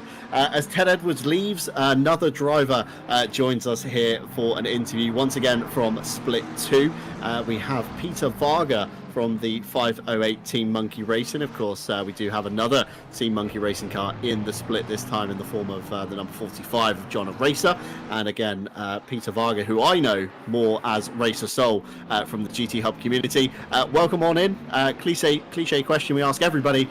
How's it going? I don't know, I was kind of hoping you would tell me.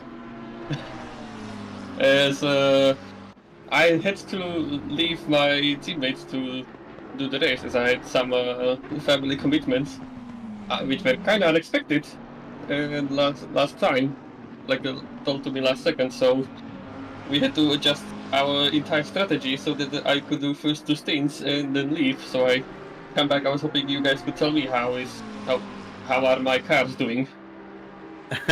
Well, the 45 of John Eraser and Badowski qualified quite well, got off to a good start, but unfortunately have slipped down the order just a little bit, just inside the top 10. Split 2, of course, we kind of get drip-fed updates from various drivers, but nobody has mentioned the 508, I don't think, in their interviews so far. But yeah, sometimes family commitments, I guess, do have to come first in the realm of sim racing. Of course, a long calendar ahead at the moment. We're only at round 1, of course, taking us all the way up to July.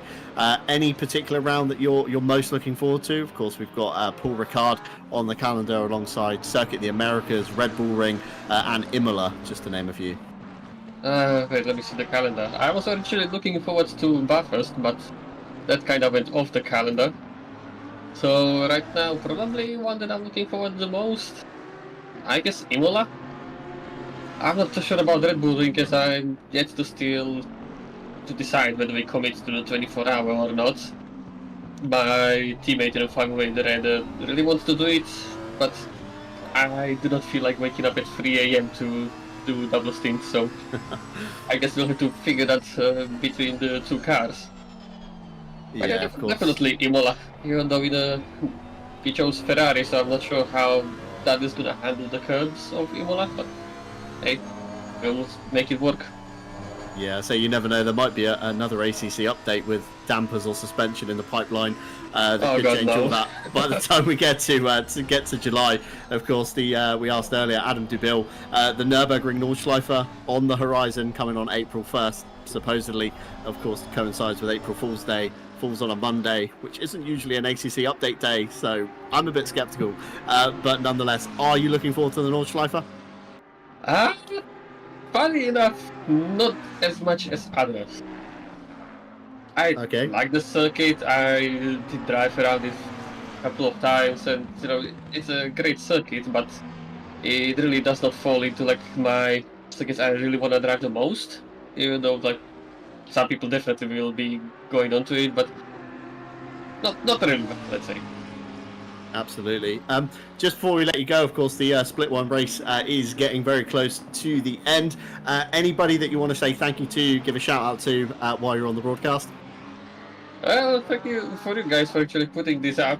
I was kind of skeptical at the start, seeing the sign-ups or like the pre-qualifying not be so huge, but yeah, we have 2 splits, which is really good, and also thanks to my teammates for actually showing up and wanting to race. Yeah, very good indeed. I think we are actually seeing one of your cars here, the 45, just ahead of Bushek, and getting caught out by the anti-cut curbs. We spoke about it in the qualifying session. Of course, the anti-cut curbs in the chicane being very deadly if you hit them at the wrong angle. Big time loss there for Bushek. Very unfortunate. But yeah, the Team Monkey car maybe just getting the better of him there.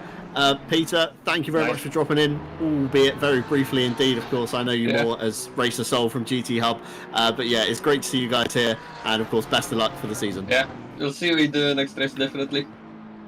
Absolutely so. Thank you very much to Peter Varga as he departs the booth there. 2.5 minutes just over to go. Martin Lawrence looking very commanding at the front, although we still have a few battles, don't we, Dan? Not settled yet, as we just saw there. Tom Shipston and Watts getting together, the 707 and the 7, but Martin Lawrence out front currently with a very commanding lead, 122 laps to his name. I'm sure he's going to turn 124 if my maths is correct on the timer. Of course, Mikael Sundström in the 899. Just no answer today from the nearly on pace boys, but fantastic pace nonetheless from the Porsche, of course, with its rear tyre issues. This man here, Olivier Curtin, again, a fantastic effort from the steady start entry. They had a little bit of drama in the Mercedes arena, nearly got turned around, managed to get the focus back and get the car back underway and towards the front of the grid, and even keeping last year's champions, of course, the 969 SPHE Motorsport car, very honest in their advance as well. The 969 there just behind. Of course, it doesn't matter for championship points because 2 different cars, 2 different finishing positions. If Schatzler gets past, it doesn't really matter at all. But just finishing outside the top 5. I spoke to Tino earlier on in the week, and they said anything top 5 or above is where they're going to be aiming for this season, and just outside, of course, in P8. It's not been the smoothest of runs, but hopefully next time, Dan, they can get a little bit more focus and maybe keep themselves out of trouble. Yeah, I mean, they have potential, they're fast drivers, they're a fast team. I think if they keep it clean the next time, as you say, and possibly avoid any further incidents, then, then I think they can really take it up another level, and I'll see them do that as well. Just as the car we are seeing now the number 33 Oliver Curtin steady start racing. Blue team, they've been driving great as well. And almost the whole race, the 969 has been chasing them, and so this battle hasn't been settled yet. I can I can find number 33 Curtin's heartbeat really taking a rise here in these final stages, because they need to keep that P7 on the timing board as for the end of the race, and it's gonna be tricky, but they could just about manage. And Martin Lorenk, will he cross the line? Will it be enough? 5 seconds to go. I think it will. It's just he's slowing. Yes, and that means that I think this is the finish, and indeed Martin Lorenk wins the first World Tour 2024 race here on the Nurburgring, so they take the championship lead, absolutely dominant by RCI Esports here. Martin Lorenk wins the first race at the World Tour at the Nurburgring. I can hear Jesse Lee in my ear calling it rigged, of course, really funny. Michael Sundstrom nearly on pace, giving truth to their name, John. Nearly on the pace, it's just not enough. Almost, perhaps next race, of course, but they will finish in P2. This battle for P8 and P7 has dialed down. Olivier Kirsten finishes in P7. Really well done by them, and almost the whole field has already finished. It's gone that fast. The 4 hours has also gone fast. It flew by, and Michael Sundstrom takes home P2 for nearly on pace. Great effort by them. Matsushika, he grabs P3, so the final podium spot for them in a 796 McLaren. Then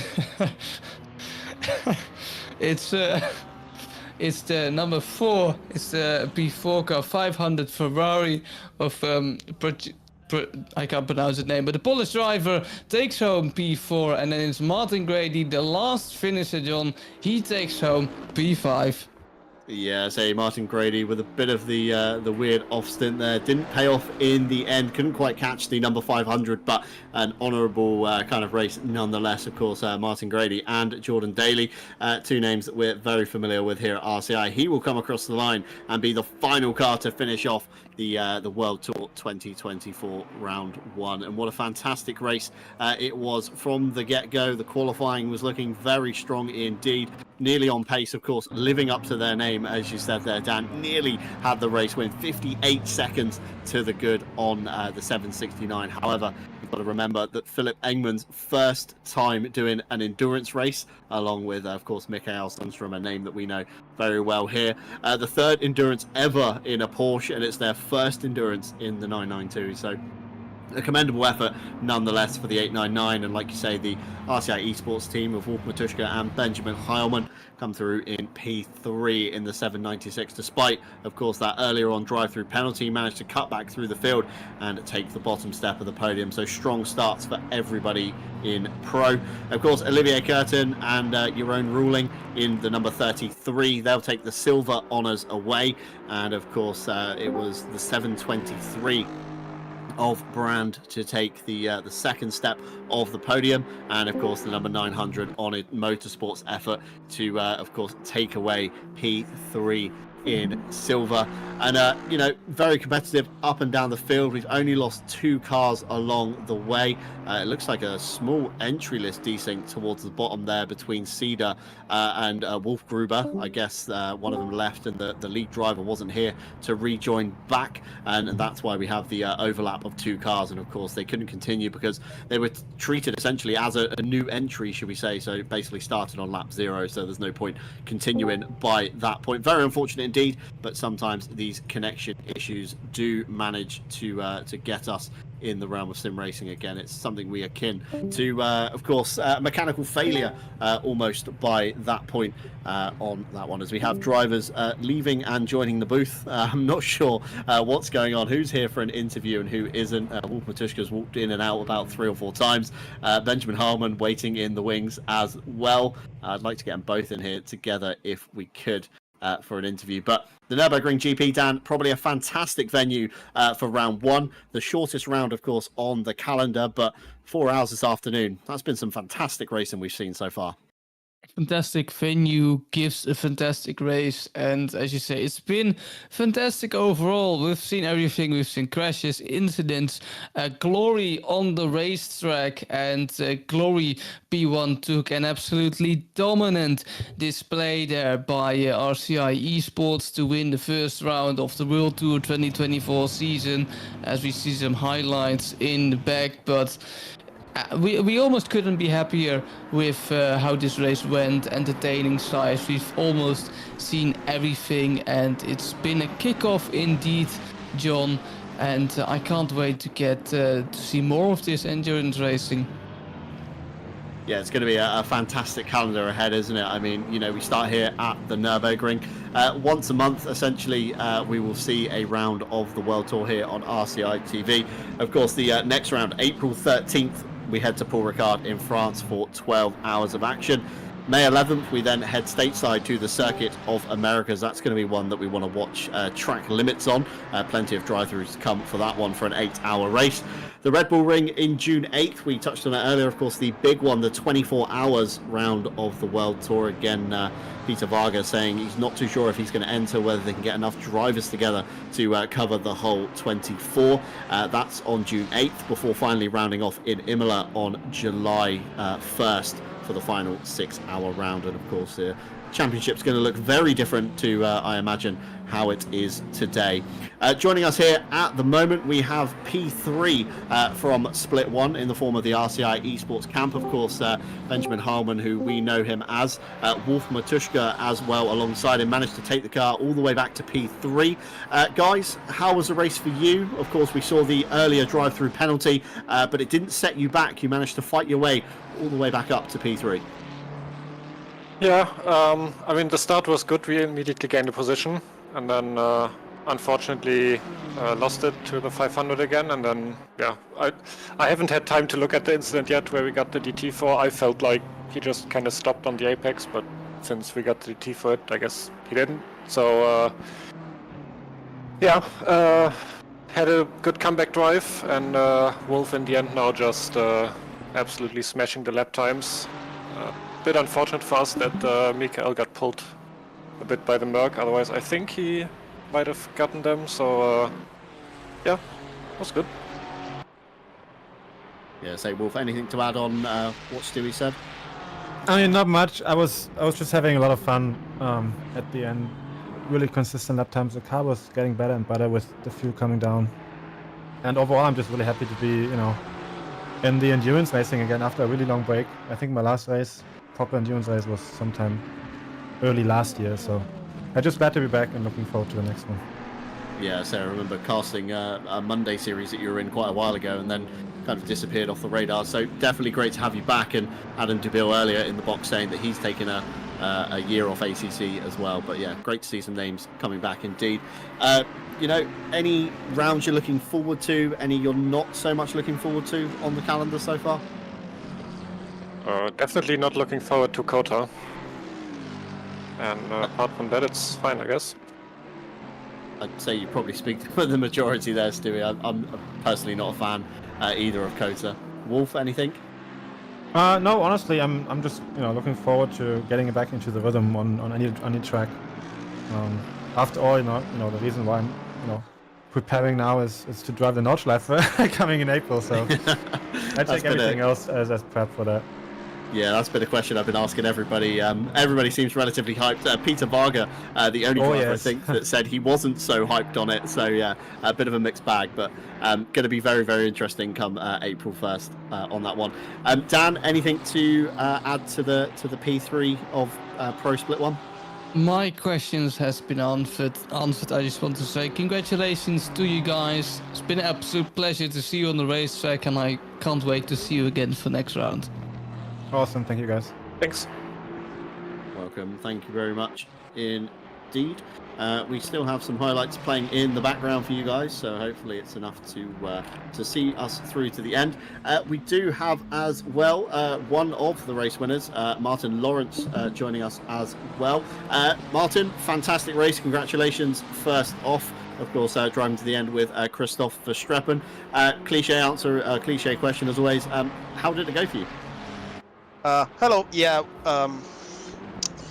yeah, it went like sort of perfectly because Chris made a giga job with the setup in the first place. So, and obviously getting the pole and pulling away, yeah, part of the great plan, I can say. And I just cruised it to the end. I obviously I had big eyes on the start of my stint, so I cooked the tires in like 10 laps.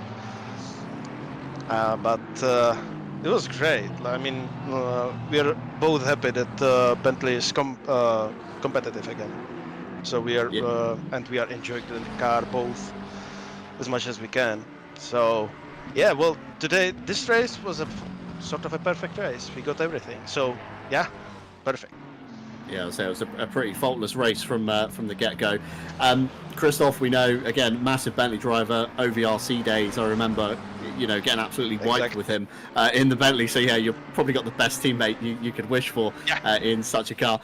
Jesse touched on it earlier. You guys are currently racing 2 races, obviously the World Tour today and also a Spa 12-hour race. How is that going on? Spa 8 hours and we are leading there as well. We're doing great. We didn't have that great quali. It was a little bit tricky, but yeah, there is a funny weather, so we picked the right strategy, and yeah, now we are in the lead because we are driving the M4 for a change, and that car is just so stable over the weather changes. So we are doing great. Today is a great day, and I'm enjoying it a lot. So a very good day for sim racing indeed. We touched on it briefly with Wolf and Stewie. Nordschleife coming, very excited, or are you in the not so much camp? Hey, I think the GT3s are too quick for me. I would be happy to sit in a GT4. That would be enough for me. But yeah, well, I'm really curious how it will go because I'm sometimes occasionally once per year, twice per year, I'm driving in iRacing the Nords, and it's a really tough cookie to crack. And I am really curious how Kunos will do the track, how it will be bumpy or not bumpy, because with some cars will have really not like they will not like those bumps and carousel. Yeah, I can imagine yeah. I can imagine a few of the Ferraris aren't going to be too pleasant through there, for sure. Yeah, exactly. So yeah, well, I'm looking forward to it, at some point, but also I'm really be the last guy who wants to drive it because I know I'm not gonna be great in that. So it's all going to be a learning curve. Dan, anything to ask Martin? No, I'm just happy that we pulled with the rest of the RCI band. We pulled a great race. Just only Ignacy with Pierre were just Ignacy with Pierre were struggling with the car. But it was odd because they were great in the practice sessions. It looked really very competitive, the 488, but for some reason the tires were melting on that car. So that's a bit of a shame. But yeah, well, happy to be here with the RCI, both ways, racing underneath it and in it. Question from me, Lorenzo. Did you expect to be so dominant today? No, not at all. We knew that we can handle the boat pretty well with Chris, especially Chris, but no, not that dominant. Definitely not. We thought that it will be much closer, but after like 30-minute mark, when I saw like those lap times of the competitors, I was like, okay, well, that's good because on the end of the double stint, I was again pulling lap times like in the middle of the first stint. So it was just, yeah, the car was phenomenal. I didn't saw that coming, but I'm very happy that it came our way. All right. Well, congratulations on your P1. I'll be happy to see you next round, and yeah, enjoy it. Thank you very much. Happy to be here, and thank you for RCI too, letting us drive underneath them and all the sponsors, obviously.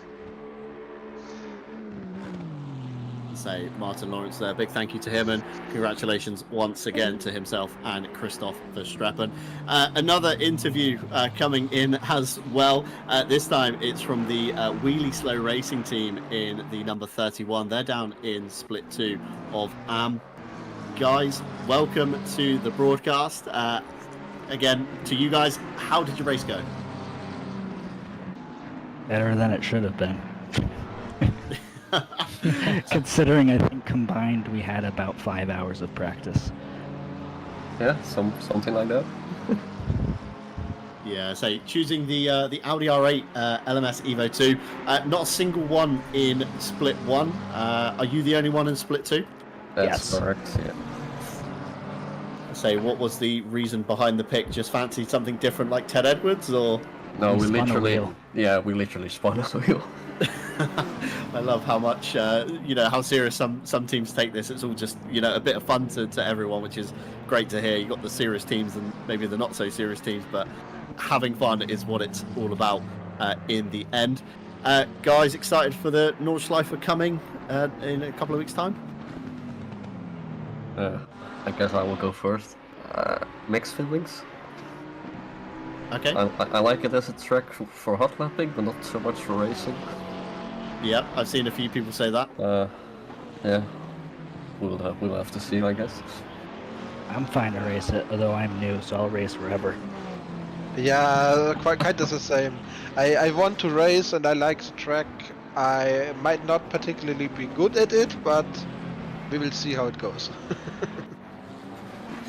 Also, Nice. I have been there with my car last year. It was absolutely scary with fast guys going around you. Yeah, of course, the tourist sessions again could be a good insight to maybe the flow of it and how it could drive on a sim. But yeah, it's a very different thing in the real world. I can only imagine in your course, but- own car. Yeah, especially when you want to continue with that car. Yeah, so if you've got to get to work on Monday and yeah, you've gone to the Nurburgring at the weekend, maybe not so good on that one. Dan, anything to ask the Wheelie Slow Racing team? No, I'm also out of questions. Just want to say congratulations with your results. Yeah, thanks. P2 in class. Very impressive indeed. P2 in probably an equally stacked field as Split 1, but yeah, very well done. Congratulations, guys, on your finish. Thanks for broadcasting. Welcome. Thank you very much indeed. And we do have one last interview, this time from Short Hub, Blue Shark E-Racing. I'm going to butcher your first name. I'm very sorry about this. Inigo Lopez? It's Inigo Lopez. Okay. How are you doing? How did it go? I see you've picked the GTR. Again, not a single one in Split 1. Much the same as the Wheelie Slow guys? Were you just having a bit of fun today? Yeah, but we were out there, like, we were enjoying it. Even though with that lap 2 incident where we got like taken out, I think we all did a great job trying to make a recovery drive, and that led us to 21st, all the way from smack down in the bottom grid. So that's something that we can take away from this race. Yeah, say very similar to Split 1, we had the Rebound Racing car pick up a drive-through on the race start, instantly went to the bottom of the field, and I think they fought back to somewhere around where you guys finished in the 20th somewhere. So yeah, very commendable effort nonetheless. Calendar, of course, a lot of variance in the tracks. Paul Ricard, we've got the Red Bull Ring coming up, Circuit of the Americas, and Imola as well. Anyone you guys are particularly looking forward to doing? Well, I'm not sure about my teammates, but personally, I'm looking forward to Imola, which is like I'd say this is my favorite circuit of all time when it comes to ACC. It's actually my test bed, and where I test different cars, different setups, etc. So yeah. Nice. Okay. Yeah, it's a bit of a mixture there for sure. Nordschleife on the horizon. Excited for it? Not so excited? I'd say I'm very excited. I'm welcoming Nordschleife with open arms. It's been a long while since I've it's been a long while since I've lapped the track, to be honest. It's years actually, because the last time I think it was on Gran Turismo Sport. Oh wow. So, Okay. yeah. And if my predictions are true, I'm hoping for some new GT3 cars like the Corvette, Mustang, and the new Aston. And if my tinfoil hat serves me correctly, I'm predicting the Dacia Logan of all cars. Imagine if that came true. You heard it here first, folks. There was an ACC or an AC member of staff on Twitter saying there's actually more to come. The Nordschleife isn't it. So you might be right on some of those predictions. We'll have to tell when we get, of course, to April 1st. Just before we wrap up, anybody you want to say thanks to? Anybody you want to shout out on the broadcast? Well, I'd like to shout out to my teammates who've done a brilliant job recovering to where we are, and I would like to thank our sponsors, especially Shore Cup. This is our first race with RCI with them. It's our first it's our first race in RCI, and it's great to see them on the car. So yeah. Say brilliant stuff indeed. Thank you very much for joining, and obviously congratulations on the result, even though maybe not one you wanted, but you know, full season to turn it around, so maybe get all the bad luck out the way in round one. Absolutely. Thank you. Thank you very much indeed. And one final interview we do have from Split 2, taking us nicely up to the end of the Split 1 highlights. From the 767 in Split 2, Scuderia Ozer Spaventer, a bit of a mouthful to say there. We have Mr. Speed joining us. Welcome on in. How did it go for you guys? Yeah, for me personally, not as well as I hoped for, but Robin did a great job recovering, and we still finished P31, but I mean our goal was to not be last. I mean, P31 isn't technically last, so certainly achieved something. It was a goal achieved. Oh, it was. Basically, we had some incidents in the middle, but Robin valiantly fought back, and we will be happy to come back next month. Yeah, so always a special place in my heart for teams that finish a race even when they're down on their luck. But yeah, kudos to you guys for reaching the checkered. Obviously, stacked calendar ahead, lots of exciting rounds coming on. I see you've got 4 drivers already in the sign up, so I can only assume that you're doing the 24 at Red Bull Ring. Any round that you're particularly looking forward to? Particularly looking forward, yeah, don't know. Let's see. I would say it's a 24, of course, but I won't be there for that. Sadly, I have a very busy weekend that week, but the guys are making sure, and we are still talking with with 1 or 2 more to fill the ranks for it, and then we will hopefully have a good first season of racing here with you guys. Yeah, certainly so. I hope you've enjoyed the first race anyway, and of course, plenty more events on the website to get your teeth stuck into. But yeah, it's great to have, of course, new people here. Dan, any questions for the number 767? No, absolutely not. I just hope to see them next race as well. We will be absolutely so. And of course, you're very excited, I assume, for the Nordschleife after you mentioned earlier. Of course, you visited in your real life car. So yeah. Good to hear there. But yeah, absolutely scary, to be honest. Yeah, I mean, Bathurst, when that came out in ACC, was scary enough for sure. But yeah, the Nordschleife is going to be a different kettle of fish, I can only assume. Yeah, I always used to say when I was even slower than I currently am, with the fast guy slapping you over the dipper in Bathurst is the most scary thing, but after having been on the real Nordschleife, that's definitely scarier. Yeah, absolutely so. I would probably agree with you there. But yeah, thank you very much for dropping in. Again, it's great to have you, and congratulations for seeing the checkered flag, even though maybe not the race result that you would have aimed for. Yeah, no, thank you for hosting it, all the effort put in. We will be back.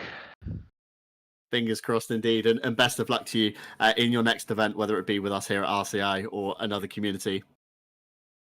And perfect. So It's been a brilliant afternoon of racing, hasn't it, Dan? You know, we've seen accidents, we've seen great passes, great kind of situational awareness, and maybe not so great situational awareness. But of course, it's been a great first round, I would say, a good round to kick off the World Tour 2024, and I'm already excited to get to round 2. Yeah, indeed. I'm just as excited because, of course, it's a longer race, so we'll see probably some more action, some more drama, and more whatnot. So I can only be excited. I want to thank you all guys for watching. We want to thank our sponsors, of course. Excuse me, and we'll hope to see you at the next race. John, do you want to add anything? Yeah, just a big thank you to, of course, all of our viewers at home. Whether you've, of course, watched from the beginning, you've only just dropped in, or you've been lurking with us in the background. We appreciate, of course, each and every single one of you. We've recently tipped 4,500 subscribers on YouTube, and that is excellent news. And we've gained 10 today alone, I'm being told in my ears. So, yeah, another good number there. So thank you all for the support you are showing us here at RCI. And a big thank you, of course, to the drivers for giving up their afternoon to put on a fantastic display of motorsport, and that's what we do it for, really. We do it for you guys in the community, and it's great to have you along with us. We've, of course, been live on Twitch as well, so if you want to drop over there and just drop us a follow, that would be muchly appreciated there. And, of course, a big thank you to our partners. They've been revolving round in the bottom left-hand side of the screen, including AK Esports, Driver61.com, Fanatec, digitalmotorsports.com, and of course Go Setups. You can check all of their links out down below in the description, and of course check out all of the RCI social media and relevant links too. Of course, we're wrapping up today at the Nurburgring, although please stick around on RCI TV because we are bringing you season 17 of Now later on tonight as we head over to stateside Indianapolis, where of course Raphael Huell is currently leading the Pro Championship, followed by Sandro Simoes in silver. So see how that one plays out later on tonight. From myself, John Dalton, from Dan Van Zoofen alongside me, and Jesse Lee behind the cameras, and of course all of our live stewards that have been involved in this event, we thank you very much for watching, and take care of yourselves.